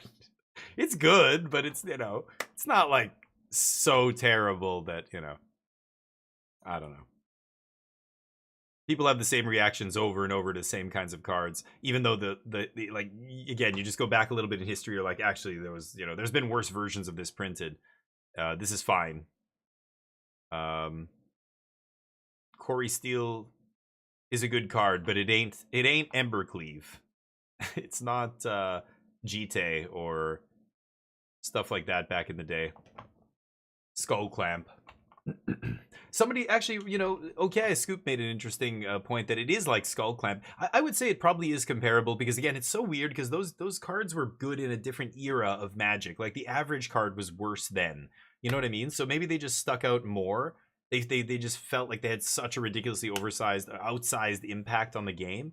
But maybe Corey Steele is the equivalent of Jite in 2025. You know, I mean, in terms of like power level relative to the format, I think it is probably better than almost all the other cards in the format, right? It's super easy to get it to do its thing, and then it just like, it's a fountain of creatures. It just pumps out infinite creatures. That's probably too good for Standard, right? Kind of like Smuggler's Copter and things like that, where they were just too cheap and too easy, too good. But yeah, I mean, there are people who want to ban everything, and I understand why. I know we talked about this. Like, I get it. It is more fun to shake things up, but that's like, there are so many other ripple effects from a decision like banning a card. You can't say that it's good for the game, that it's good overall. You know, it's good for my personal enjoyment, yeah, but is it really the right thing for this game company to do? Like, from a larger perspective, like zoom out a little bit. But most players don't want to zoom out, or they can't, or they don't even think about it, and they just want to. My personal I don't like playing against that card, so fuck it. And all my friends say the same thing. Ban it.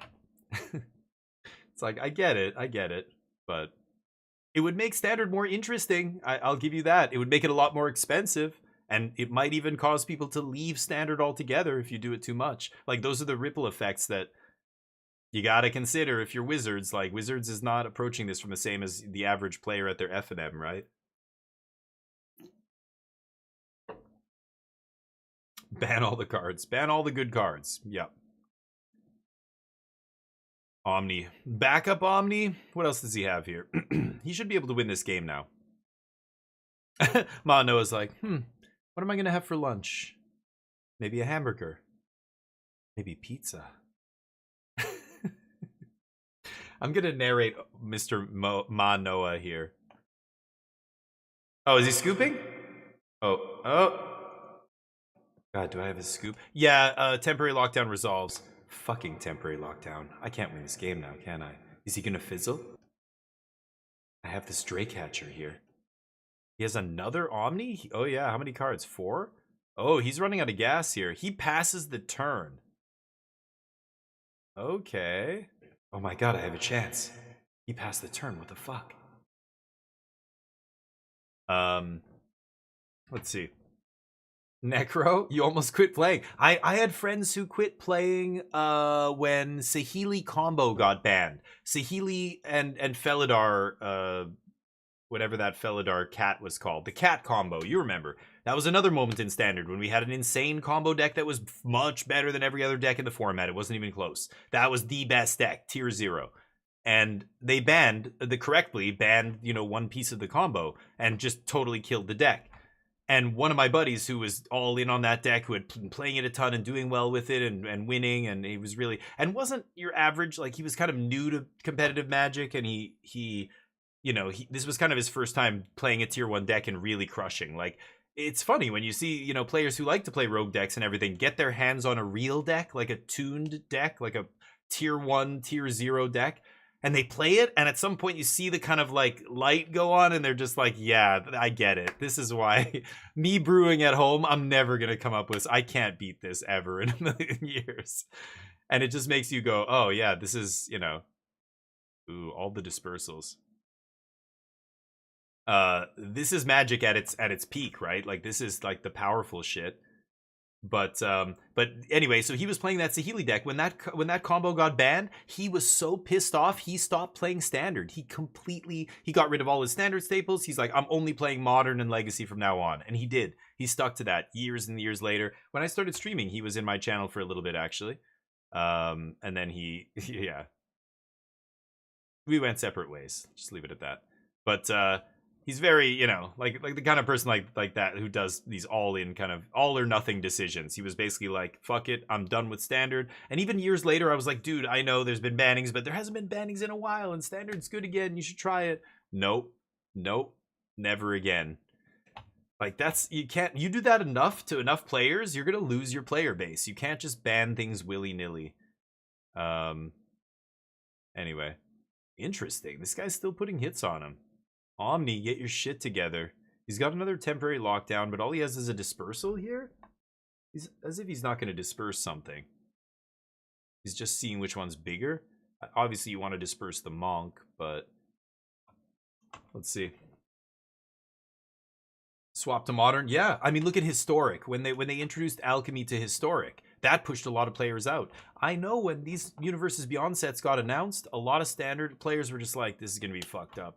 Like, me included. I was very apprehensive hearing that, and I was like, let's see what happens. Here we are. We're, you know, shortly after the birth of the first Universes Beyond set, which is legal in all formats. And, I mean, look at the prices of cards. Look at the card availability and that stuff. It worries the hell out of me. I'm just thankful that only a couple of these cards are playable in Standard. If they make a set that has a bunch more playables, the price would be through the roof. I mean, Vivi's already crazy expensive, but he's, you know, a Chase Mythic or whatever. But if there was a rare that, you know, jumps to $50 or something, I mean, that would be insane, just because of card availability, right? So I'm just hoping that, yeah, none of them do. I think we kind of dodged a bullet there. But it's the precedent that it's setting. Like, is Spider-Man going to be worse? What if they print a really good, you know, random Orcish Bowmaster style rare in one of these other Universes Beyond sets, and it's just like impossible to, you know, it's just going to make Standard so expensive. It might die off. I don't like that. I want Standard to live.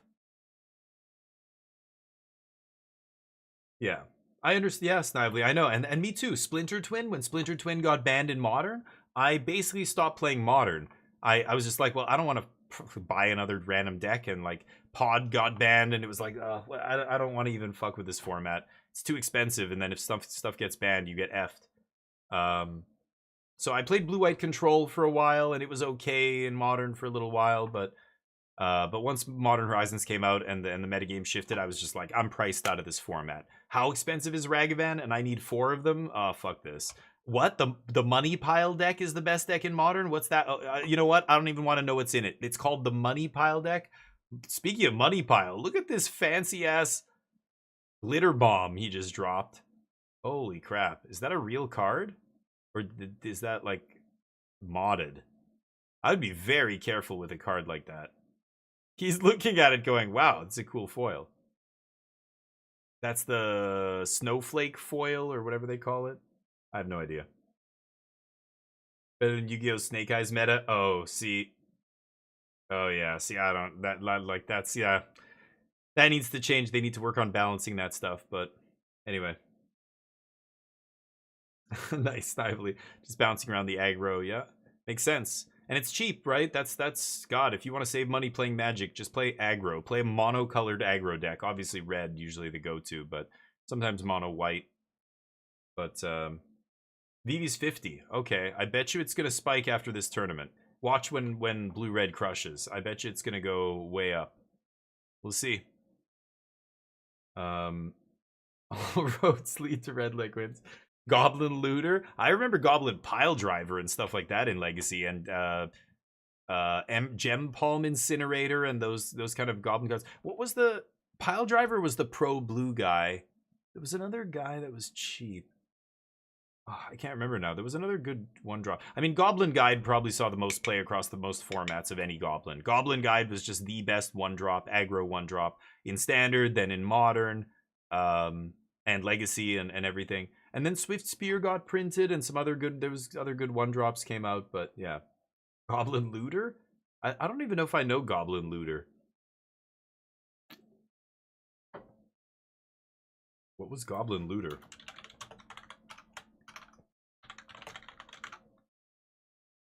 Oh God. Need to narrow it down.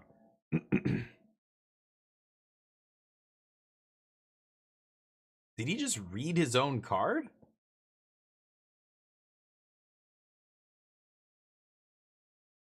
Yeah, that's decking you. Yeah. See, that's how you shortcut it in real life, whereas Arena, you gotta go through it. Is he gonna make him do it? Why? Why is he making him do it? Oh my God. Yeah, dude. Okay, he's being dumb? Yeah. The judge will tell him to just, like, stop your... It's over. Can't just sit there on camera and do that. Fuck are you doing? Brings any goblin in your hand to play? Oh. Oh. I don't remember that card. I remember a red 2-drop that did that. Was it Looter? I think it's called something else. I think I know which card you're talking about. It's not... Is it Goblin Looter? I don't know. Maybe. Okay. Maybe you're right. I don't remember. Yeah, goblins, things like that. The Legacy's so far from that now. It's crazy. I mean, the best cards in Legacy are all cards printed pretty recently. I mean, Reanimate's still pretty good, but Psychic Frog and all this crap. Grief. Grief just got banned.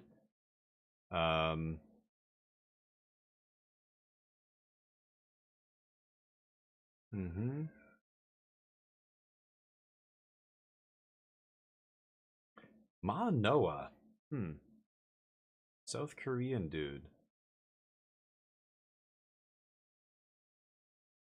He doesn't seem like the most experienced player here.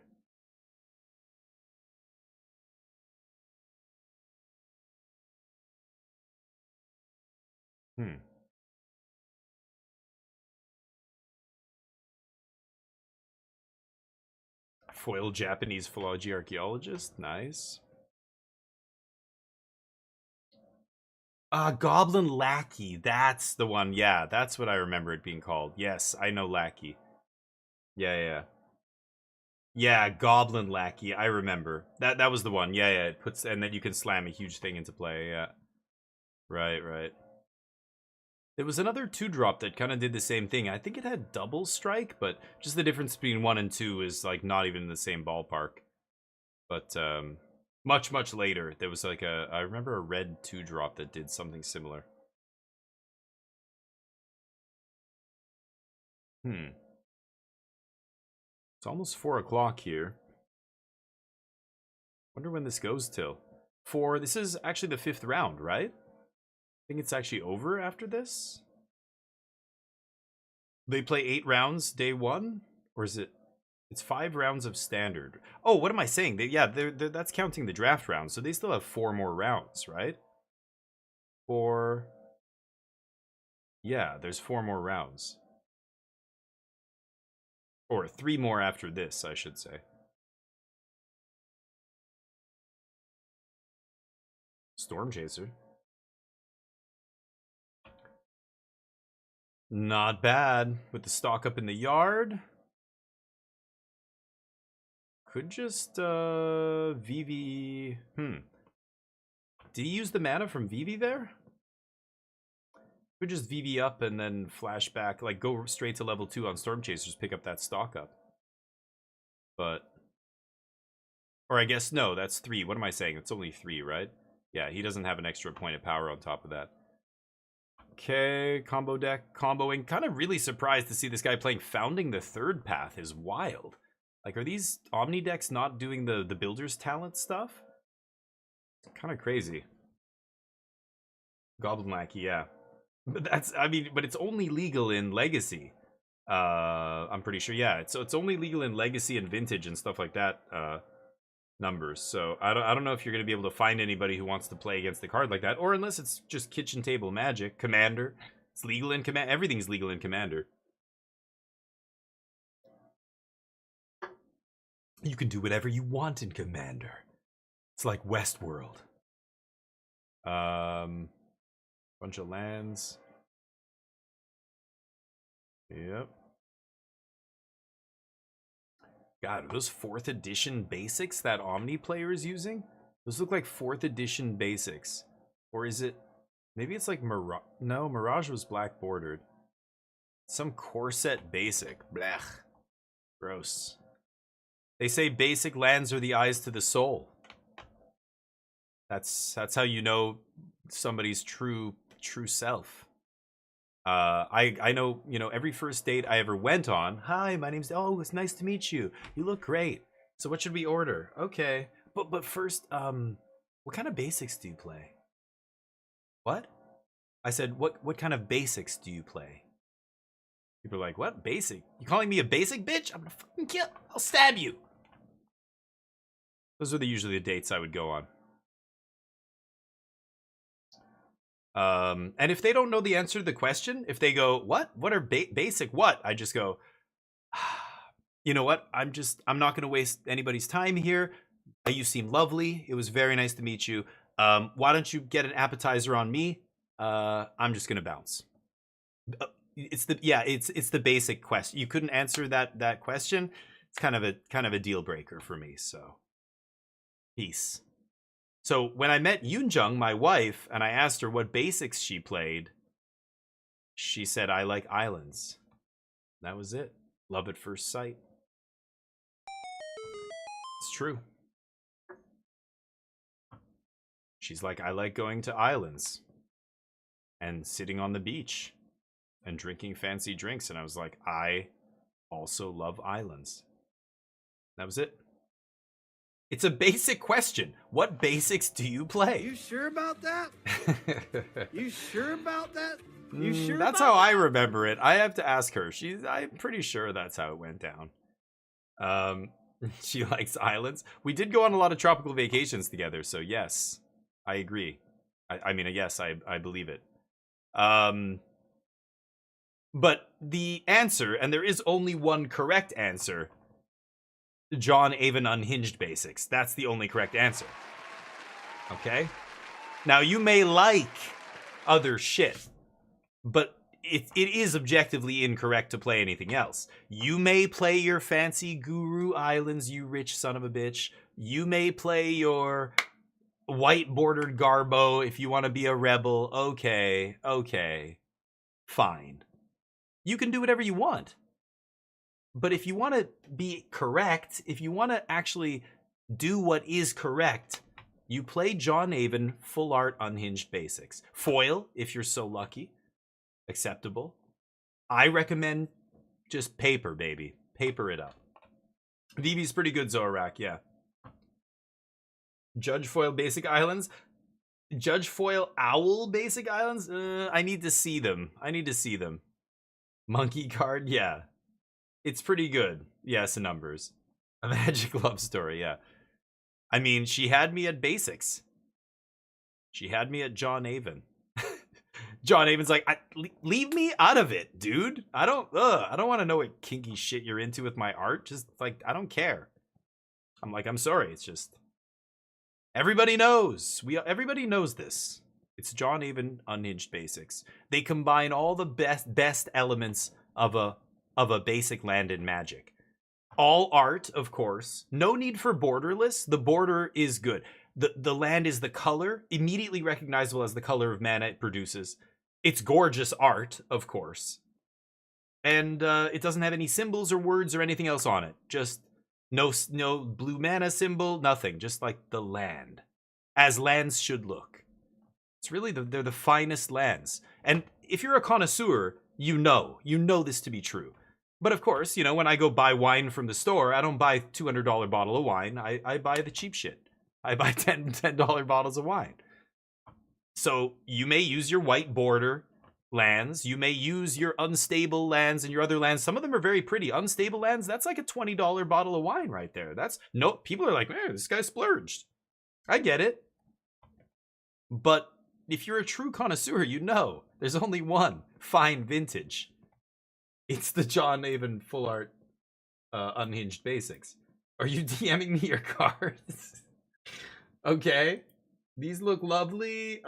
See, the bird. That's why you said they're the owl basics. They do look cool.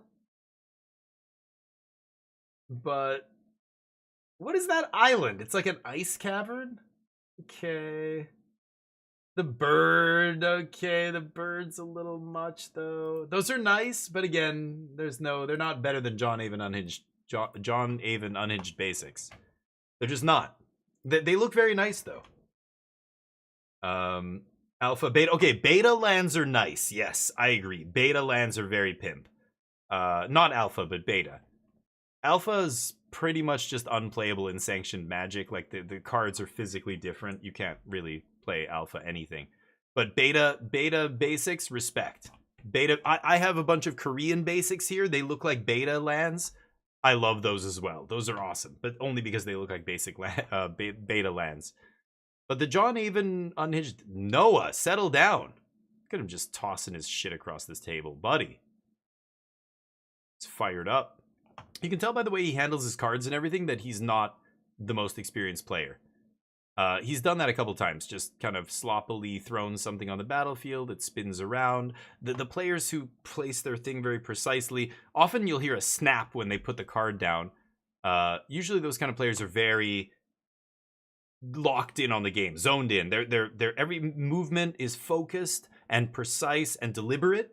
They're not, you know, fluffing around with stuff. And even when they're flicking their cards and stuff, some people are so good at doing that, but it's not that. It's the way they draw, it's the way they place their cards, it's the way they target things, how they'll announce they're targeting something. It's a lot of little things that I think separate players who are really, really experienced Magic players from those who are not. There's the Get Lost for the VV. That's the only answer that really makes VV bad here. So I think Omni pretty lucky to find it. Ral coming down again, sloppily just knocking his Swift Spear over.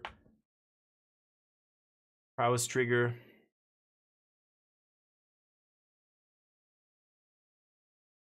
Plus punch. Okay. So what does Omni have here? Scroll Shift, Abuelos, Templock, Overlord of the Mistmoors. Ooh, we might see Mistmoors come down here, and then tapped Seachrome. I don't think. Well, you could Templock here. It removes your Roiling Dragonstorms, and then you can Scroll Shift the Templock, get that drawback, still sweep later. Is very nice. You take away their maps doing that as well. Oh, he drew an untapped land. Okay, so he can actually play 5 mana worth of spells. So yeah, I think I would Templock and then maybe follow up with Archaeologist. And then next turn you've got... Well, next turn you've got to come in and play tap land, so you're only on 5 again. He's just going to go Archaeologist, find that Omni maybe? Okay. He's going to take one more turn. He's going to let... the other player have the maps, have all that stuff. Oof, Get Lost in hand is nice. Foil Get Lost, okay. Get Lost in hand for Ral. You got to take out Ral immediately. Yeah, that was a great find. Now Seachrome Coast comes down, and you pass. Okay, so blue-red. All they have to do is plow through that Falaji. Falaji's going to buy him some life here. Draws his card. Basic. Storm Chaser, Slight, Monstrous Rage, Talent. Ooh, that's a lot of prowess. Start with a Storm Chase or a Slight of hand, I think. Look for your options. See how many options you have. Ooh, Spell Pierce is not bad here. Like, the way he handles his cards. Take one of those cards. Look at the way he handles those cards. Don't pick up your island. Man.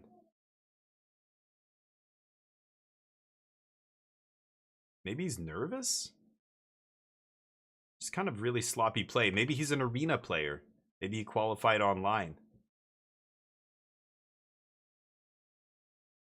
He's tracking prowess with that second die, so he's got one prowess trigger. He's gonna crack a map? Wow. Okay, he played his island? No, he hasn't played his island yet.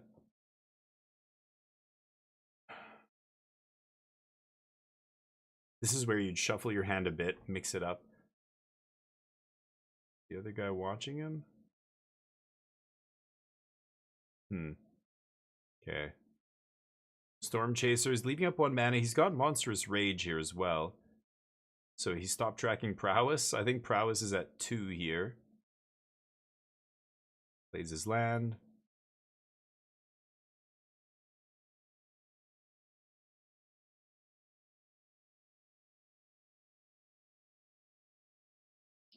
So he swings with 2. He uses the rage to push through one of them. And then you've got Spell Pierce up for the opponent's turn. I mean, this is pretty straightforward, I would think. But he won't be able to play around Spell Pierce if the other guy has an untapped land, which we know he does. Or he won't be able to get him with Spell Pierce. The other guy can play around it. Shuffle Shaming. Zendikar lands? Zendikar lands are sweet, but we're talking basics. Oh, you mean Zendikar full art lands? No, I mean, those are fine, but they're not John Even full arts. I just said, oh, okay, sorry, MTG, sorry. Arabian Nights Mountains, well, they were like 40, 50 bucks. Now they're probably like 200. Yeah, the Arabian Nights Mountains. They're beta art, right? Alpha beta art, but unlimited. For giggles, I just looked what Unhinged lands cost. Wow, 7. Oh wow, Island 14. I bought them when they were like $3. Yeah, I bought like a ton of them. I think it was on a site that doesn't exist anymore. Was it Black Border? Or I can't remember what site they sold singles, and I found a bunch of them, and I was just like, oh, I'm just gonna buy all of them. So I ended up with like 8 islands, like 5 plains, 6 forests, 6 mountains, 6 swamps or something. I just bought all of them. And I've been using them ever since. Every single constructed deck. Like, my main deck. I have other decks, so I have, I have the Theros ones I like. My Pauper deck has Theros. My, my Pioneer deck had, Korean basics. The Korean 4th edition basics. They look like beta lands. Those kind of things. Nerves?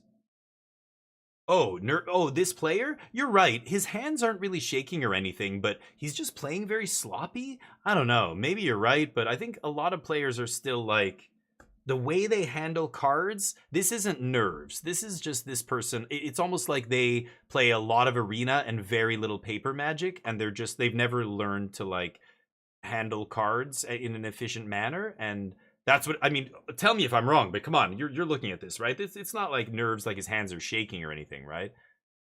I don't know, but so the guy's got Abuelos. He has no Omniscience in the yard. He's got Scroll Shift for that Temp Lock to sweep, so it's gonna be very tough to. Well, he's got Spell Pierce for the Scroll Shift. Oh, he drew another Spell Pierce. Ooh. Double Spell Pierce is spicy here. Blue-red might be able to take it out. He's drinking some water.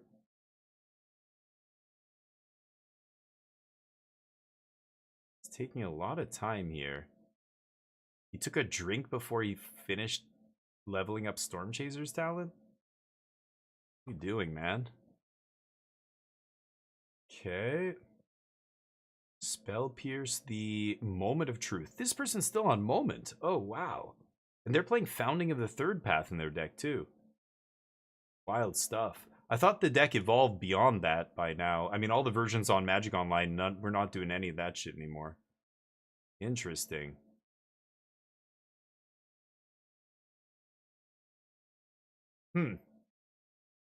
Yeah, I know what you're saying though. Yeah, I saw, actually it was funny, the one dude I saw shaking is Ken Yukihiro, which is like, he's like a regular on the Pro Tour, like one of the most like well-known pros, I think, like one of the most successful pros on the Pro Tour. Is he in the Hall of Fame? Actually, he might even be in Hall of Fame. And he was shaking like a leaf. I couldn't believe that. But this is, yeah, Panthro. It's just, it's like, I can't describe it. It's just, it's the way people manipulate the game objects. You can tell someone who's manipulated these game objects tens of thousands of times versus somebody who has only done it a few dozen times. There's a difference in the way they handle the cards, the way they draw their cards, the way they hold their cards, the way they interact with your cards. It's everything. It's a bunch of little things. And it's so immediately recognizable to me because I play in that kind of manner, and I recognize that in other players, and I can even recognize various degrees of that in other players and how efficient they are with that stuff. I'm very rusty. I mean, I used to be much better at manipulating cards and holding and flicking and all that stuff, but I stopped playing Magic, basically paper Magic, for 5 years. So I kind of was rusty when I went to the RCQ and I went to the RC. Well, MTG was there. MTG saw me play. I'm still fine, but I'm not as crisp as I was. Like, I'm definitely rusty, so I don't care, but... Oh, I thought he was shaking his hand there. That was weird. You're a sloppy Sally? You? No, you're good. You play tight. I think Nano does as well. I haven't played against Nano very much, though. We didn't actually get to play against each other. So I don't know. I never got to watch his matches, but you know, Omni Combo, like when I'm looking at the top 3, I'm putting my hand down, I'm looking at the 3. Let me look at my hand again. I put the 3 down off to the side here, not on top of other cards, not, you know, on my deck or whatever. I see people do all kinds of shit. Put it on their deck sideways, and then the cards kind of slip off and you flash your cards to your opponent. You know, I'm taking this one, Moment of Truth, especially when you're casting that card. Okay, this in my hand, this on the bottom, this goes in the graveyard, like really precisely, clearly, but fast, keeping it going, keeping the turn. Especially, I'm taking all these game actions. I'm trying to dig. If I draw, discard, if I forget to put a card on the bottom, I get a judge call right away. So you've got to play quick, but you've got to be good enough to play a bunch of game actions and not fuck it up. Like famously, you know, elves, legacy elves, or you know, pre-modern, like extended combo elves, you know, those decks had so much going on, and you're tracking like the Glimpse of Nature, and now you're playing another one, and you've got this guy and the mana. It's so easy to draw one extra card or to make mana when you didn't, or miss whatever. Like even famously, LSV called a judge on himself for doing that and got a game loss in a GP once. But like Omni Combo, you know, you watch somebody who's really experienced with paper Magic play a deck like that, and or even not a deck like that, even just a regular deck. Watch Shota Yasuoka. You know, he 3-0'd his draft, I think. He's another one. All the Japanese players are usually very precise, but I don't know. Yeah, it's noticeable to me that this person. I'm not trying to rag on them. I feel bad, but anyway, it's just one of those things I notice. And it's like poker, it's like a lot of things. It's like you go to the gym, you look, I can tell right away at the gym who knows what the fuck they're doing and who doesn't know what they're doing. And it has nothing to do with their size or anything at all. And it's funny, the guys who know what they're doing, we know each other knows what they're doing. So we look and we're like, okay, you know, we like, yeah, it's funny. Or cars. Oh man, when I was drag racing and building my Camaro and stuff, there are so many bullshitters when it comes to the car culture. I mean, Fast and the Furious comes out and people are just like, they start saying shit that, like, you know, from movies, and you're just like, that's not how this works at all. You sound like you don't know what the fuck you're talking about. Any hobby is like this, right? Musician, I'm sure, has this, oh, how you play guitar. Oh, like as soon as this person plucks the first few strings, an experienced guitar player knows immediately how good this person is, you know? Like, it's funny. Magic's like that, right? I mean, it's something that people get so good at. I can tell immediately when somebody's higher skilled or lower skilled or whatever. But it's not always physically manifesting. Somebody could be like really good at this game, like mentally just understand it at a deep level, but they just don't have the reps in paper, so they still, you know, handle cards like this. Whereas, you know, he could be a great player. Like, I'm not trying to, it's not any knock against his skill. It's just, you can tell he's not experienced with paper Magic or TCGs maybe in general. It's generally pretty rare to see that at the Pro Tour, but in this age of Arena, it's probably going to get more common, right? More and more online qualifiers, ways to qualify online. Yeah. Maybe this person won a Arena Championship or whatever, top 8 at an Arena Championship, whatever it is. They qualify as like the top 10 people or something from that thing, right? I don't know. Where's his graveyard? It's upside. No, that's under temp lock. His graveyard's to the right. The other, yeah, they both of them have it on the right there, which is good. Normally you put it on the same side as your deck. I've seen some people try to put their graveyard on the opposite side. It's like, just keep this all together over here, and exile as well. The other guy pulling out the enchantments, he wants to see what he can bring back in terms of Abuelo's Awakening targets. So he's pulled out the enchantments. He knows the rest of the cards don't matter. He's also got cards he can pull back with Oracle, but I don't even know if he's playing Oracle in his list. There's Abuelos. Is there? Yeah, there is an Omniscience in the yard, right? Targeting Omnish. The other guy's got Pierce, but he's got so much mana now, he's playing around Pierce. Yeah, this game's over. Yeah.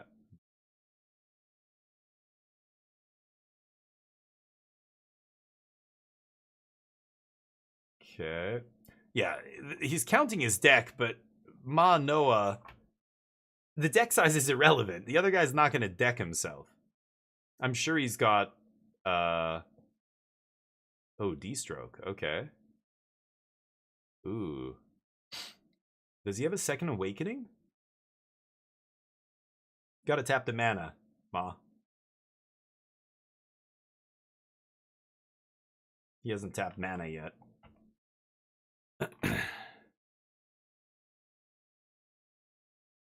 You gonna pay for that?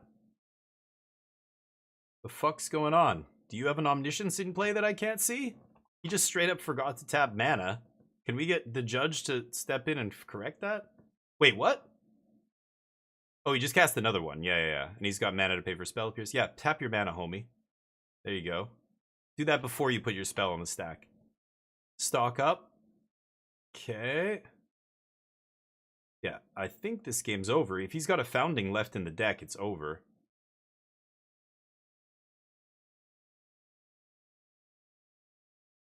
Second Omni. Oh, just Overlord, yeah. Make a bunch of tokens. Kill him that way. Spell Pierce not countering any of this stuff. The Noah guy, yeah, the Noah guy just put D-Stroke up and then it resolved and he put it in the graveyard. He just didn't pay any mana for it. The judge finally came over and said, tap 2 lands, please. I mean, it's, again, these aren't like a big deal. Like, this isn't gonna be it's not like he can't pay for it or something, right? But it's the difference between sloppy play and tight play. Is that a Chandra? Wait, what am I looking? Oh, that's the Overlord, right? That is such a fucked up art style. Okay. So he scroll shifts. Yeah, because he's going to blink the temp lock. And he's going to draw a shit ton of cards here. Yeah. What is he looking for? The Founding? There's Regent. So Regent's going to bounce temp lock. Yeah, do it in order though, buddy. Didn't he bounce temp lock? Oh, he didn't. He's just going to make infinite 2/1 flyers. Yeah. So just say, I'm going to make 50 of these. And then pass, right? I don't think... Yeah, the other guy's like, yeah, just say the number. I'm making 100. Go. Come on, more than that. You can do better than that. Yeah. There you go. Yes. I was gonna say, this is like, we're not playing Arena here. Just fucking say 1,000 or whatever. Who cares? It's a number that arbitrarily is high enough to kill you. It doesn't matter what you do. Go. Noah wanted to make him deck him in the first one. Or in the second game, he made the other guy deck him. And after a few mills, like, they just stopped it. I don't know if the judge said something or what, but... Is there a Pyroclasm in this deck? Okay, he just took a land out of his hand and then just picked up his other 2 land and put it down with the land in his hand. Like, that's the kind of fucking sloppy shit. You can't do that at the Pro Tour. The negate, the Spell Pierce, I'll pay. I would just pay for it, dude. Yeah.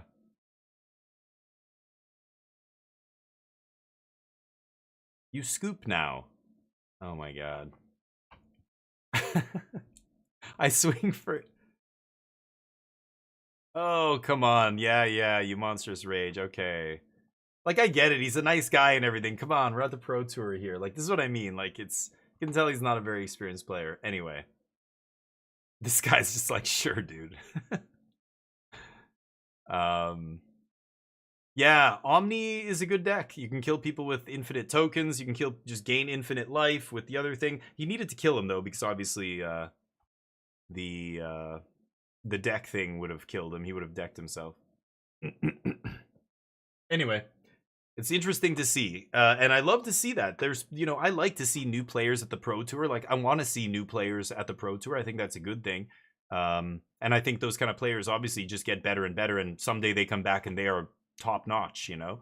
But yeah, it is funny that, you know, now we have so many ways to qualify digitally that I bet you there's players who are just online grinders who find themselves in a position where they qualified. Maybe it's close to them. Maybe they can make the trip. They go out to the Pro Tour and then, like, they're a little bit awkward on camera when it comes to cards and stuff. Like, very kind of, you know, sloppy or whatever. Like, not tight play. Even the other guy, I wouldn't say he's the most tight either, but he looked like Shota Yasuoka compared to the Korean dude there. But anyway, good for him for coming all the way out and playing. Like, I mean, you know, he's probably not playing in these kinds of tournaments too often. So what are the win rates looking like? I want to see a report, but there's only been a couple of standard rounds here, right? Chapin's playing. Wow. So what do we have? One dude for there's Shota. That's my boy. He doesn't know I'm his boy. There's Bob Maher. So Bob Maher, you know, one of the top players in the world at one point, had a card named after him, Dark Confidant. He designed like his invitational card after he won the invitational. But then there were some cheating allegations around him and really sullied his image.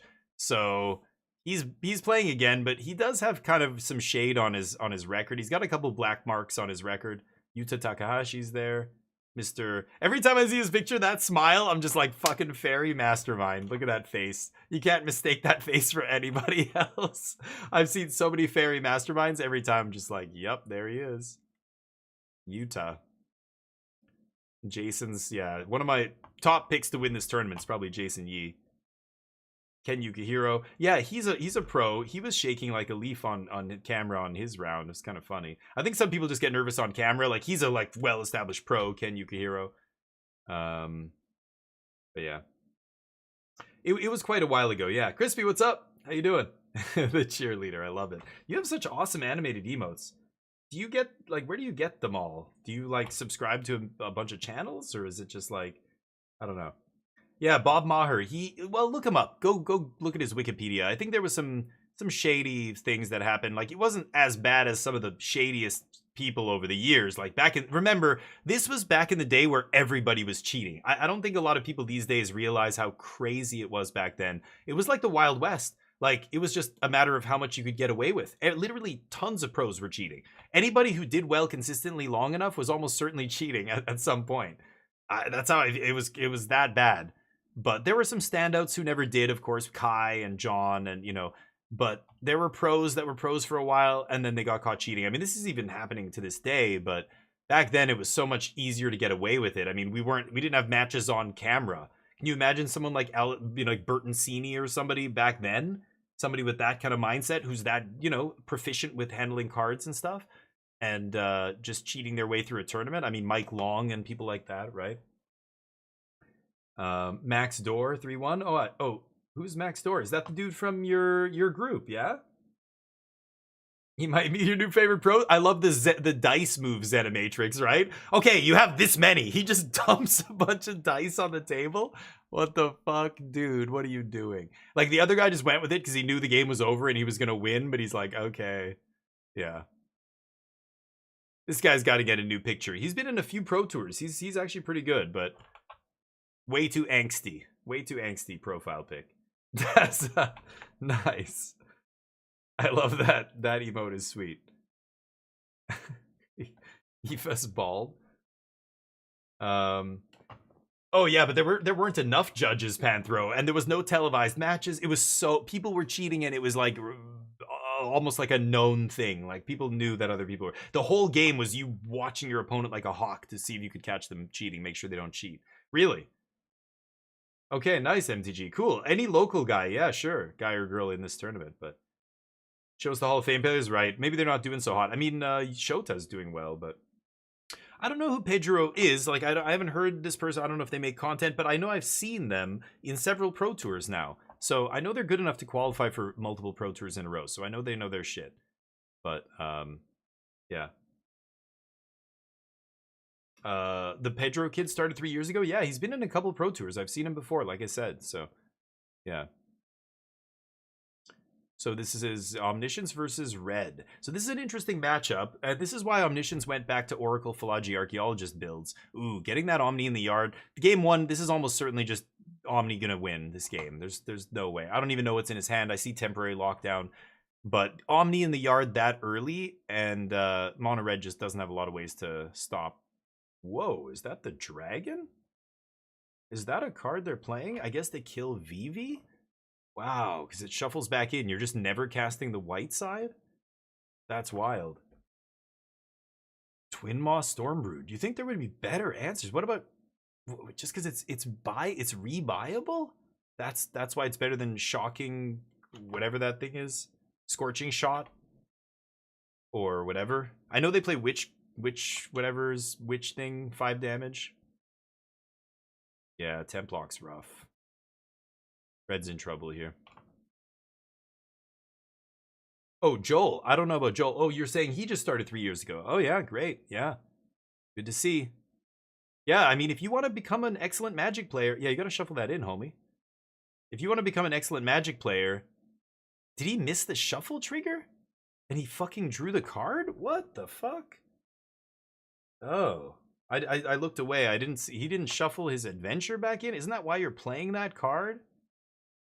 And he drew a card. So his draw... there.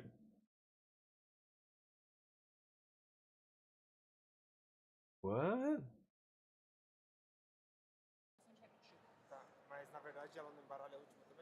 He's got the Portuguese translator there. Just to explain to you in English, I'm sorry. This was supposed to be shuffled. We're gonna shuffle it. Yeah, you shuffle. Yeah. But he drew a card. What did they do with the bottom card? For Joel and our benefit in English. Huh, that's got to be a warning. Missing that land drop really big here from Pedro's side, but hey, you know, with the Manifold Mouse, always super scary, right? Huh. At any point they. Okay. Anyway, the raccoon. Why are you calling him? Because he's got dark circles around his eyes. He needs a new profile pic. This guy. Hey, Alter, what's up? Game rule violation.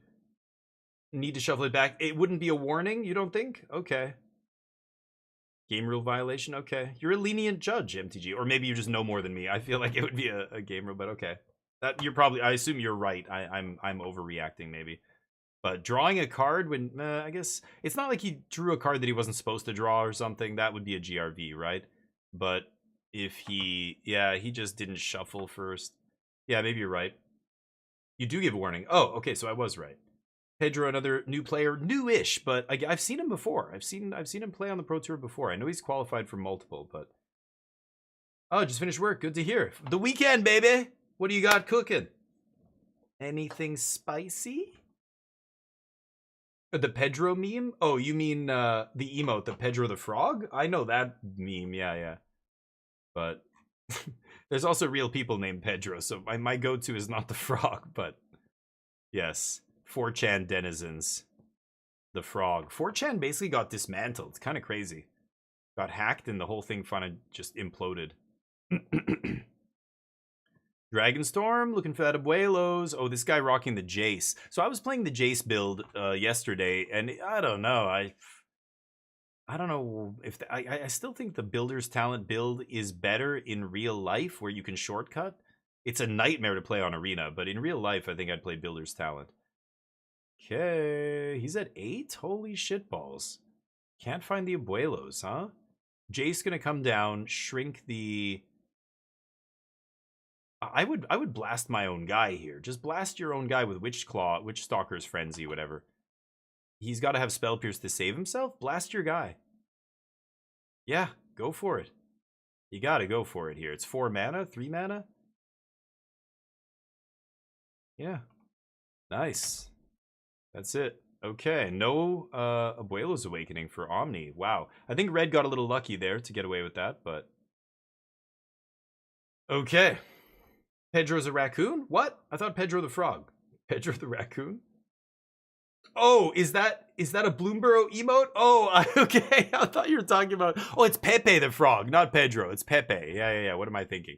Pedro the raccoon from Bloomborough? No, I didn't pay attention to any of that. Yeah, it's not looking great here either, so perfect weekend for video games. Finish the back step. Yeah, nice. Oh, you're getting new sliding doors. Or you need a step for the sliding doors. Sorry, yeah. Okay. Pepe is the frog. Yeah, I'm an idiot. Yeah, I'm an idiot. Moof is like, you, sir, best recognize. Do not offend the frog. He is not Pedro the frog. Who the fuck is Pedro? It's Pepe, motherfucker. Yeah, people don't like when their memes are insulted. Streamer's a noob. I'm a boomer. I'm a noob at Magic because I don't know about Pedro the raccoon. I don't know. Sorry, I'm a big boomer. I don't know my... Oh, I knew the meme. I just the name. Yeah. Oops, I'm an idiot. Step down's too deep. Good call. Fix it. Who the fuck is Pedro? It's a raccoon from Bloomborough, Moof. Know your Magic cards, Moof. You're a noob. I did know what it is. I just said the wrong word. They're both P names. I was like, we were talking about Pedro. I'm like, isn't that the frog? And then, yeah, whatever. I'm not a 4chan denizen, so sue me. The whole front porch and sidewalk redone. What? The sidewalk? Like the cement sidewalk? Why is that, Kigritsky? What happened? Your house exploded? Sidewalk? Earthquake? Kids? Kids with a concrete drill? That sounds crazy. The sidewalk's like pouring cement. That's a big job, right? Oh, so it was a tree. Yeah. Yeah, trees can F up a lot of roads and sidewalks. We have a lot of that in Vancouver. The lockdown looks like it's locking down, yeah, all that stuff. This is how often you'll put the lockdown so that each player can kind of see what's under the lockdown. You know, again, we're not playing on a digital client, so you can't just hover over it and see all the cards spread out. If you clump them all together under the lockdowns, you know, players should know what's under there at all times without having to ask. So a lot of times you can arrange it like this. They both know that all that stuff is locked down. It's just off to the side. So at least they can still see what's under the lockdown there. Red swinging in. Teysa. Omniscience has to put something together here. What does he have? Can't see his hand. Where are those Bezas at? Oof. No play on end step? Interesting.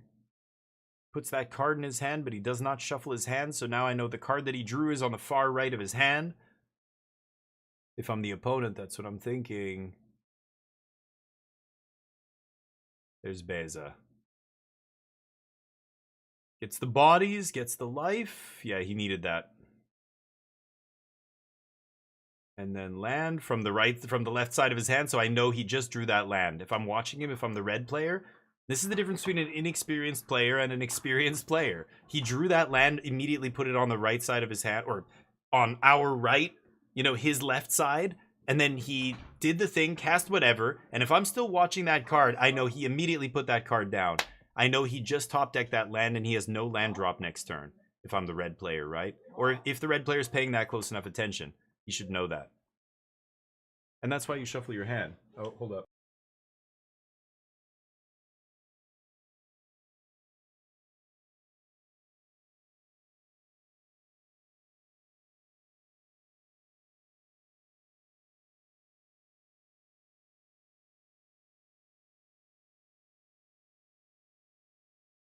All right. Sorry about that. Sorry, what's up? The tree, yeah. What's going on with the lockdown? Yeah. Normally they list the cards in their hand. On the coverage. Yeah, they usually will. But I'm talking about in real life. When you're playing in real life, right now, if I'm the red player and it's not my turn, I'm just watching my opponent. I'm not looking at my hand. I'm looking at their hand, their actions, whatever they're touching, what they're looking at. I'm looking at their eyes, trying to see what they're looking at. Are they looking at the graveyard? Are they looking at my board? What creature are they looking at on my board? That kind of stuff, right? It's the same as somebody hovering over your permanents in Magic Arena, right? Except they're doing it with their eyes. Watching your opponent gives you a lot of information. It's edges that you're picking up in a game of Magic over your opponent. You know, any little edge that you can get is going to push you a fraction of a % closer to victory, right? So not shuffling your cards in your hand is giving your opponent information.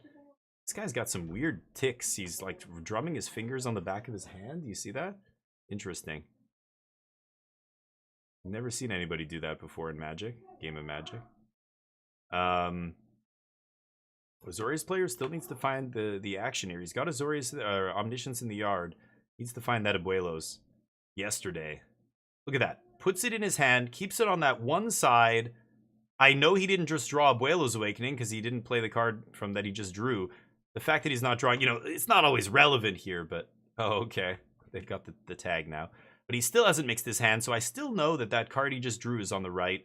Anyway, we knew he didn't have a land last turn because he played the land he just drew. Now he's drawing a bunch of cards, so he could have anything. But anyway, it's that little, like, those little things, those pieces of information that you're giving away all the time.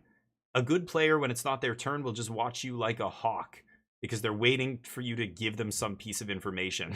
It's hard not to give up anything either. Yeah, he's done. But the guy chases the rabbit. I know a lot of players do that. Chase the rabbit means after the game's over, you look at the next couple of cards to see what you would have drawn if the game kept going. Dangerous habit. Don't chase the rabbit, kids. Poker taught me that. Okay. Ooh. Oh, lizard. Okay, it's not the mouse at least. Omni might have a hope in hell. Okay, so I knew that land he didn't just draw, because whatever he drews on that one side of his hand, right? Like, I can't see his hand, even just as the opponent. If you're watching him draw the card, you know, right? This guy not shuffling the cards in his hand is giving away, he's leaking information.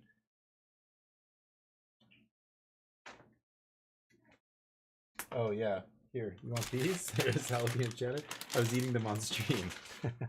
The wife came to get some of those Smackin' sunflower seeds. If you guys want some Smackin' sunflower seeds, we just put them up officially as our sponsor. You can get a 10% discount. Use that link. Put in Damien F16, and they are delicious. My wife loves them. Just ask her, honey, are they good? Did you hear that? I don't know if you could hear that. She said they're good.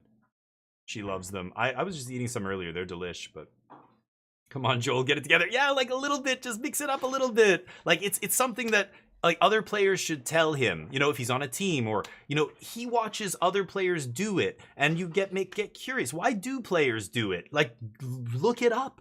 Like, this isn't a secret, and then do it yourself. Like, adopt the good habits that other players, you know, have in Magic. They have them for a reason.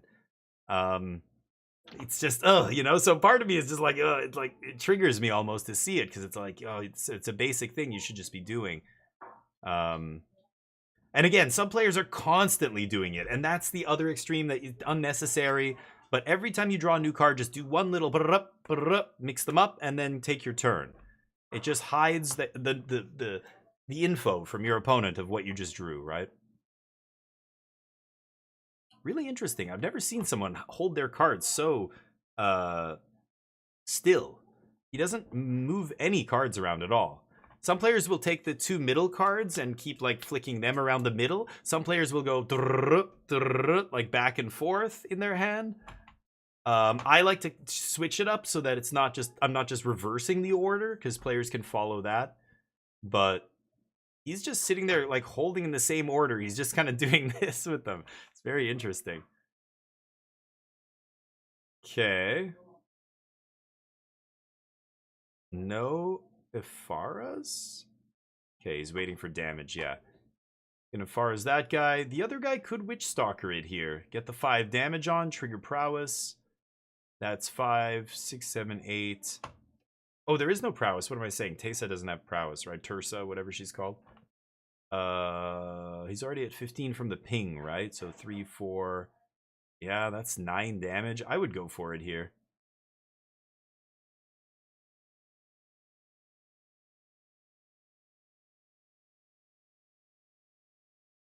Witch Stalker, baby. Do it. It's hard to pass up 5 extra damage here, right? You're gonna lose that guy anyway. Oh, he burst lightnings? Oh, just to trigger. Okay, because you want to shut off Beza, right? So now if the other guy plays Beza, Beza won't gain him any life. So I was gonna go for the 5 damage. He plays it safe so he can replay that next turn. That makes sense. He can play it next turn, swing, hit, and then in the damage step, Witch Stalker Frenzy his own guy, and kill him. Yeah, he has exactly 13 here. Okay, so this Omniscience player has to go off here.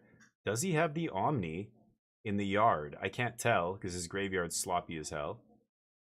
Oh, the Templock? He had an untapped land. It looks like he has Omni in hand. Jeez. Yeah, that's lethal. Yeah. Jeez, rough. Couldn't hear. You got to reach out. Oh, you couldn't hear her say that? She said it was good, but got to reach out to him on Twitter and let him know. I'm never using Twitter again, but I don't want to. I mean, I would if I was his friend. I would if I was, you know, if I knew him, but I wouldn't reach out to a stranger. The only reason I'm even bringing it up here is because I have, you know, I know I'm not trying to attack him or anything or make fun of the guy. I'm just saying it's, again, these things you notice about the caliber of different players. And I love seeing Hall of Fame players play Magic, but watching newer players, like they're very clearly not as experienced in paper. And again, that might be a digital thing, like they're coming up from Arena and stuff. But yeah, it's somebody should say something. I don't know. Favorite is the pen trick. Oh, the pen trick. Yeah. So, I mean, but that's like, yeah, really level 0 trick. And new players will sometimes fall for it, but no experienced player is going to fall for that because it's everybody knows that one, right? But yeah, people still do it. LSV famously did it in the top 8 of a pro tour, but it was a joke. He was joking. Like the guy who he was playing against is another you know, high level pro. He's won pro tours and stuff. And the game state was such that LSV knew the guy had to attack. The guy had to alpha there. You just, you know, the odds of LSV being able to do something is so slim. So he did the trick, and then he went, you know, settle the wreckage or whatever. But he didn't get the guy or anything. He knew the guy had no choice. He had to go for it. So the pen trick is, you know, in real life Magic, you're not allowed to use digital devices to track life and stuff in competitive REL Magic, competitive rules enforcement level. So like the Pro Tour, RCs, RCQs, store championships, you know, stuff like that. Star City Games, you know, Spotlight Series opens, big 5Ks, anything with big prizes, competitive REL. So you have to write pen and paper. Some people use that dry erase board, you know, to track their life. Sure. Either way, the pen trick is when your opponent goes, okay, go to combat. You say, okay, I attack with this, this, and this. You go, okay, a block. And then you go over to your thing and pick up your pen. And then the other guy goes, damage? And you go, oh, before damage, I'm going to do this. And then, like, the pen trick is to basically mislead someone into thinking you're going to go to damage. And then they know that if you go to damage, they can't have a chance to respond. So they take their last chance to respond. They play a Monstrous Rage or whatever. And you go, oh, actually, I'm going to, you know, use a removal spell. Like, you have the removal spell, you know they have the Monstrous Rage, you use the pen trick to make them think you're going to the damage step, because you're like picking up your pen, like, okay, how much damage am I gonna take? You don't say this, you just pick up your pen and act like you're gonna, you know, take damage, and they go, pump, to kill you. And you go, put down the pen, pick up your hand, I kill your guy in response. So you were never planning on taking the damage, you just want to get that pump spell out of them. That's the pen trick. You're basically trying to mislead your opponents into thinking that you're going to take damage. You're going to go to the damage step. And instead, you have a trick you want to play. So it's a really easy trick to see through. Most players know the pen trick is not, it doesn't work on experienced players. But it definitely works on your average, you know, FNM level player. Like, you can still fool people. A lot of people don't like doing that. They call that angle shooting. Like, there's a gray area in Magic where it's legal. There are things you can do that are legal, but they're very shady, or they're like frowned upon from a sportsmanship perspective. But that's a really slippery slope, and it gets very complicated. That's why we call it a gray area, because it's not clearly defined. I mean, if something is within the rules, it's legal. It's allowed. There's nothing wrong. Like especially at the end of tournaments, when players intentionally draw a tournament in order to get to they draw with each other in the final rounds to get to the top 8 of a tournament. I know a lot of new players hear that and they go, "What? That's fucked up. Wait, what? These people are just agreeing to draw their round just so both of them get in the top 8?" And you're like, yes, it happens at every single big tournament. That rubs people the wrong way. Like, even that's kind of like, should that even be allowed? That's almost like collusion and shit. You know, like, people don't like that. I get that. But you have, like, Pat Chapin is a famous example. He would do anything like that to win. So there's famous, you know, pro tours he was in. I'm mentioning him because somebody said he was in this tournament. Pro tours he was in where he said like the fear one. The other guy, the opponent has a creature that has protection from black, and I have what did he have? He had some kind of creature, and he said he cast the black X sorcery that gives fear to X number of creatures. So he had a bunch of creatures on the board. And fear doesn't exist anymore as a keyword, but fear used to say you can only be blocked by... he had the pro black creature. Sorry, he had Colossus. He had not Cultivator Colossus, whatever that other Colossus was called. It was like a 4/4 changeling that had pro black. And so he cast a spell on all his creatures to give them all fear and make them unblockable. But his biggest creature had pro black. So he said, "I'm casting fear on all my legal targets." And the guy just went, "Oh." And then he went, "I attack with everything." And the guy just thought he was dead and he scooped. And because of the way Patrick Chapin worded it, and he said all legal targets, the other guy was like, "Wait a minute." After the fact, he was like, your guy had protection from black. You couldn't target him. And he's like, "Well, I didn't target him. You just didn't block him because you thought I did target him because of what I said," basically. That's a really shady, angle-shooty kind of way. And this is why words are important, and Magic, the language you use is very important, especially when you're at a high level, especially when it comes to prize splitting and scooping to each other. Like, be very careful. You call a judge over and make sure you don't say anything that is going to get you disqualified from the tournament. Like, it's that kind of stuff gets really very specific with how you word things. But even in the game, there was a guy who famously lost a match.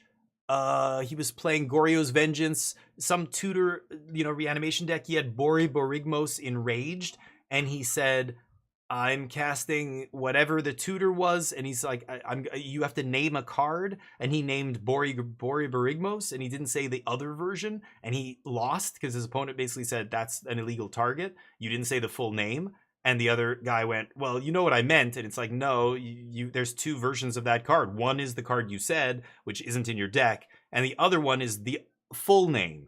And the guy lost. The guy who went to tutor, the judge ruled, yeah, you didn't name the right card. Like, things like that. You have to be very clear about, Magic when you're speaking in a game. Those are just two examples. There's many, many examples of angle shooting. Yes, Kagritsky. So that's right. Now there's a bit more like, there's less may triggers. There's so many more triggers that are mandatory. Everything back in the day used to be a may. Almost everything was may. You may do this, you may do that when things triggered. And it was so easy to miss that stuff. And in that case, you miss it. It's a may. But with the mandatory stuff, like, yeah, do I have to remind my opponent? Like, if it's a beneficial trigger, if it's a bad trigger, like, it's a lot more complicated now. But anyway, these are the cards rotating, I guess they're talking about. Yeah. That's capital use on my calculator. Line, it's always interesting what situation you tell someone we could see their hand. Oh, yeah, sure. Yeah, if they're flashing their hand and they don't even realize it. Ugh. I mean, I don't say anything. You're a fish. That's the difference between a player who knows what they're doing and a player who doesn't. It's just like Magic. When I talk about sloppy play, people who are sloppy with their chips, people who are sloppy with their cards, the way they move their chips into the thing. Some of it is deceptive. Some of it is people deliberately being sloppy to cover up shady stuff. There's that aspect, which, you always have to consider. But also, I think there's a lot of players who are just sloppy players, and if they flash their whole cards or like one of the cards, then, I don't say anything. If it's the dealer fucking up and the dealer randomly flashes the bottom of the deck to somebody, I stop and go, excuse me, do not lift up the deck like that again, or use a shoe or something, because you just flashed the, I saw it, it's a 9 of diamonds. I know he probably saw it, he didn't say anything. We just saw the bottom card, dude. You know, if it's the dealer, I say something. But if it's a player doing that, I'm just gonna be like, you know, if it's so bad that it's like half the table can see, I'll be like, dude, you're flashing your card at everybody. But if I catch a glimpse, I'm not telling anybody shit, move. I don't think that's gray area at all. But I'm not deliberately trying to mislead someone. I think that's the difference. Like the Pat Chapin thing where he said, all my legal targets get fear. He knew exactly what he was doing. The way he worded it, he was deliberately trying to get his opponent to think that he targeted all of his creatures. And that way the opponent would just assume he was dead. That is shady. That's a big difference. You're knowingly misleading someone. It's the difference between murder and manslaughter, right? There's a big difference. And if there's motive, if there's deliberate action there to commit the crime, that is far worse than, you know, oops, I accidentally drew one extra card or did this or whatever. Like, to me, that's English shooty as shit. So I don't know, where do you draw the line? There's people who do really crazy rules lawyery garbage like this to, you know, gain an advantage. I mean, look at Tomohiro Saito, one of the top pros in the world. He got banned from Magic for 18 months. He got banned for a year and a half. Guess what for? Fixing his deck, cheat shuffling, the drawing extra card? No. The clock. Gaming the clock. Delaying the game, taking forever to take actions, taking an action, undoing it, like doing things to slow or speed up the game to favor him when the clock was running out or whatever, right? And it got so bad that he got a ban, a 1.5 year ban for that, which is crazy. I've never heard of a pro. He was like super high level, top of the game pro, best in the world guy. And he got a ban for that. I was like, holy shit balls. Like, that's the level of people, like the stuff that people will do to win, the angle shooting. I think that's too much. Wizards agreed. They banned the shit. They banned him for 18 months. It was wild. But other stuff is obviously cheating, but it's that gray area of like, yeah, is this person just thinking or are they wasting the clock? Like, if you ever think that your opponent's doing that, call a judge. Ask them to watch your game and make sure both players keep up the pace of play. Say something like that. Don't say, watch my opponent, he's slow playing. Be like, can you please watch the game to make sure the pace of the game is kept up? We have 10 minutes left in the round. The judge will say, yes, I'll watch this game. And the judge will say something like, you know, do you have any plays this turn? You've been waiting, you've been thinking for 1 minute. Like, he might prompt a player to play when they're delaying like that, right? Hey, PVDDR, 17 top finishes. Hall of Fame. He's an insanely good player. One of the best players of all time. In the conversation, top 5. Most people put him in the top 5 of all time. Jeez. This guy's got his work cut out for him. In Constructed, God, there's fewer players I'd want to sit across from at the Pro Tour. And you're like, wait a minute. I thought you were retired, motherfucker. What are you doing? I gotta play against you? Can't you just go to bed or whatever? Like, stay out of this game. God damn it. You're gonna kick my ass. I don't like it. Yeah.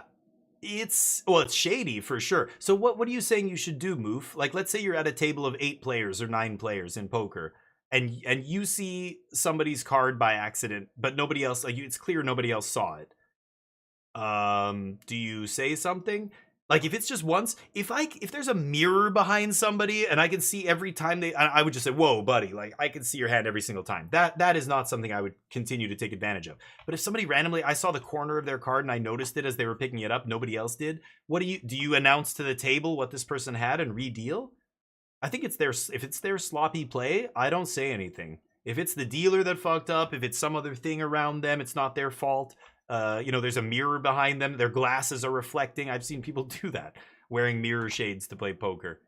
Then I would say something, but not if it's just a random flash. So what do? Do you say something to the whole table and be like, I just saw this person's card, let's redeal? Am I in the hand? What hand? What? Are you in the hand? What are you talking about, MTG? In what hand? PVDDR. Playing Marauding Mako? Wow. Fear of missing out? What is this? Oh, this is the other version of... Yes, this is the non-Corey Steele, the Agatha Soul Cauldrons version. Right. Very interesting. About this. And he's like, you get a lot of the same matchups that you get with Is It Prowess, but you get to really improve against Omniscience decks because the Cauldron is also a hate piece against them, as you just get to eat the enchantment from their graveyard. Right. So it ends up being a big advantage in that matchup specifically. Very interesting. What we're playing against? 4 Winter Night stories? Oh no. Founding? He's playing the old ass Founding version. 2 Overlords. Yeah, it's an open decklist tournament. I think that's why you see Founding, whereas on Magic Online, you don't see people playing Founding. It's open decklist, and if they're playing some goofy shit, then, like, you know, one of these other weaker, like, doesn't just win the game on the spot kind of cards, it's much worse, right? Interesting. Oh, if you're in the hand, sorry, the poker situation. Yeah, if you're in the hand. You would say something really interesting. I think if it's, yeah, sorry, I missed it. I think if it's friends, if it's people I'm just friends with, I would say something. If it's at the casino or something, or if it's in a group of strangers, I don't say anything. I don't know. So there's my, yeah, very interesting. Our lines are different. Now, maybe I'm a shady person. Maybe I'm a sociopath. Maybe all of you are watching a sociopath right now. Think about it. It makes sense, doesn't it? He's a psycho. He's that dark triad personality traits. What is it? Sociopath, psychopath, narcissist, narcissism. That obviously narcissistic. Look at this hair. People accuse me of dyeing my hair. It drives me crazy. I spend 5 minutes. People accuse me of spending an hour in the. They're like, you must spend an hour in the bathroom every day. I'm like, I spend 5 minutes. I don't know.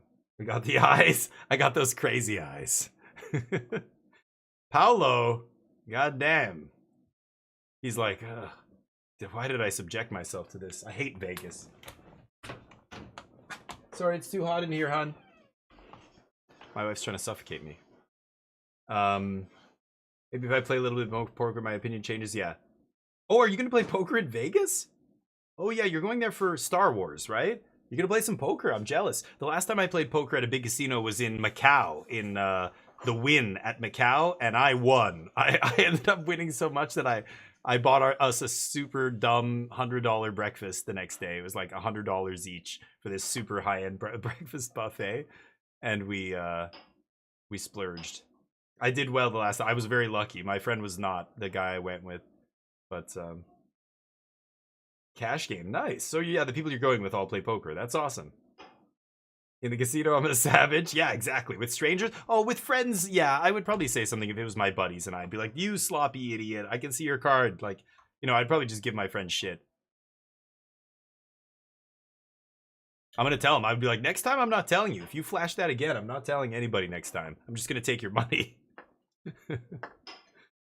Planning the splurge. I love to hear it, MTG. Do it. You don't have many chances, right? When in Vegas and all that. Just, keep the needles out of your arm and keep the sexual workers off your lap, unless you double wrap. That's how it goes, okay? Double wrap or off the lap. That's it. Is it like a cash game? No, is it limit or no limit? 5 cent, 10 cent, but no limit could still get interesting. That's very low though, yeah. I mean, is it limit poker you're playing? People play limit poker, and that's just a grind, but yeah. Went up to 60. What went up to 60? Like the pot? Or people could buy in for 60 and that's it? I prefer no limit as well, yeah. It was no limit. Okay, yeah. Yeah, that's pretty fun. So did the blinds go up? It wasn't a tournament, it was just a cash game, right? So it stayed at 510 the whole time? Left to 60? Good. Oh, plus 60. Nice. Yeah, that's good. I like tournament poker. Like, I enjoyed playing tournaments where the blinds would go up and force people to not be rocks. But, yeah, cash games are fun, too. Good poker? I have no idea. I don't think I've ever played here. The last time I played was in Asia. But, I imagine you could play it at every casino here. Yeah, I haven't been to a casino here yet. I just have no desire to go anymore. But, yeah. Korea was very interesting because in Korea there were casinos and they had poker, but Koreans can't go to the casino. So local people couldn't gamble, so the only people you were sitting at the table with were tourists, US Army soldiers, English teachers like me, or you know, whatever. At that point I wasn't teaching anymore, but you know, like expats and stuff, and like traveling businessmen and shit like that. A lot of them are just there to have a good time, tourists. So it's a very soft game if you can get into a poker game. That said, No Limit Poker was only around for about 2 years or 3 years, and then all the casinos basically got rid of it. I think only one, the Walker Hill Casino, has No Limit Hold'em, but it was a $1, $2 game and a $2, $5 game, which got crazy. There were people throwing hundreds of thousands of dollars onto the table sometimes. There's some crazy stories from poker. Old Dirty, what's up? Foreigners, yeah, exactly. You know. No blind increase, force the blinds. You indirectly just you're every round. If it's too cheap, people are just gonna raise like 10 times the size of the big blind every round pre-flop, right? So yeah. River Rock and Edgewater. Oh, good. Moof. Wow, I didn't know you knew anything around here. You're serious? Wow, cool. You've been playing poker around different places? I didn't know you were so into poker. That's sweet. I've never been to the casino here yet. But interesting. It's 5 o'clock. I guess we're watching the whole thing here. There's one more round after this, right? I want to see this Agatha Soul Cauldron deck do its thing. We've got one Omniscience in Exile.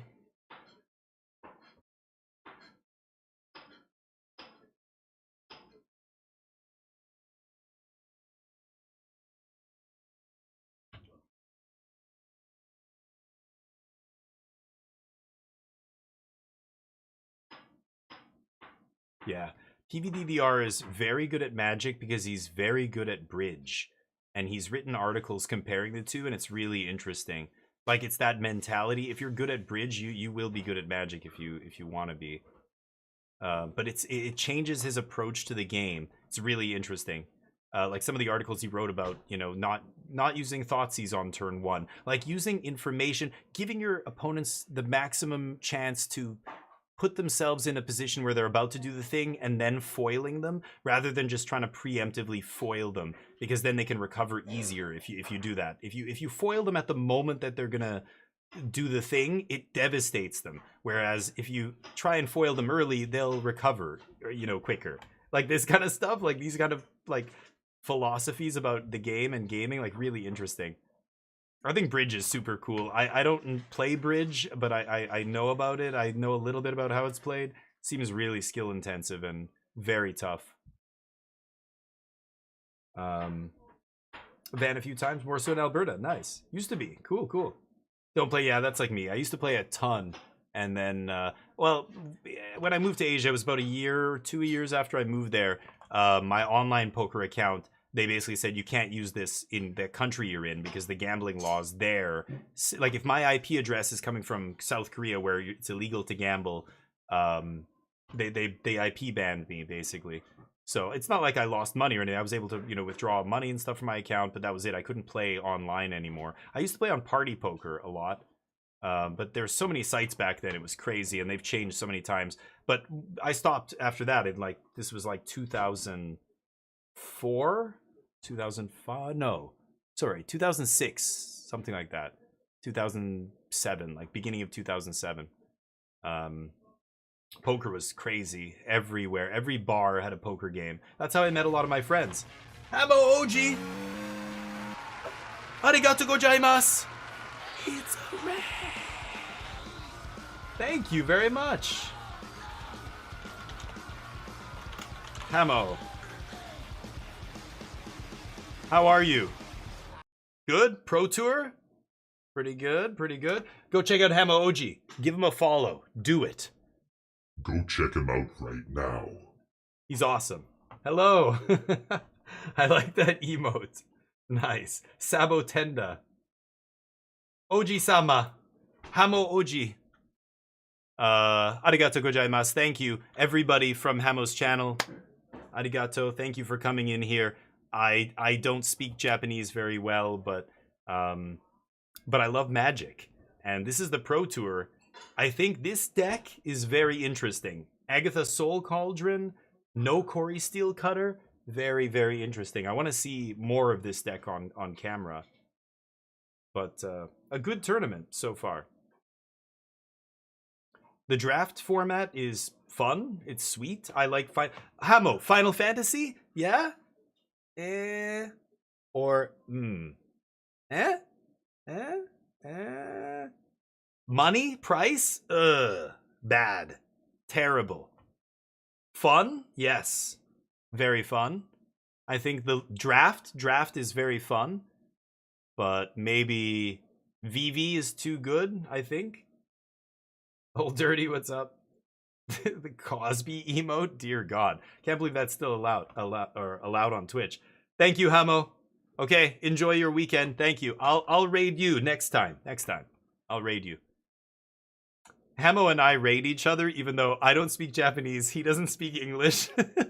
But he raids me and I raid him. It's great.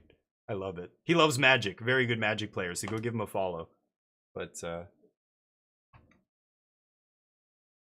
Paulo Vito Damo de Rosa is back. Been a long time, but I love seeing really good players play this game. Okay, he takes game 1. Ooh, Get Lost the Shark. Gives him some maps here. Okay. I bought an FF booster box. Nice. Collector or play booster? Collector booster? Also, everybody in the chat, I'm going to get a drink. You look beautiful. Thank you, everybody, for hanging out with me today. We're going to be watching more Pro Tour, and then I was going to play Claire Obscure, but be right back. You look beautiful. You look really good.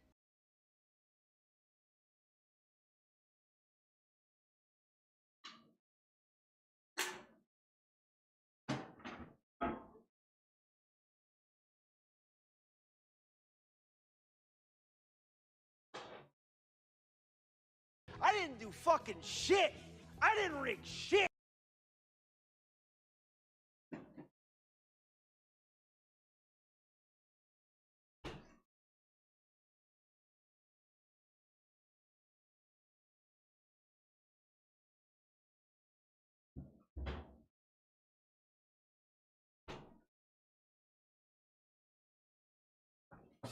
Okay, sorry. Snoop, what's up? Didn't beer o'clock since I walked out of work on a Friday. I wish. I'm gonna go see Jim tomorrow. It's Jim's 70th birthday, so Terry and Jim are having a barbecue. We're gonna go over there and drink a bunch. So I've got to go to the liquor store. I'm dry here. I have nothing left. I've got to go grab some. I don't know. I'm gonna get some wine or something. But isn't it crazy, Snoop? This is what I was worried about. This is what I was telling people. It's like, Universes Beyond, you're going to have a whole bunch of players who aren't Magic players buying the product along with the average Magic player. It's just going to make it crazy expensive. Demand's going to be through the roof. Supply is going to be low, so there's going to be tons of scalping, and it's wild. It's like over it's $1,000 for a collector box now. Is that what I'm hearing? It's crazy. But even the base set, like the play booster boxes are like, well, last time I checked, they were 30% over market, but they could be even higher now, I guess. Ooh, there's the counter. Yeah, watching the PT here. How's life, dude? What's new? Hopefully the fam is good. Hopefully the weekend looking nice. It's gonna be cloudy and crappy here, but I'll be at a 70-year-old's birthday party, so it won't be too exciting anyway. I don't mind. But anyway, I can't wait to see everybody this summer. It's gonna be awesome. Your brother's wedding is gonna be awesome, and Nicole's. I don't know if you guys are gonna make it all the way to Nicole's, but hopefully you do. So the Omni deck sides in Ghost Vacuum? Is that what I'm seeing here? Wow. What's up with that? Because of Agatha's Soul Cauldron? Weird. And the flashback spell. Okay, Winter Night Stories.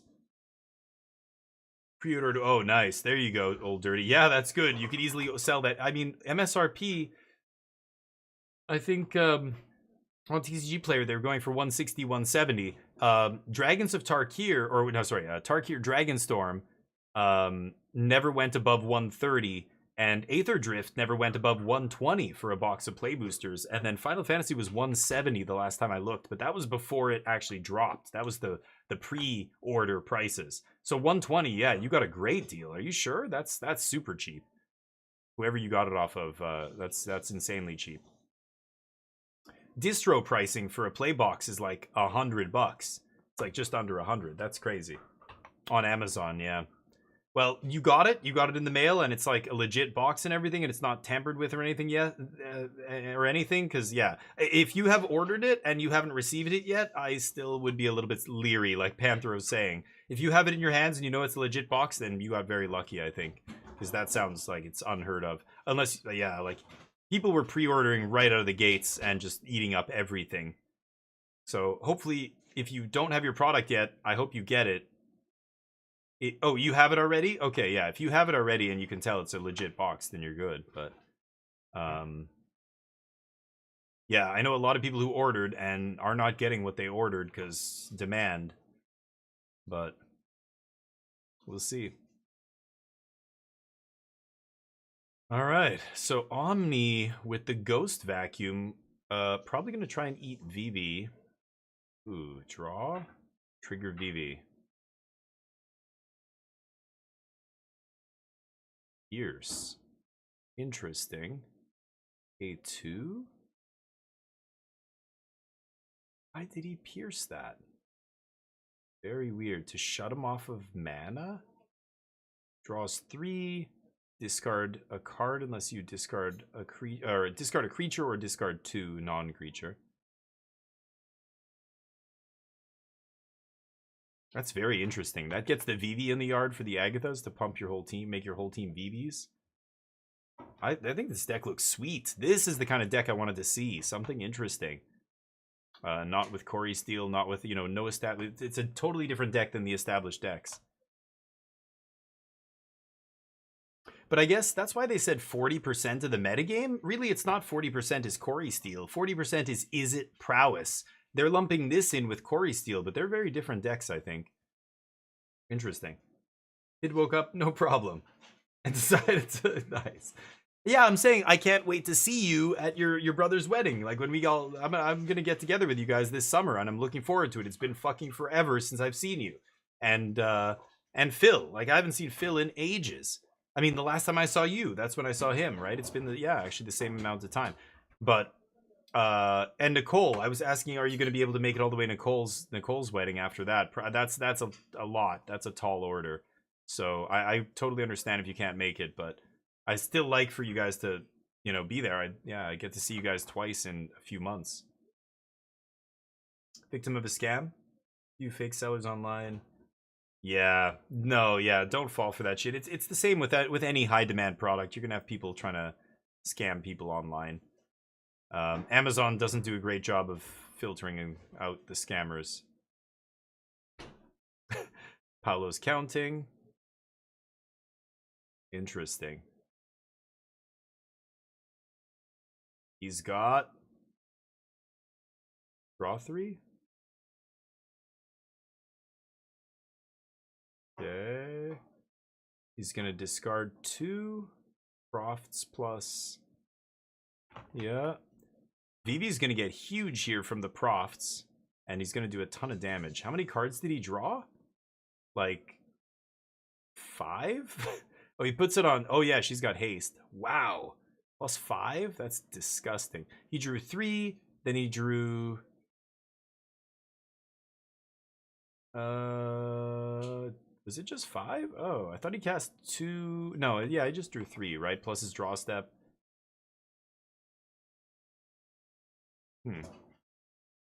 Nice.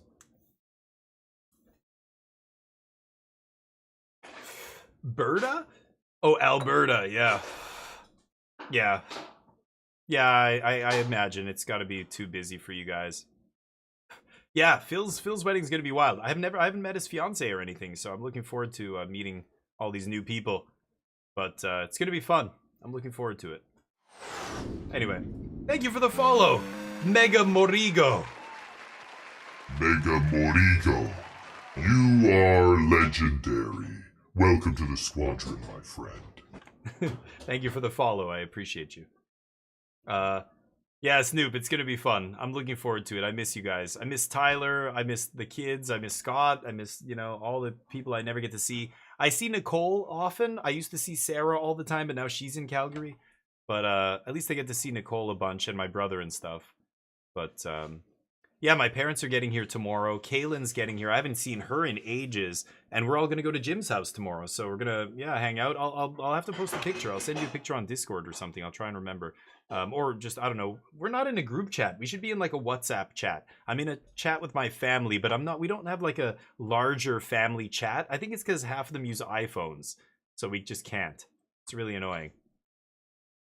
But I'm an Android guy myself, but man, moving back to North America is weirdly Apple-pilled.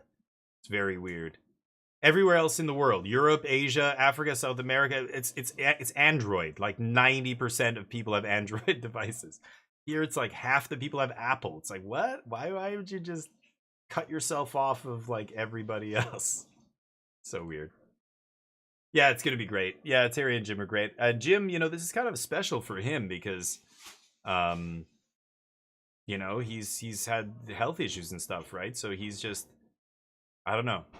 Yeah, I wouldn't be surprised if I want to ask him about this, but you know, I wonder if he thought he was even gonna make it to 70. I bet you there was a part of him that was scared he wasn't. That's got to be, you know, yeah. They're getting old, all of our fam. So got to spend as much time with them as we can before it gets to the point where we can't, you know. Anyway, Magic. What are the basics Paolo's running? God, he's got garbage basics. He just does not give a fuck about his basics. I see like an Ice Age island. Is that an Ice Age basic island in his hand? Can't believe he's just using like Dragonstorm, Tarkir Dragonstorm basics or whatever those are. He's just like, I'm coming out of retirement for one tournament. I don't give a crap. I'm not bringing my own cards. I'll just get whatever off a dealer. Get some draft chaff off my friends. Yeah, I'll let you know. All right. Bouncy bounce. Bounce the ghost vacuum. Interesting. He eats the crofts. Okay. So now he can give Tursa the abilities of Vivi. But he can minus Tursa to make 3 mana, basically. Yep. Yeah, he gets a counter, and then she can minus to make 4 mana here. So the other guy's at 8. He just has to play a couple spells. And then fling. Yeah, triggers.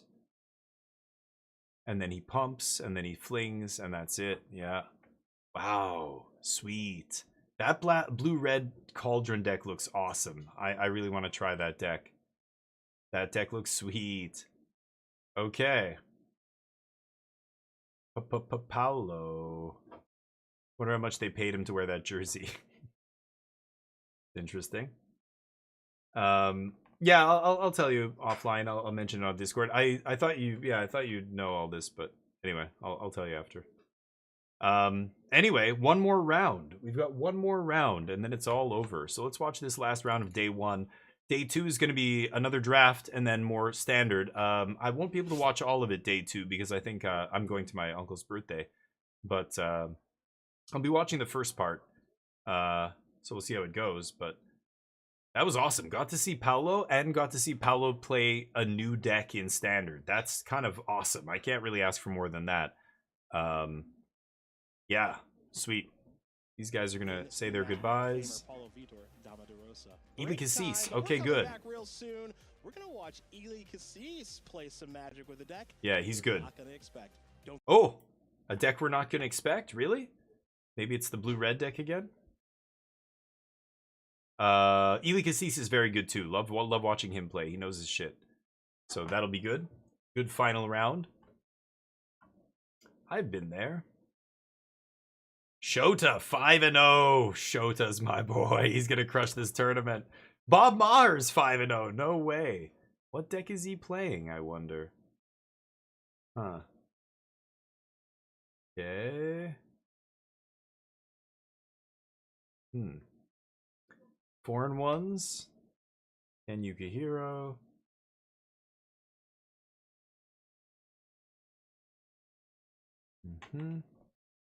Lots of foreign ones.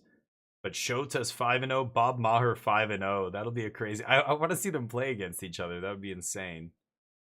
But yeah. Vegas is wild. I'd love to see, like, go to a concert or something in that giant bubble or whatever. I drove past it so many times when we were there for the MagicCon Vegas a couple of years ago. Every time we took an Uber, we went past, basically, you could see it. But yeah.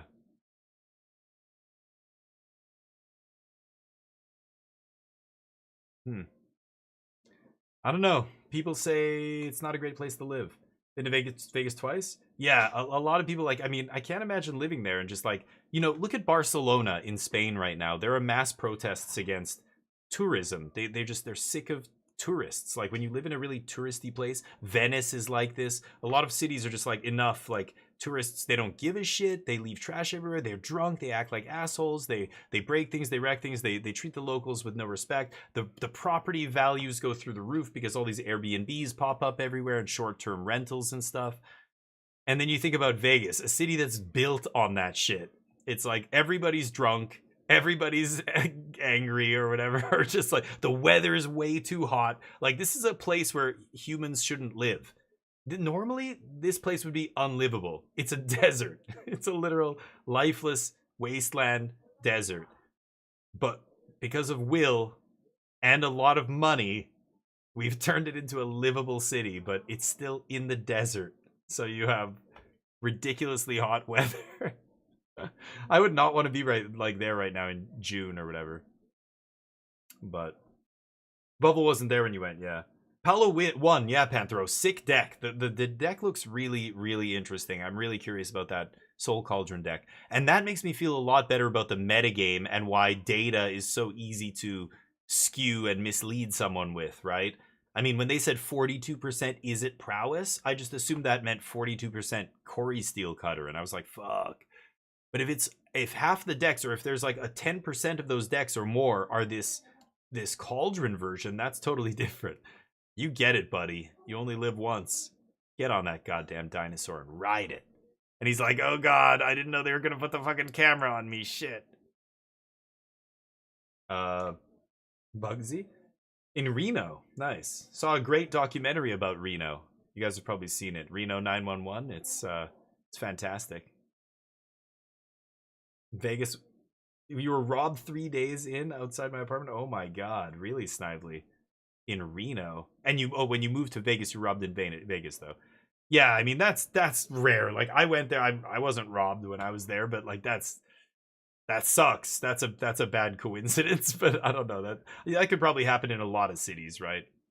American cities, I would imagine. It was at gunpoint?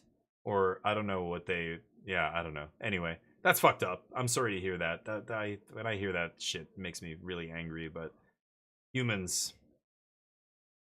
The movie Bugsy. Yeah. Yeah, wow, at gunpoint. That's insane.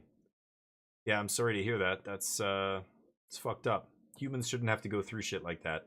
I had a buddy who had a knife put up to his throat in high school, and it like fucked him up a little bit. Like after that I don't know. He acted weird. He acted different. I think it really, really affected him. Like, it shook him. I've never had a gun stuck in my face, but I imagine it's an experience that haunts you for a long time. There's psychological trauma that goes along with that, knowing you're a little flick of this person's finger away from almost certain death. That's fucking ridiculous that people just randomly pulled guns and shoot guns at each other, like road rage incidents and stuff with guns. Like, what the fuck are you thinking? Shooting guns at people because they were slow at the drive-through or whatever, or on the road they cut you off. Turn 1 Elves. Yeah, what is he playing? Oh, Golgari Roots, yeah. So the Roots deck's interesting. They picked up Diamond Weapon, big, huge dork that gets to be played for 2 mana and basically can't be killed in combat. So it's just the big, you know, over-the-top card against red, right? Red just can't beat a Diamond Weapon. But Against everything else, yeah, town greeter. What is this? Dragon sniper. Wow. Really? Holy cow. Double dragon sniper. Oh, this is game 2. Okay, this must be a sideboard card. Okay. Yeah. There's no way that's in the main deck. But yeah, green black roots. So they got that. They got the town greeter. Town greeter is really good in this deck. It mills, it gains life, it's a body in play, it puts a land in your hand. This deck doesn't play many lands, right? The Golgari Roots deck, maybe 20, something like that. 21. Dude is a moron, took my wallet, tried using my card at a restaurant, see that a money card called me. Good. And they arrested. Good, Snively. Justice. That's good to hear. Yeah, I remember. I saw Bugsy with Warren Beatty. Yeah, I know Bugsy. Why are you posting the thing about Bugsy? Because of Vegas? Or what? The movie about the guys who built Vegas and stuff. Yeah. Is that what you're referring to? I know the history of Vegas and stuff. But yeah. Yeah. The guy, yeah. I know what you mean. Yeah, that was just one movie. There's great documentaries and stuff and all kinds of things about how it was built. It's crazy. But I mean, wasn't Casino kind of the same thing? It came much later, but same idea. Mob building casinos and stuff and going as far away from law enforcement as they could. We're just going to make our own city where the laws are lax and prostitution's everywhere and we can have alcohol, drugs, bars, gambling, you name it. Let's find a governor who's willing to allow it. Let's find a governor who will love all the money that we're going to give him. Korea is really funny like that too. Like they banned, gambling for everybody in the country. It's illegal to gamble. Except in this one place. They just basically created this no inclusion zone and said this place is allowed to have a casino. And it was like, wait, what? So that casino became so crazy popular, and the stories that I heard about that place, and there were like special taxis you could take because it was like a 2-hour drive from Seoul. So there were these special taxis that would speed. They would break the speed limit and go super fast and get you there super fast and stuff like this. You'd pay extra. It was crazy. In a country where you can't gamble, they just, like, corruption. Just somebody was like, yeah, I'm just going to bribe whoever, and I'm going to build this thing, and they're going to change the law to accommodate it. And it's like, wait, but then what's the point of the law? Like, why do we even have the law if you're just going to... Macau is like that. If you're Chinese, it's illegal to gamble. But then there's Macau. Macau's a territory. It's got different laws. So when I was in Macau, it was like Vegas. It was crazy. It was like massive casinos, the strip, like everything's opulent and gorgeous and dumb. Like it's this little tropical island that's just turned into Vegas. But it's because, yeah, Chinese people can go there and gamble and it's legal. So loophole. So much for laws. But anyway, when you restrict it like that, it just becomes degenerate. Like, people are crazy. I imagine in Vegas, I mean, there's a lot of degenerate gamblers, but there's probably a lot of people who gamble responsibly, or I don't know. Maybe. It was started by the mob. Yeah. All mob money. Yeah. PV1 Jub. Yep. Yeah, it was sweet. He's still good. Still got it. So, we've got token on one side. This is the squirrel that gives everything in the graveyard flashback, basically, except you can pay you forage in addition to its other costs.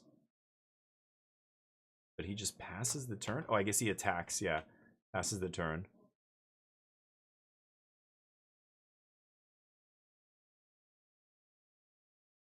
Ely Cassis. Very organized. Always plays tight. What are those? Tempest basics? Respectable. Old enough that they've got some pedigree.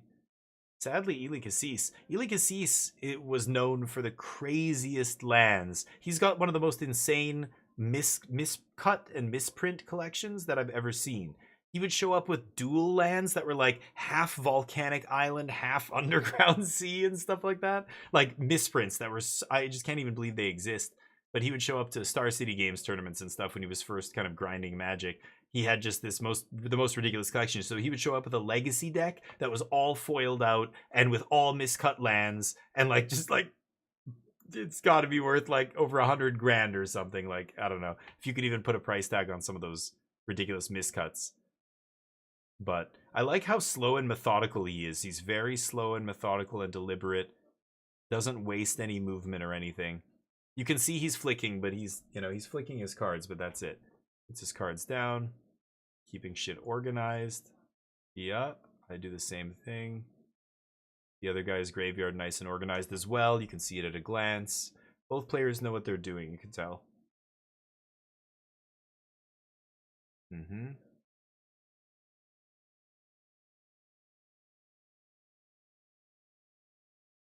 Got the old school ops, but the no old school sleight of hand. Got to go for the Portal 3 Kingdoms sleight of hand, man. Come on, those whiteboarded sleight of hands look fugly. It's got the OG ops, but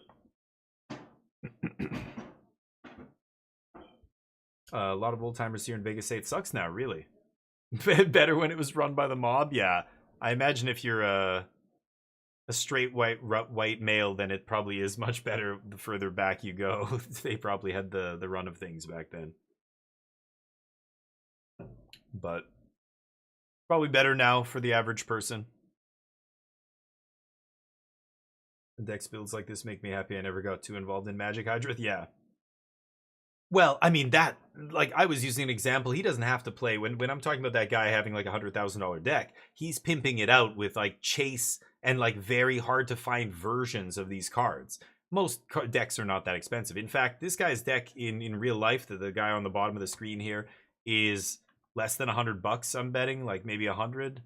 Actually, Bale Merc is a little bit, so maybe 150. Everything else is really cheap in his deck. The other guy's deck, same thing. I mean, the VV is expensive. One card's kind of expensive. Everything else is pretty cheap.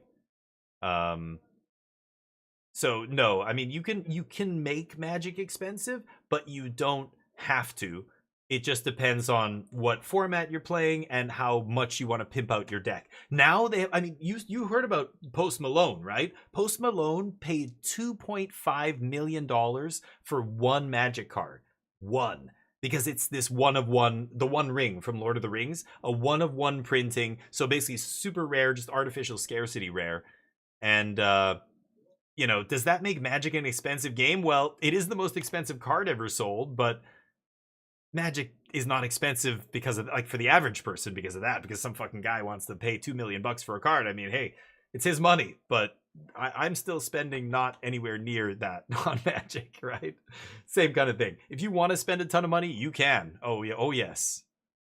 Who dat new phone? It's Post Malone, you know? Yeah. I assume you're joking here, but Shocks back in Standard. Yeah, Zorak, it's an interesting one. That's the big one right now. That was a bombshell.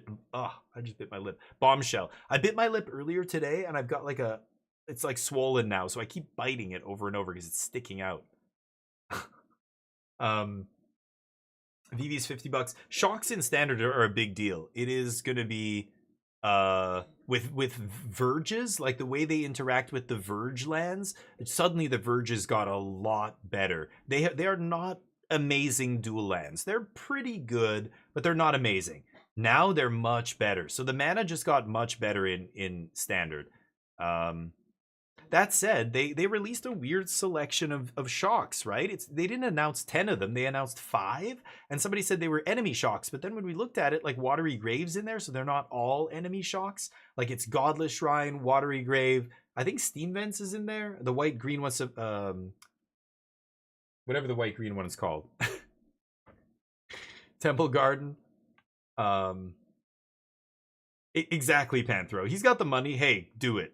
You know what? It draws attention to the game I love. Maybe that gets new players in. Can't be a bad thing, right? No press is bad press. Not in 2025. Paris Hilton laid the foundation for that. She proved that the shitty things about you can make you famous, and then you're bankable, and people can make money off you. What was that show she had where she was just like acting like herself and she's a complete fucking moron and people would just go, oh my god, she's such a fucking moron. And then she has a sex tape come out and boom, that's it. She's just everywhere. Everybody's talking about her. So weird.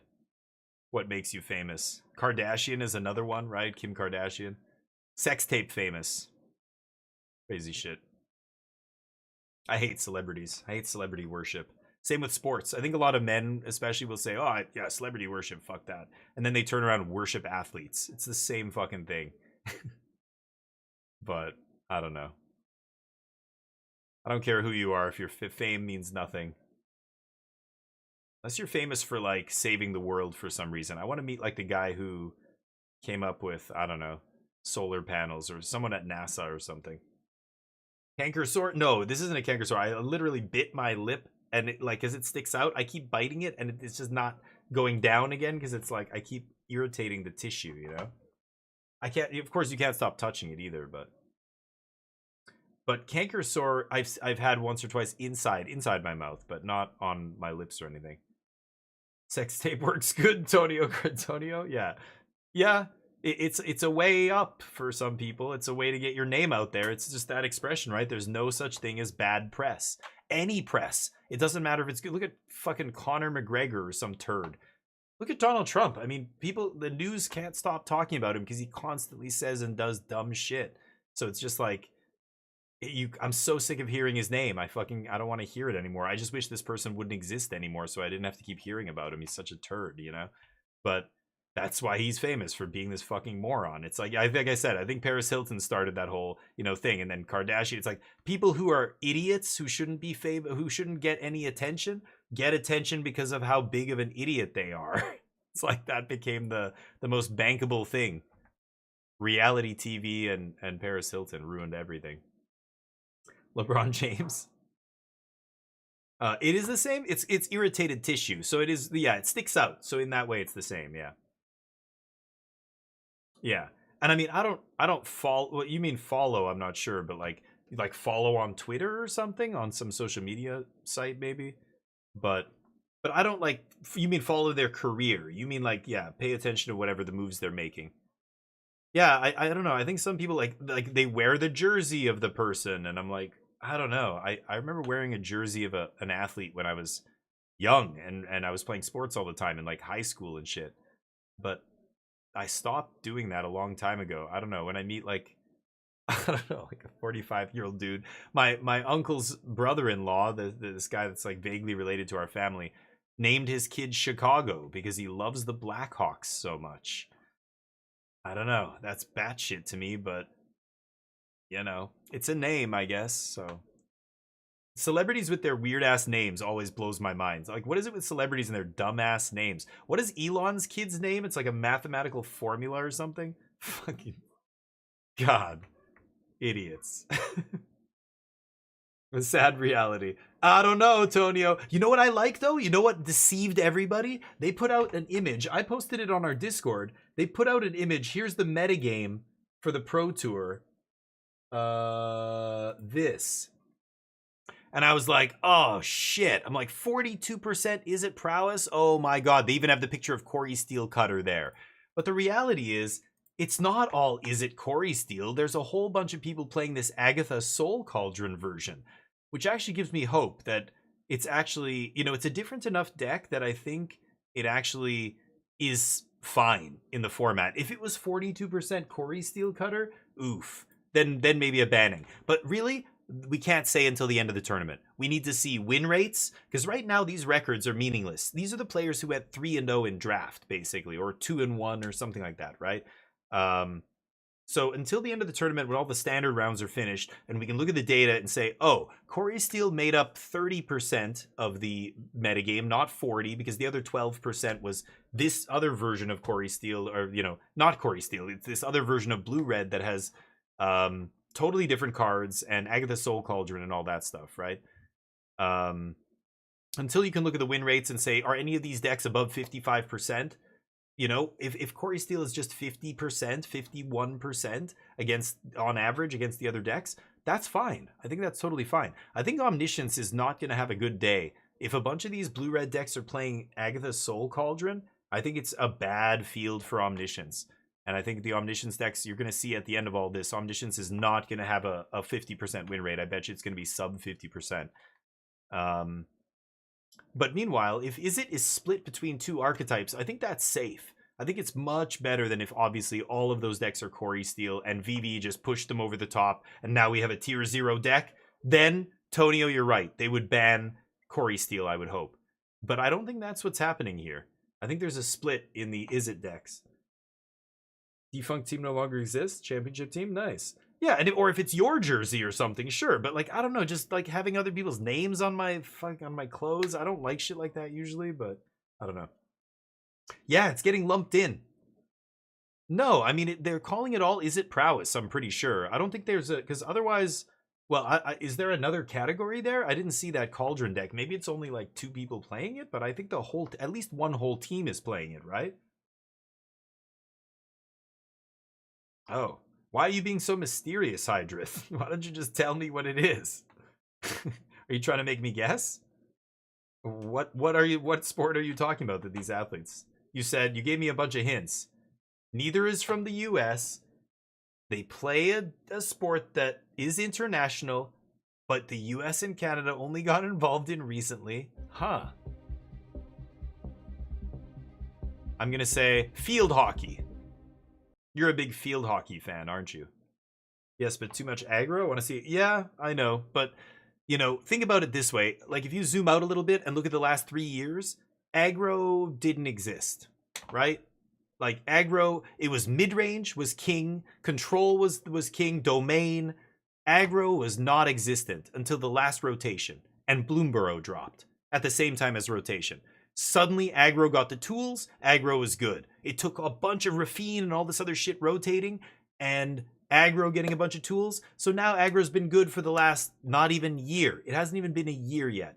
So, yes, I agree. Aggro is very good right now. Aggro is the best archetype in Standard.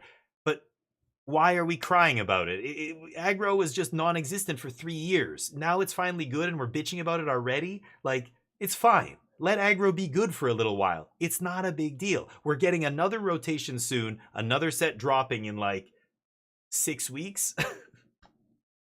In 6 weeks, 7 weeks.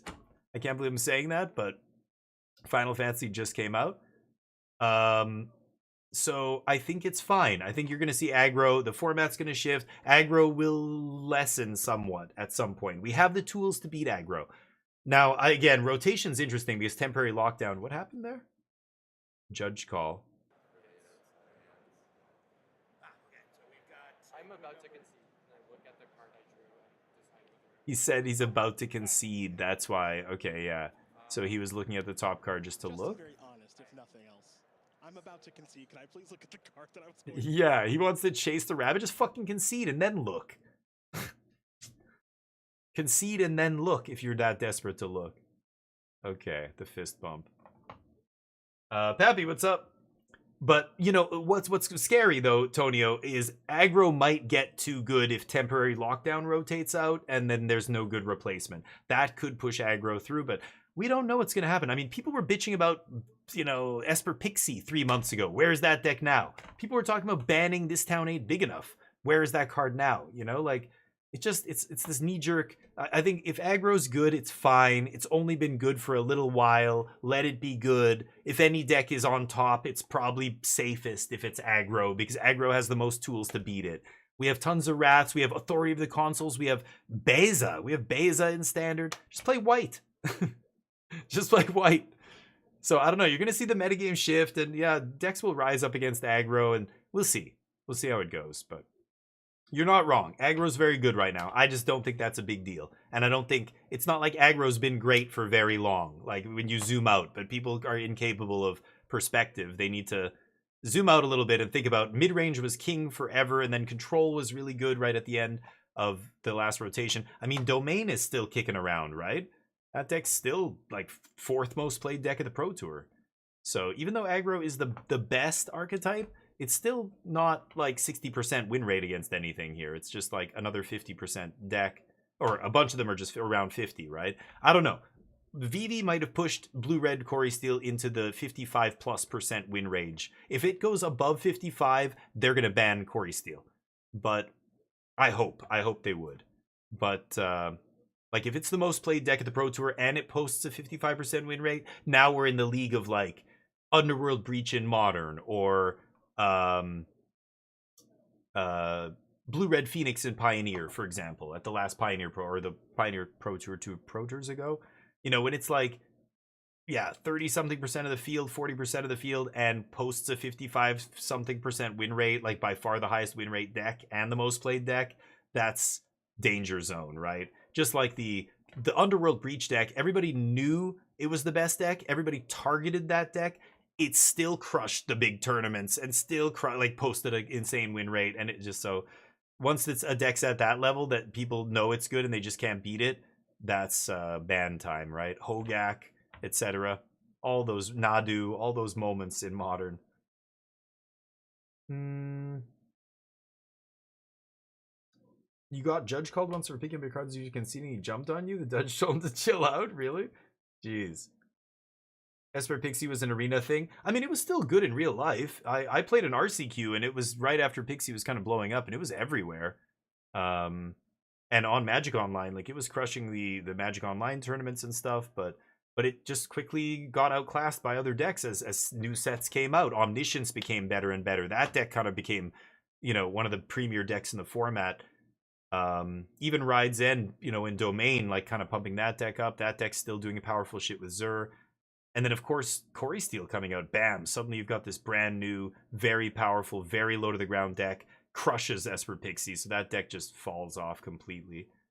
But I loved seeing this Cauldron version. Fascinating. I want to see more of that deck on camera. What is this guy with the upside down cards in the graveyard?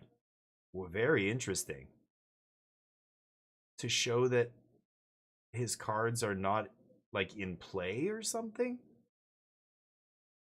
What is up with that? Very interesting. What was the sport? Hold on, let me catch up with you guys. Cricket! Oh, cricket's crazy. Interesting, I didn't know that. Cool. You watch cricket. I never would have thought that. Interesting. Me too, Tonio. I mean, but then again, look at like Chris Botello getting second place at the RC with Blue-White Control. Last week, there was a 246-player super qualifier on Magic Online, and Azorius Control came in second place. But you're right. Overall, it's not, seeing a ton of play. I think it's not a great deck, but it seems to still be putting up results. I think it's just gearing itself to beating aggro, and Ultima's pretty good. Ultima actually does good work against Corey Steel, right? Wiping out every permanent they have and that kind of stuff. Dick Butkus, Ryan Sandberg, Bo Jackson. Oh wow, really? Framed. Bo Jackson's a wild one. Bo Jackson is such an insane athlete. I've read a lot of stuff about that guy. It's crazy how insanely talented he was. But cool. Yeah, jerseys of famous athletes and stuff. See, that's the kind of like bordering on celebrity worship that I couldn't get into. Like, I can totally respect these guys for being insane, like talented, just monsters. But I don't know what it is. I wouldn't ever put a jersey like on the wall. I don't know. Different strokes. Like it's totally cool. I get it. I just don't like any of that. I don't know. As for the athletes, yeah, Virat Kohli, Glenn Maxwell. Oh, interesting. Yeah, India's huge, and Australia, New Zealand for cricket, Britain, stuff like that. We don't play a lot of cricket here, but yeah, cricket match can go on for days, right? It's crazy. Do I remember his... Oh, Bo Jackson? Yeah, it was Bo Jackson, Michael Jordan, and Wayne Gretzky. Wayne Gretzky's a turd. And Michael Jordan, not the best reputation either, but Bo Jackson's an awesome dude. He coaches now and stuff. You've met him? No shit. Oh, wow, cool. Yeah, he's a coach and stuff, right? He's some football coach or something. Offensive line coach or something. Yeah, you're right, Tonio. It's a little weird. I mean, it shuts off death triggers, so it's really good against like Dimir midrange, against Enduring Curiosity or Heartfire Hero. I mean, shutting off death triggers is also a good deal. The problem is 5 mana, right? 5 mana is the real problem. In my versions of Blue-White, I was playing Split Up, I was playing Day of Judgment, and even Day of Judgment was getting to the point where I'm dying before I can cast this card sometimes, Or I have to play this and pray they don't have a Spell Pierce. Like, Split Up was much better there, but even Split Up obviously has its downsides. But 5 mana sorcery, I was kind of surprised. I was testing Ultima and Blue-White Control this week, and it felt pretty good. And I thought, man, even 5 mana, it's as long as you have enough cheap stuff. I'm still playing 3 Lockdown, right? So Lockdown is bridging you to 5 mana so you can play Ultima. It felt pretty good. Like, casting it was pretty sweet. But I get it. I know what you're saying. You're not wrong. It's, ending the turn, not getting to play anything after and everything else, but... Yeah. FBC Firebreak got a massive... Oh, maybe I'll check it. I have it, so I played it a bit. It's called Bo Jackson? Yeah, I thought that it was called the All-Stars or something. Wasn't it 3 of them? I remember. Wasn't that the only animation with Bo Jackson, or is there another one that I've never heard of? Yeah, it could be Tonio, could be. I think 3 mana is key, but... Yeah, I think he just beat his ass. Okay. Nice. Anyway. Yeah, Magic, really interesting. And, he was angry there. He whacked his cards on the table. You can tell he wasn't happy. 2 mana, 3/2 haste. Delirium gets +1/+1 in trample. Delirium was achieved many moons ago in that game. 2. Yeah. Why are they sharing a smartphone to see the script here? Or is that an iPad or something? I can't tell. Yeah, no, I'm figuring, I'm putting it all together right now. Anyway, Mani's high as shit. Mani got cooked before the stream here. It's like that's gonna win, blah blah blah. Green. Green. Yeah, green. Green. Yeah. These guys are ridiculous. Test goes for 5 days, 7 hours a day. Yeah. Yeah, it can be crazy. Oh, tournaments have to end. Yeah, they won't allow it. Right. But like a regular game, like your average, typical game that's not, a championship game or anything. The cosplay. That's another thing that I'm just not into. I'm not into any of that stuff. I love that people do it. I love how amazing they put all that work into their outfits. I just can't. I would never want to do that. My cousin does it. She goes to like cons and stuff. She did this whole Bowser costume. All of her costumes have to have fans inside because it gets so hot. Like she takes off her thing and she's just like sweating like crazy. It's hilarious. Yeah. Yeah. They were all on the show. That's what I'm saying. It was all called All Stars. And yeah, it was those 3, and they were, I don't know what they were doing, but this was the era of like Space Jam and stuff where like, pro athletes fighting bad guys was like a phase that we went through. They were on all the cereal boxes. Yeah, it's funny. I think it's over, right? Is there another round? I think they're just wrapping it up now, right? For day 1, I'm pretty sure. Crispy, what's up? I'm going to shut it down pretty soon here. It's almost 6 o'clock. But Sean Goddard's a great player too. Really good at limited. 5-1 there, yeah. And Carl Serap's a very good one. Matt Costa's really good. Both good players. Eli Cassis. Some of the names I don't recognize, but many of these names I recognize. I see them on the Pro Tour often. But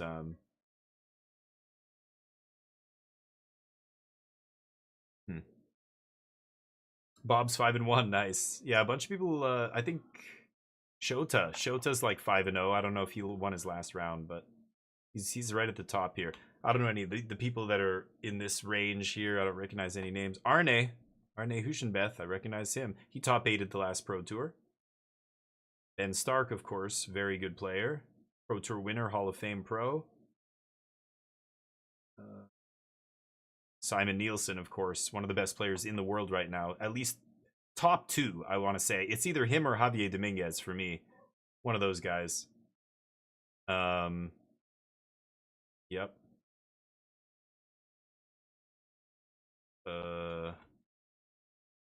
Okay.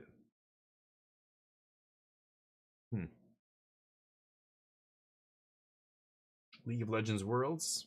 Guy was a 10-foot Fiddlesticks? Oh, a scarecrow. Wow. Like he was 10 feet tall walking around like on stilts almost, but wow, interesting. Are Fiddlesticks, you mean like stilts, like the big thing, the wooden posts you stand on or whatever, right?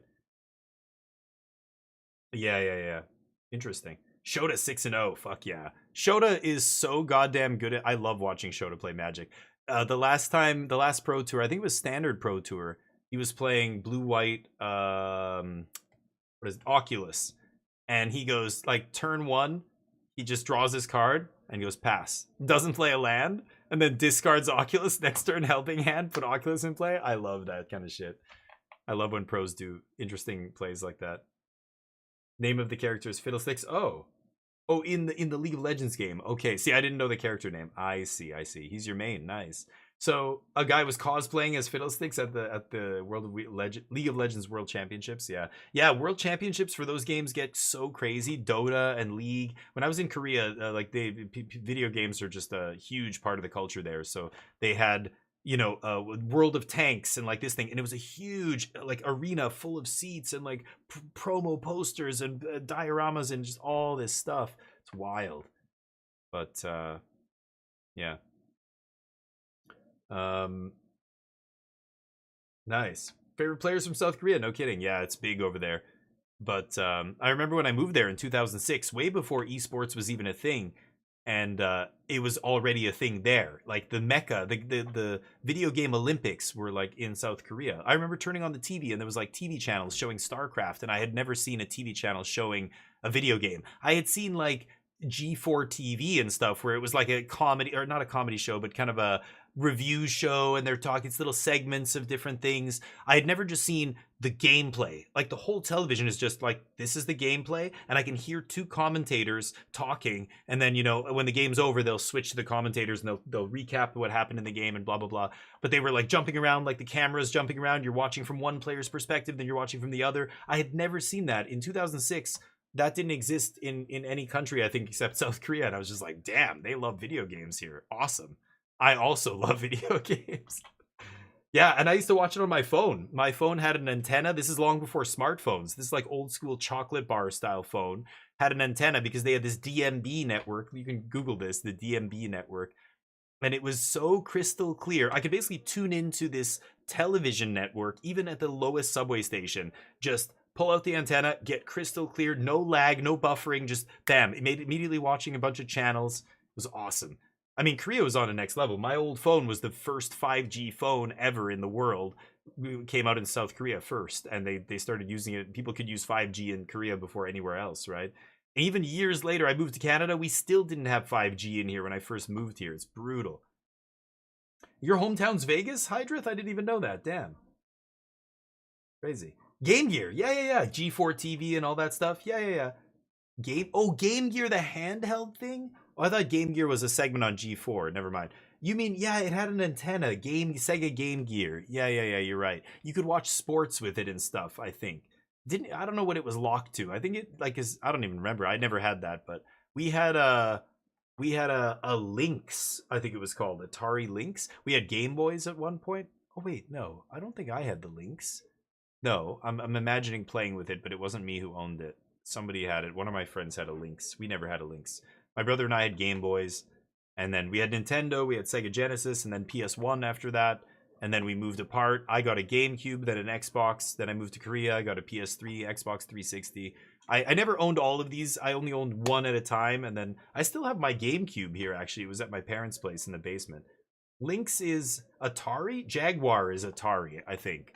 Lynx was something else. It was a handheld video game platform, like Game Boy knockoff at that point. Let's listen to Paolo. So how good it is, it's still left for debate, but it's not horrible. So I wanted to play that. It's a not very hard deck horrible. to play against, very hard deck to play with as well. I agonize a lot in my decision. It's really tough. But it's nice having a deck that people don't know what to do against, don't know how to sideboard against. Like the deck, is it a spell deck, a creature deck? We don't Graveyard know. We don't know. deck. So that was part of what drew me to it. Interesting. Well, Paolo, best of luck for the rest of the competition, and I hope we'll see you in the winners interview again later. Thank you. Paolo's I gotta awesome. say, with Paolo here. Yeah, he's such a smart dude. I like what he said there. Yeah, people don't know how to play against it. People don't have good sideboard plan against it because you're effectively a rogue deck. I have not seen anybody play a list like that yet, so they came out with a new deck. That's sweet. That's an edge. And if the deck's powerful, he said there's a lot of room to fuck up though, right? He's like, it's a lot of decisions. It's a really hard deck to play. I believe it. With Cauldron and everything on top of everything that it's doing with spells and drawing and profts, and very interesting. A lot of discarding, drawing off Tursa and all that stuff, right? Atari. It was Atari, right? Yeah. Yeah, that's right. It was color. Yep. I remember that.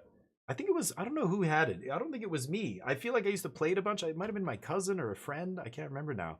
My memory. Yeah, right. Exactly. I'm not surprised he picked it up. But like he said, when we first tuned in, he's like, oh, I don't know if it's good yet. It's not proven.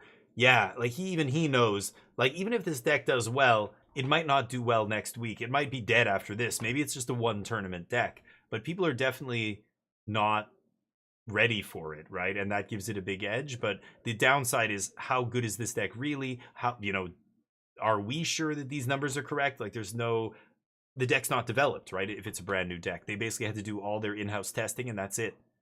So very interesting. I don't know why they're showing all these random cards. Spire Bluff is, are these the most played cards from each set or something? Spire Bluff was such a big one. I called it out a couple times in spoiler season as one of the best cards in the set. And that set had like the bonus sheet jammed in. There were so many mythics and rares and everything. And I'm just like, I think this land is actually one of the best cards to come into standard out of Outlaws. It took a while for Blue-Red to finally do something, but now it's one of the best decks. But that land is a big reason why, because the mana's atrocious in Blue-Red. It's really tough to play all your spells, because all your spells cost colors. Like, very few colorless costs in your deck, right? Echo Baz, what's up? Yeah, we're watching it. It's great. Pro Tour has been awesome, yeah. Have you been covering it the whole time? Yes, hell yeah, man. And we're going to try covering it tomorrow, but I sometimes play games in between, but we've just had such great convos and stuff. We're just chatting about everything, talking about ban lists and, you know, the metagame and all kinds of stuff. We're talking about other formats and draft and you name it. So hopefully you're having a good one. Have you watched much of it? Don't they put Starting Town in PT lists? I don't think anybody needs it. Nobody needs a Starting Town right now because it's a liability against, you know, if aggro is the most played archetype and you're playing a land that damages you, like, even Shivan Reef can be a liability in the blue-red decks. Like, their mana isn't amazing, right? Like, I think a lot of people think, 2-color deck, mana's got to be good. Well, they're playing 20 lands, or like 21 lands. That's very few lands. All of their spells are very color-intensive. And the lands like Shivan Reef and Riverpire Verge, or like Swiftwater Cliffs, or whatever, the blue-red, I can't remember what it's called, the blue-red fast land, and Riverpire Verge, the Verge, the Verge doesn't go with anything but a basic land. Once they get a Shock Land, like Shock Lands just got announced. Watched a little bit of it, nice. Took a nap, was up all night. Okay, I don't know what time zone you're in, but I like that. Up all night on well, I don't know if that was a Thursday night. For me, last night was Thursday, but if you're living in Asia, then you're probably on Saturday already now, right? Waking up on Saturday morning.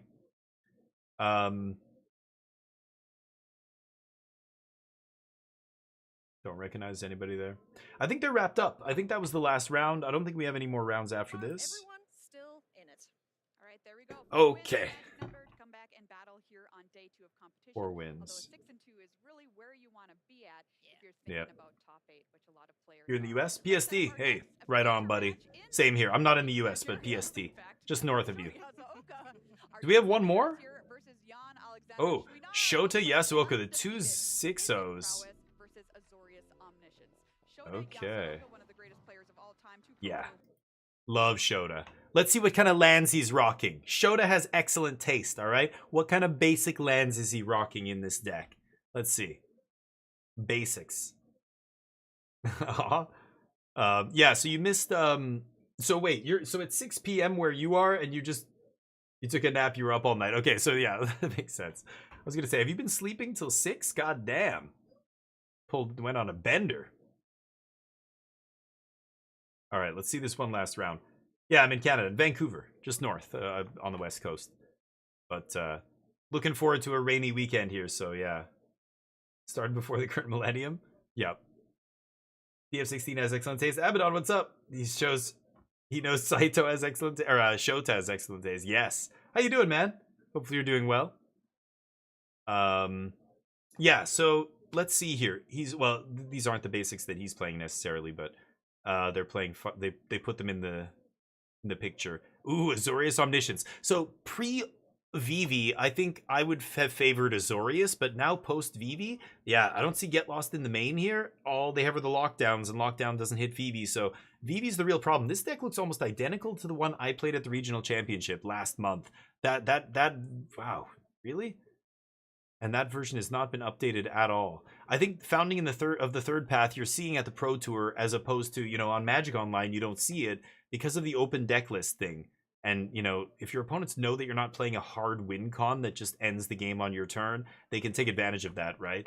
So you kind of have to play. I'm seeing a lot more foundings here than I was, you know, in the Magic Online tournaments leading up to this, right? Tomorrow they do more than that. They do a draft. So then they do a draft. They play 3 rounds with their draft deck. So that's 3 rounds plus another 4 rounds of standard, something like that. So another like 6 rounds, 7 rounds, and then the top 8. Yeah. So it's going to be another full day of Magic. Oh, sorry.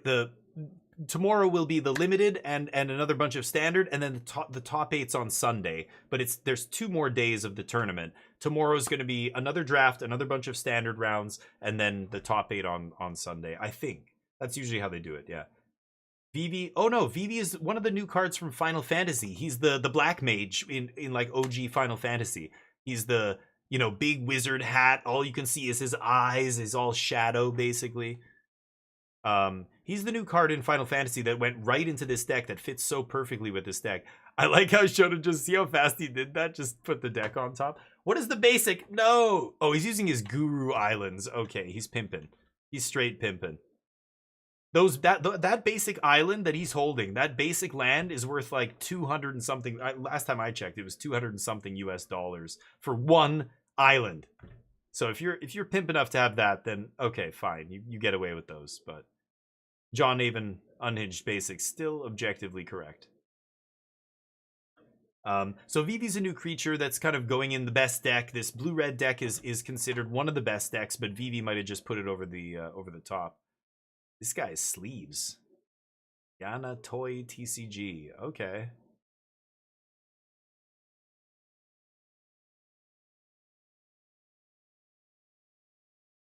Shota crushing 6-0 right now.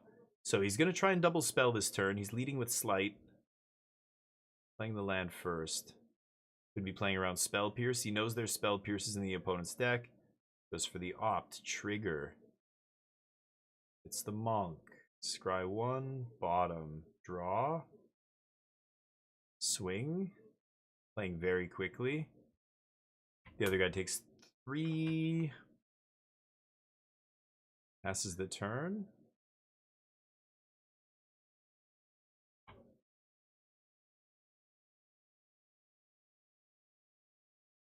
Nice. Yeah, he's quick, but he's also, economy of motion, keeps the zones clear. You know, a lot of just, he's a tight player.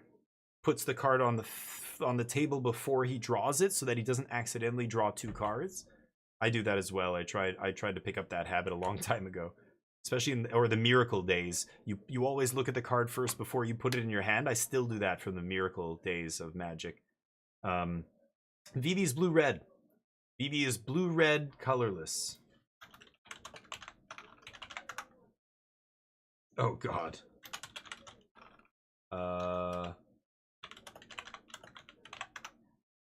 That guy. No problem, Echo. Yeah, sadly, when I stream and I'm playing Magic, you can see the overlay. You can hover over the card and see what it is. But because right now I'm watching the broadcast of the tournament, you can't hover over the cards and see what they do. It's really unfortunate. But did you say Vivi's on the board? No, he's not. What? He's in his hand. It's in Shota's hand here. Omniscience player puts Omniscience in the yard, looking for that Abuelo's Awakening. Does not have it. So here's a moment. There's Templock. Templock pretty good here. He already has one in hand though, right? I'm looking on the left there. That's supposed to be accurate, but I don't even know if that's accurate. So he's going to go backup Omni. Is he going to put another Omni in the yard? Puts another Omni on the bottom. Puts Templock in the graveyard because he already has one. Got another moment here. This is on his main phase. Wow, he momented. He's going to put that moment in the graveyard, but he momented on his main phase here. Okay, so end step he's going to moment again. So Shota has to find some way to interact with the combo. Oh, the Spell Pierce off the top. What a draw. That was it. Wasn't that a Spell Pierce I just saw? Or was it a Stock Up? Oh. Thought it was Spell Pierce. Okay, oof. Hard to tell. He's looking for a Spell Pierce. No Spell Pierces there. 2 from the Stock Up. Stock Up in yard. Cards in hand. Only coming in for 3.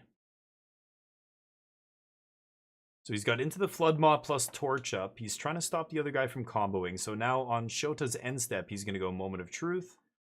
See if he can find that Abuelo's Awakening. No, 3 lands. Okay.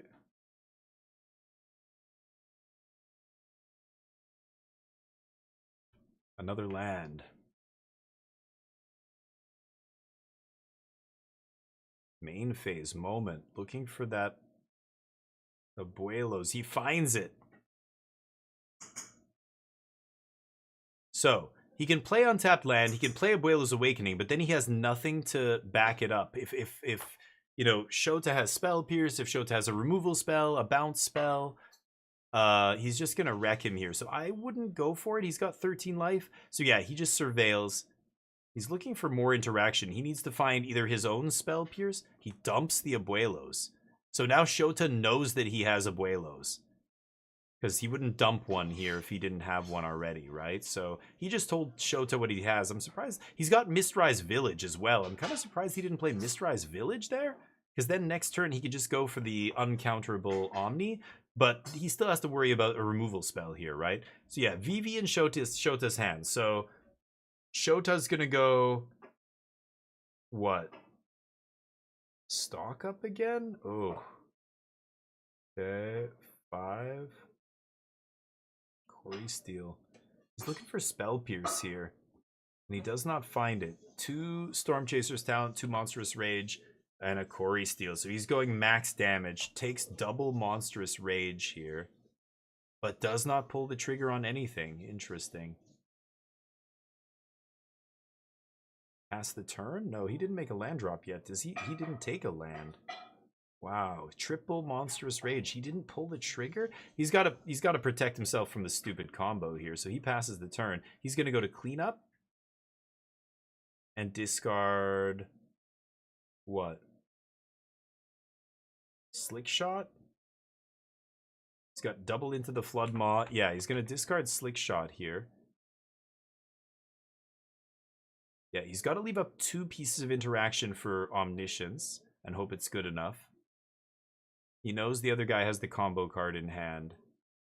Yeah, I think I like Slick Shot or Vivi because they're too clunky. Both of them are not fast enough here to do anything. He's got triple Monstrous Rage, so he kills the other guy next turn. He just has to survive 1 turn, Shota.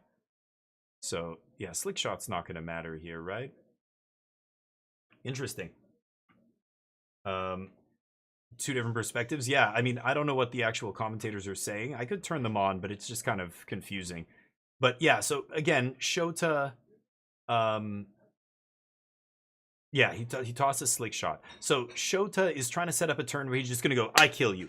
The only thing he has to do is stop the other guy from killing him first, which is going to happen this turn. The other guy's going to go for it. The other guy also knows he's at 10 life, which is getting to danger zone. This blue-red deck can kill you out of nowhere, right?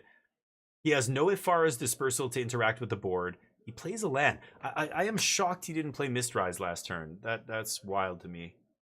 Because all he has here... oh, he has the Spell Pierce. Oh, he does have 1 Spell Pierce. Okay, wow.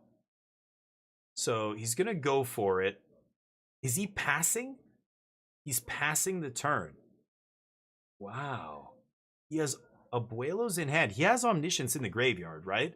But he has no card draw spell to keep going. So he has to... Wow, dude. I don't know. Maybe I would temp lock here if I'm that guy then. I mean, he's got the Blast Zone on 2. He can always crack Blast Zone. But...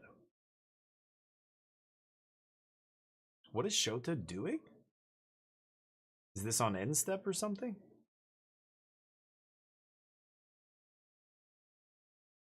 He could double trigger Quarry Steel on the other guy's end step. Like into the Flood Maw, into the Flood Maw?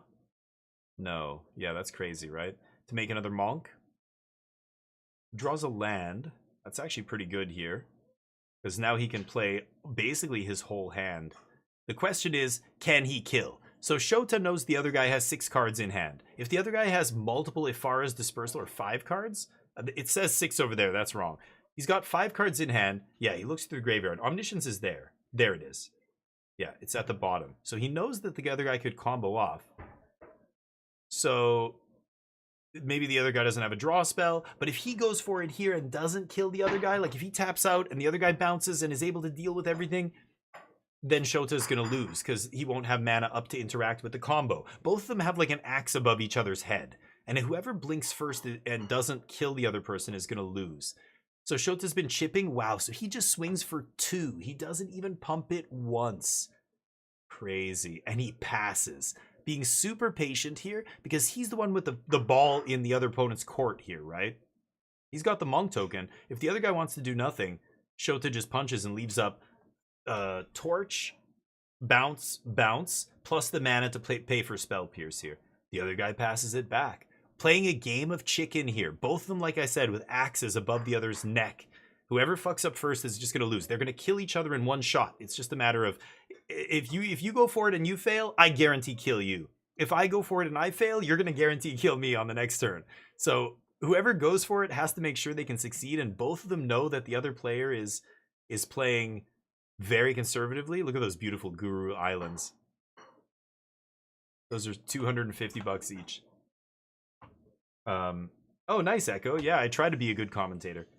They're scared. Well, both of them are scared because, well, it's not scared. They're respecting the other person's combo. The combo player respects Shota, or sorry, the combo player is respecting Shota's interaction here. Shota's respecting their combo by saying, yeah, like, I'm not even going to try and kill you faster. I obviously could, but okay. What is this? I think he's debating double, like, into the Flood Mawing and making... What is he doing? Oh, cleanup. Oh, I'm missing the turns here. I was talking. I thought it was the other guy's turn. My bad. He cleans up, discards Slick Shot. Okay. The other guy's still with no card draw here. So he can put Omniscience into play, or he can try, but he won't be able to draw any cards. So he's just passing the turn, and Shota's just going to kill his Omniscience, right? Is he going for it? No, Templock, right? Yeah. So this is Templock, which is fine. And then Shota's going to bounce it on end step and then maybe play another spell. Let's see what happens here. He goes to draw step. Never mind. Wow. Interesting. I guess it is just 1 Corey steal, but the other guy's on 6? VV. Okay.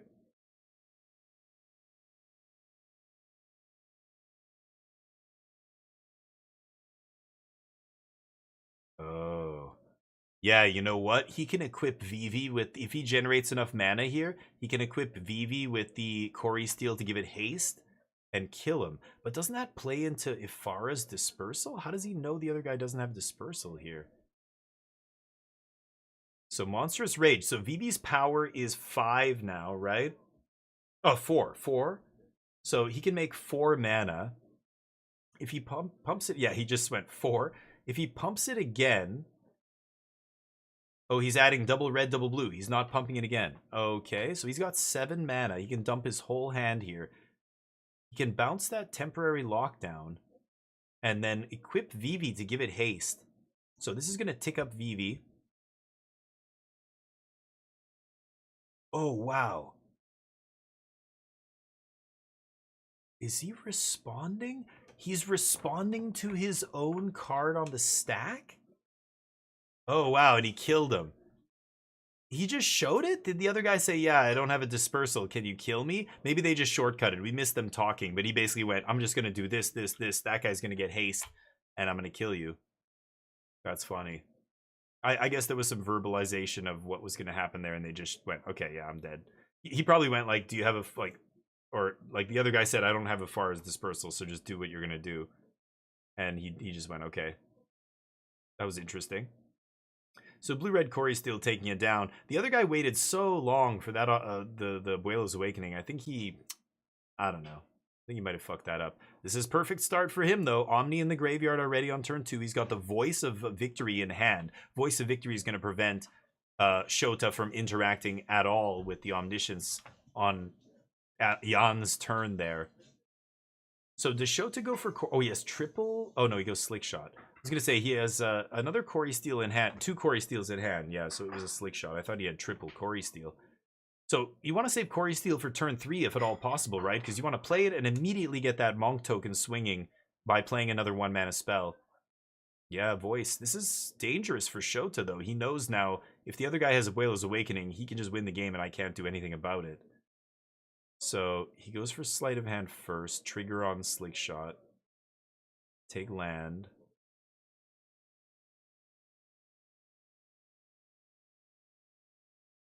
Two Slick Shots. Okay. Takes 5, 4.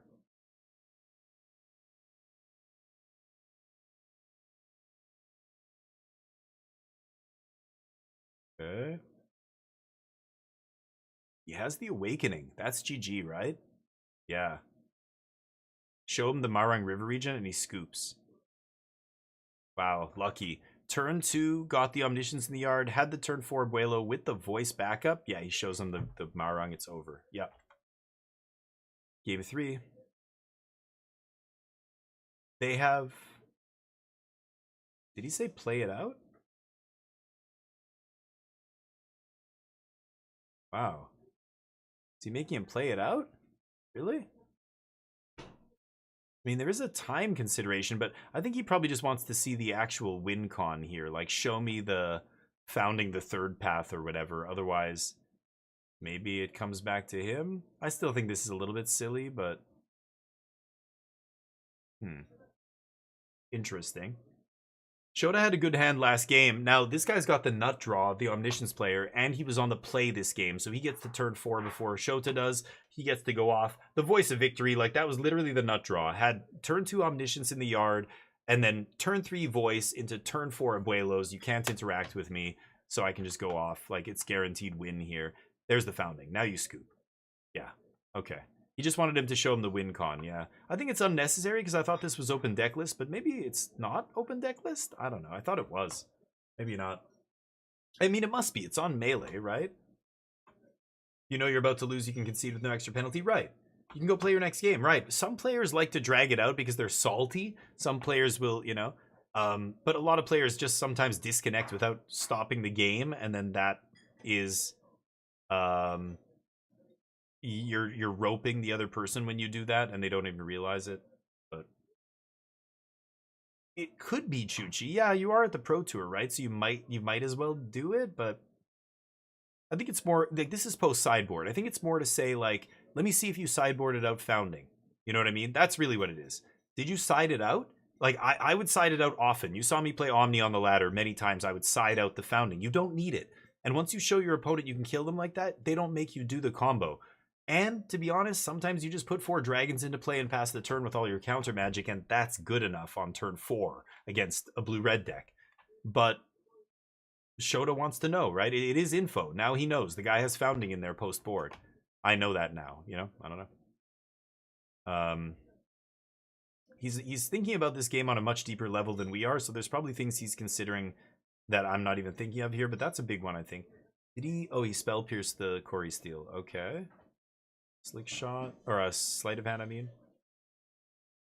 Okay, swinging for 3.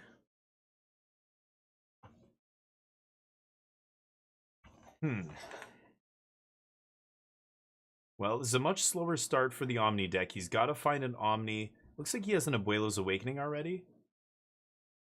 Ooh, Clarion Conqueror is interesting. 3/3 flyer, blocks Slick Shot nicely. He's got the temporary lockdown in hand as well. He opts to play the Conqueror to get Shota to overextend a little bit. Like, give me one more thing to eat with temporary lockdown. I don't just want to temporary lockdown your Monastery Swiftspear and trade 1 for 1. I want this temp lock to get 2 of your cards. So give me a Slick Shot, give me a whatever. My dragon doesn't die to temp lock. So, you know, by playing Dragon, he's forcing Shota to spend more resources trying to get around the Dragon. And that forces Shota to overextend into the temporary lockdown that he's holding, right? So, Shota obliges, plays another 2-drop. And now... Yeah, but Shota can do a lot of damage here. So, the other guy's basically trading some life. Is that Soul Guide Lantern? Whoa. He doesn't need it yet, but that's a great draw there. He's got Monstrous Rage here. That's fucking crazy. He's doing the math. Yeah, this is a lot of damage. So I think you're going to see Clarion Conqueror jump in front of Slickshot as soon as possible, but then he's just going to Monstrous Rage it, right? So let's see what happens here. What? Oh, is he just going to bounce Conqueror? Oh, that's another play you could make. Yeah, sure. Okay. Yeah, and then go for the kill with Monstrous Rage next turn. Yeah, get the Clarion Conqueror out of there. But again, this kind of forced Shota to do what I was saying. He overextends. He spends a bunch of cards in order to do some damage here, and now he gets 2 for 1 when this guy temp locks. Did he rip the Omniscience? Oh, wow, he rips Omniscience. That is huge. Okay. Passes. Okay, so he's got Roiling Dragonstorm in hand to discard that Omniscience, but he's only on 7 life. Shota finds... Oh no, is that a Spell Pierce? Oh, that's not what you want to see. Oh, it's not. Oh, sorry, Oh, I thought he just drew that thing. It's Soul Guide Lantern. Okay, so he's got... What? No. Oh my god, this guy's breathing such a huge sigh of relief. Shota cracks the Soul Guide immediately to draw. Oh no. Roiling Dragonstorm. Omni's going to the yard. I think he's already got the Abuelo's Awakening, doesn't he? Oh no, he doesn't have Awakening. He's got Clarion Conqueror in hand. So you're going to see Clarion come back down here, pick up the Roiling Dragonstorm. Yeah. Okay, he needs to find that Awakening. Next turn, he's going to 6 mana, which means he can go Roiling Dragonstorm, draw 2, see if I can find Abuelo's Awakening, play untapped land, win the game. So, you know, he's got 3 draws next turn, the combo deck, to find not Omniscience, Abuelo's Awakening. That's a lot of draws. 3 draws to find Abuelo's Awakening. His natural draw step plus the 2 off Roiling Dragonstorm still has the mana to Abuelo's Awakening. So Shota needs to make some moves here. Cutter. The other guy's tapped out, so he knows he's resolving whatever he wants, but he just has a Monstrous Rage in hand. No target. I mean, he could target the other guy's creature, but then trigger Quarry Steel not getting in.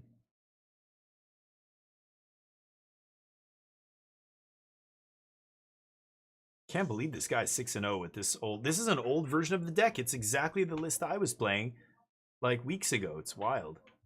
Wow, Hardcast Dragon. You love to see it. Okay, River Regent's going to be very tough to beat here. Oh no, he drew a land? Ouch. Shota's in deep shit here now. Can't trigger Quarry Steel. Sad times. Too many lands in a 20-land deck. Drew 6 lands.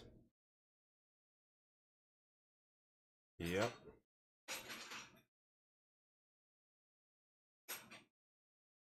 Still no Abuelo's Awakening.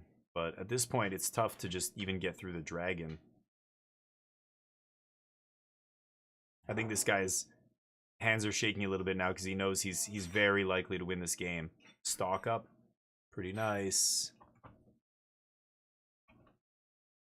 Let's him resolve it. Oh, there's the Abuelo's Awakening. Just take Abuelo's Awakening Voice. But actually, you don't even need to combo off here. He could take Voice, play Voice this turn, pass, and then he guarantees combos next turn, but he's got no card draw, right? Oh, he has another stock up in hand? Yeah, he's good. Just take Voice Abuelo's here, right? He's going to take the Bounce Spell and Abuelo's.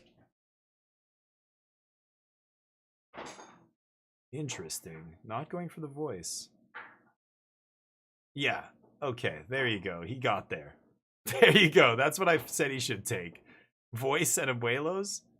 Just go for the combo next turn, dude. Yeah, you got stock up in hand. He finally gets there. Yeah, that is the correct couple of cards to take. No Voice? Oh, he can go for it next turn. So he doesn't want to expose Voice this turn in case Shota has removal. Okay, you wait 1 turn. So he's going to lead with Voice next turn. Abuelo's Awakening, and that's the game. He's going to show him the stock up, and Shota's going to scoop. That's too bad. Shota, hey, still doing well, 6-1. Gonna surveil first? Does it matter? Just show him. Voice. Cavern makes it uncounterable. Nasty. And then Abuelos. Just show it to him. You don't even have to tap your land. There's the Abuelos. Scoop. He's so nervous. He's putting the Abuelos into play. He's like, oh my god, I beat a Hall of Fame pro. This guy's way better than me. I beat him. Look at, yeah. Yeah, it's just scoop to the stock up. Shota. Oh yeah, that's it. There's the founding and the dragon. GG. Oh no. Nasty. Nasty. Sorry, if you disconnect, no, it doesn't end in a draw. If you're on Magic Arena and you're playing on mobile and you just go home, you go to the home screen or you just turn off your phone, like hit the power button, the game will just, your opponent is still in the match, your opponent will just see your rope go down, down, down, down. You're just wasting your rope. And then eventually you'll time out and you'll lose the game. But your opponent has to sit there and put up with it and wait for your stupid timer to run out. But I think a lot of people do that. They don't even realize. If they realized, you should concede the game. Don't just turn off your phone. Don't just go to your home screen. That will not concede the game and you're going to rope people.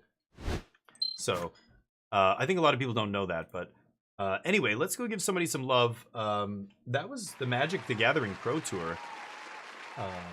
Neo was just in here. He had to take off. But let's give somebody some love. Big Bad Dirty Dog. Let's give him some love here. He's playing... Oh, weird. What? Is he some AI... What is he playing? I don't know what he's playing here, but let's give him some love. Give him a follow. Big Bad Dirty Dog. No problem, dude. Echo, I stream every single day, so drop a follow and you'll see when I go online, and you can always come hang out. I'm always down to answer any questions you might have. I played a lot of Magic. Been playing this game for 30 years, basically since it came out. I'll show you guys the message I'm gonna spam here. Just give me a sec. You can copy and paste this if you want, and if you're a sub, you'll have all those emotes. If you're not a sub, just post whatever emotes you want. Let's give him some love. He's using some creepy-ass AI avatar. I don't think I've ever seen anything like that. So I want to ask him about it, but I'll be back tomorrow for more games. Tomorrow's Variety Day, but we're definitely going to be watching some Pro Tour. We might play some other stuff on the side. I want to keep playing Control. I've got Death Stranding I've never played, and the next one's coming out soon. Dune Awakening I played this week. The Altars we have to finish. Clair Obscur. All that stuff. Thank you guys. You rule. Have a great weekend. Peace.